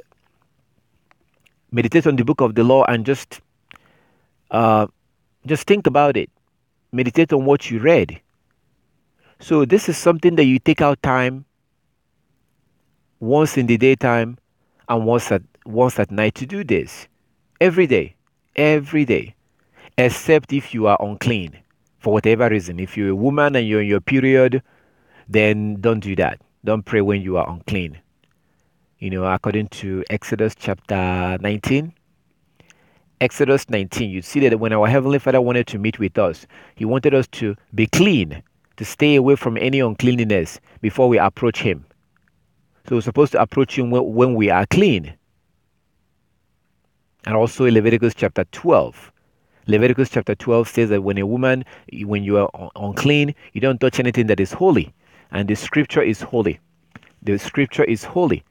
So it tells us not to touch anything that is clean, and not to go into the sanctuary. So when I'm unclean, I don't pray. When I'm biblically unclean, I don't pray. So this is very simple. If you choose to read the Bible and read the whole thing for 1 year, that's fine. That's wonderful. Again, that will also help to increase your knowledge. That's a good thing. The question is, how can you do that? You can do that. How can you do it? Well, you can get an audio Bible. The easiest way to do it is to get an audio Bible and listen to it. When you listen to audio Bible, you go much, much faster. You go a lot more faster when you listen to it than when you read it. You can read it too. You can decide, okay, I'm going to read one chapter every day.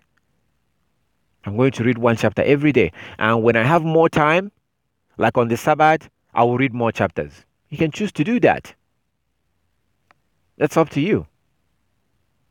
So the more chapter you read every day, you may end up finishing it in 6 months. You may finish it in 7 months. So it's a good idea to read the Bible, read the whole thing in 1 year. That's a good idea. But as you do that, don't forget what you are actually told to do. So that we don't end up disregarding the commandment of the Most High and following our own tradition. What we are told to do is to meditate in the book of the Lord day and night. That's very important. That's number one.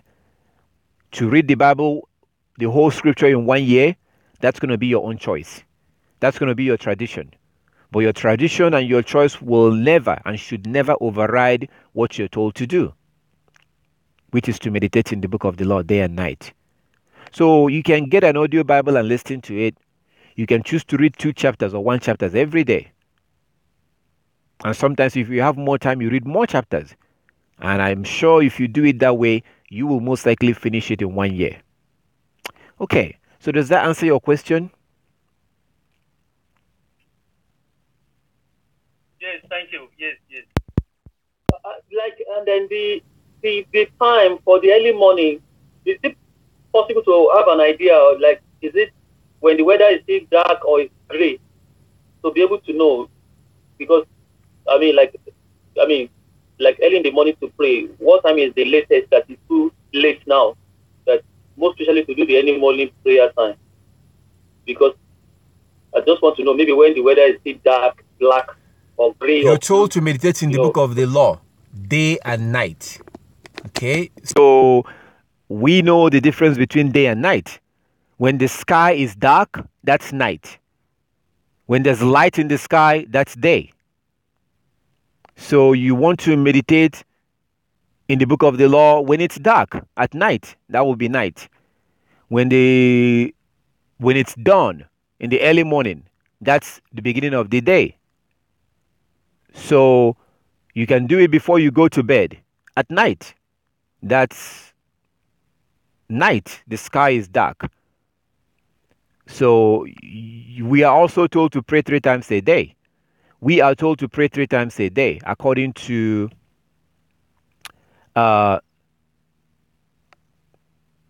Daniel chapter 6.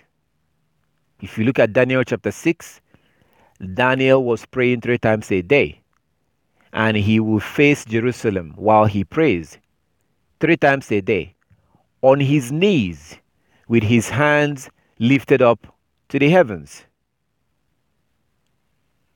3 times a day he prayed, according to Daniel chapter 6. We look at 2 Chronicles chapter 6. 2 Chronicles chapter 6. We see that Solomon prayed on his knees, facing, the altar. So it's important to read 2 Chronicles chapter 6. And then we have Matthew chapter 6, where Christ teaches us how to pray. So I try to pray 3 times a day, and you can pray it at dawn. The first one at dawn. When you see the Muslim people who are doing this stuff, they're not doing it because they're just Muslim. That's something that the Hebrews was doing. And the Muslims are Hebrews too. The Arabs, not just all Muslims. All Muslims are not the same. Islam is a religion. I'm talking about the nationality, the Arabs.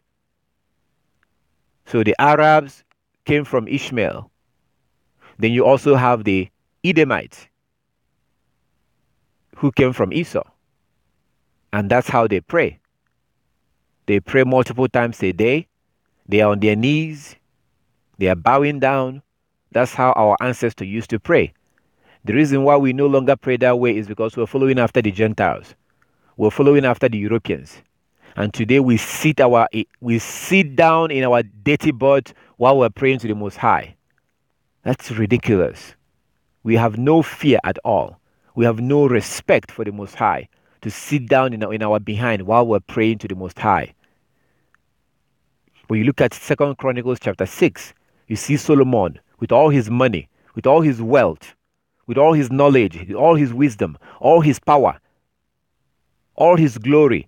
Solomon still got on his knees as he prays to the Most High. But today, we who are nobody, we sit on our behind while we're praying to the Most High. That's bad. But we learn these things from the Gentiles. So we have to go back and pray the way our ancestors used to pray. And Yeshua HaMashiach told us in Matthew chapter 6, when you pray, go into your closet. Go into a place, don't let anybody see you. Pray to your Father who is in secret. I don't need to hear you talking to your Heavenly Father. You don't need to hear me talking to my Heavenly Father. That's a personal business. And like Yeshua said, He knows everything that is in your heart. So, you pray once in the morning at dawn, if you can, once in the middle of the day, when the sun is all the way in the sky. That's the midday, when the sun is all the way in the sky. You pray in the evening as the sun is going down. In the evening as the sun is going down. That's, say, 3 times a day. Within that time, you can meditate in the book of the Lord. This is very simple. So, do you understand what I explained? Is that clear? Do you understand it? Fine. That's all right. Thank you, sir. It's very understood. Thank you. Okay. I want to ask another question if there is time, because I wrote questions down when we are having programs. So, and then, I don't know, maybe, so if there's time, let me just ask one more, but even though I have quite a bit. But I will just, it's the book of 2 Kings 4, that was talking about the king that sacrificed his son when Israel went to war to fight with that country, with that nation, with that king, and that king knew that Israel was going to conquer them, and they went to sacrifice his son that's supposed to become king after his throne. So I want to know, and the Bible said that the Israelites left because there was a kind of a powerful force that rises against it.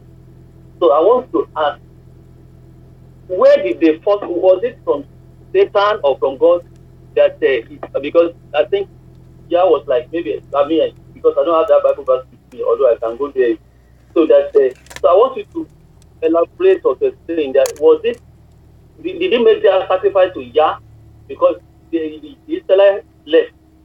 Because I think maybe Yah told them to leave, and initially it was like they were going to win. So please, can you just 2 Kings 4? Okay, so we'll deal with that some other time, because of we'll deal with that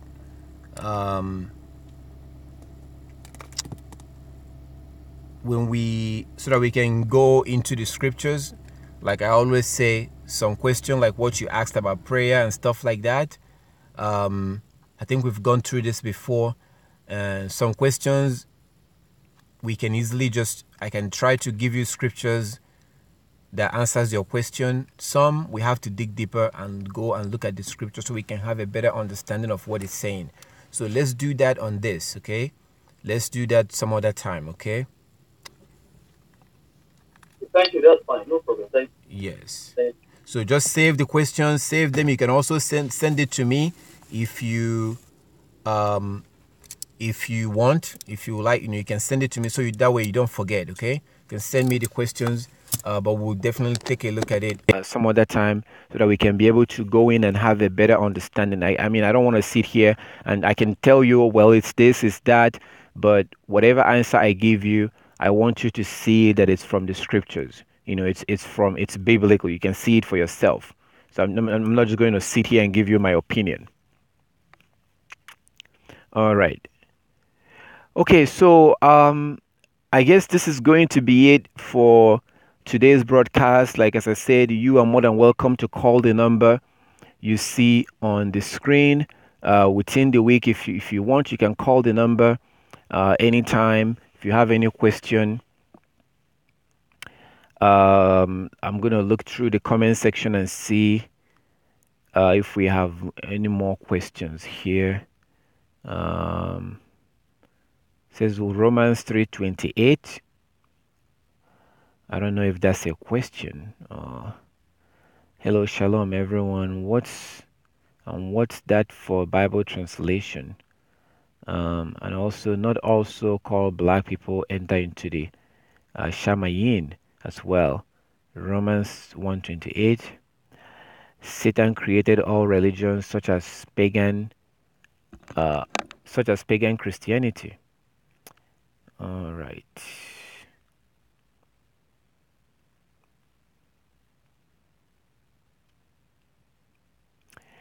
All right, so we will, what can women do to relate with Yah when she is menstruating? I choose to listen to your videos and sing praises to Yah. Do any of you sisters here have any other suggestion? Okay, I think the question is to sisters. This is a sister asking you, sisters, she's asking you guys, what can she do when she's in her period? Well, I am not a sister, so it seems like she's asking like a personal question. If it's a biblical question, I can try to answer you that. So for those of you sisters who are watching, you can help your sister out. She said that what can she do to relate with Yah when she's, when she's seeing her flower? We call it seeing your flower. And if you've read Leviticus chapter 15, you should know what I'm talking about. So she's asking what she can do to relate more to Yah. So if you guys can help her out during that, what she can do. But definitely don't go into the house of Yah. According to Leviticus chapter 12, you do not touch anything that is holy, and this is holy. The scripture is holy, so we don't touch that. Don't touch anything that is holy, and abstain from praying. Like you see, Yah wants us to be holy when we approach him according to Exodus chapter 19, 1 Samuel chapter 20 with David.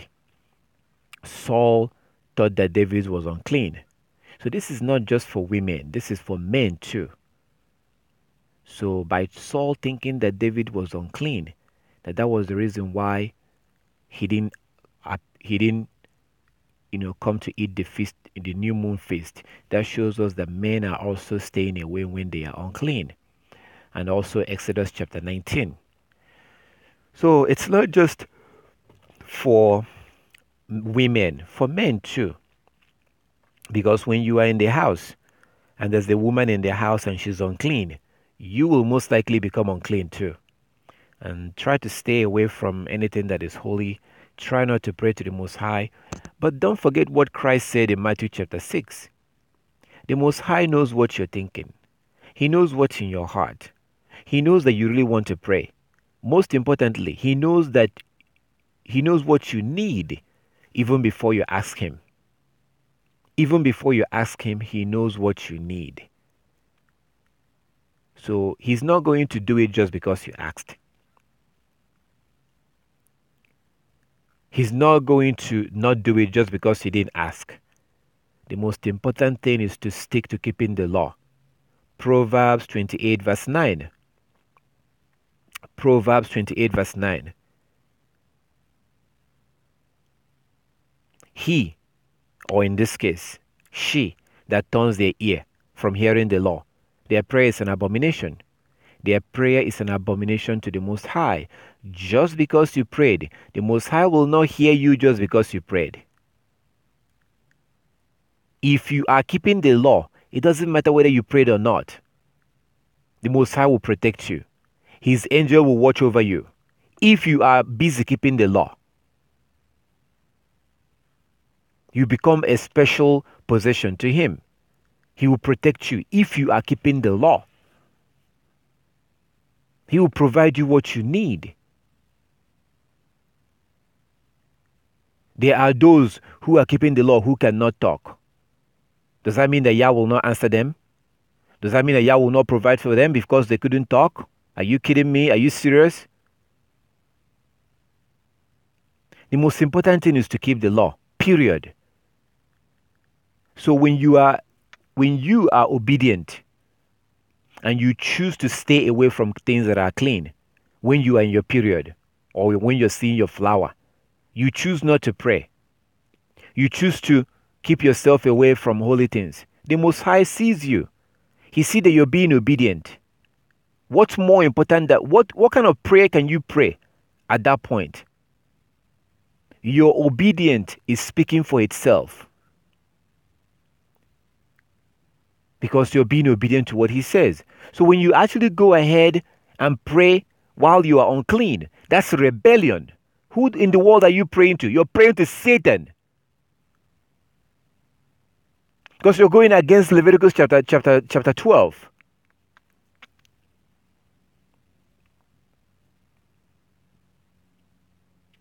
So this is nothing to worry about. Relax. When you're unclean, acknowledge that you are unclean. The Most High knows what's in your heart. He knows what you need. Not praying in that case will be a good thing because you're being obedient. You don't want to approach him while you're unclean. Okay, so all praises to our Heavenly Father.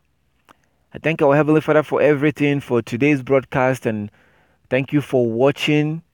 For all those that ask questions, thank you for asking questions. And the new moon is coming up. Get ready for that. It's coming up next week. And it won't be long before the Passover will be here. In about 3 months or so. So all praises to our Heavenly Father. And I guess I will see you when I see you. I may be on YouTube at any time. I may be doing something about the upcoming new moon. I may. Or maybe I won't. I don't know. Maybe. But Yah's willing. We'll see what happens. Yah's willing. So, Yah's willing, I will see you next week. On the next week, hopefully I will see you then.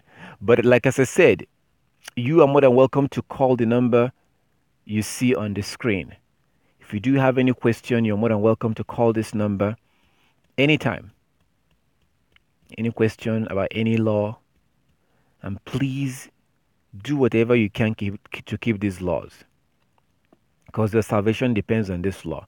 Like Paul says in Philippians 2:12. Philippians 2:12. Work out your salvation with fear and trembling. Work out your salvation with fear and trembling. This is a very serious situation. We have to keep these laws. We have to. Our salvation depends on it. Yeshua HaMashiach, our Savior, says in Revelation 22 verse 14, Revelation 22:14, blessed are those that do his commandment. They are the ones who will be allowed to eat from the tree of life. This is not a joke. This is serious. Keep the Sabbath. Keep the feast days. Stay away from lying, from fornicating, from committing adultery, from stealing. Wear your fringes. These laws are very easy to keep. They are very easy to keep if you want to. And if you need any help, any question, you're more than welcome to, you're more than welcome to call the number. If you have any question, you're more than welcome to, give me a call on that number. So I thank you for everything, and I thank you for watching. And Yah's willing, I will see you soon. If you don't have the Coming Kingdom app, download the Coming Kingdom app.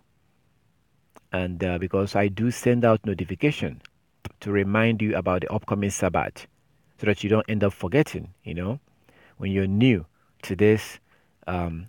Sometimes, it takes time for you to get used to. It takes time for you to get used to it. You have to keep these laws. You have to keep these laws. Your salvation depends on them. So all praises to our Heavenly Father. Yah's willing, I will see you next, whenever I see you, in Yeshua's name. So thank you again. And this is going to be the end of the broadcast. And Yah's willing, we'll meet again.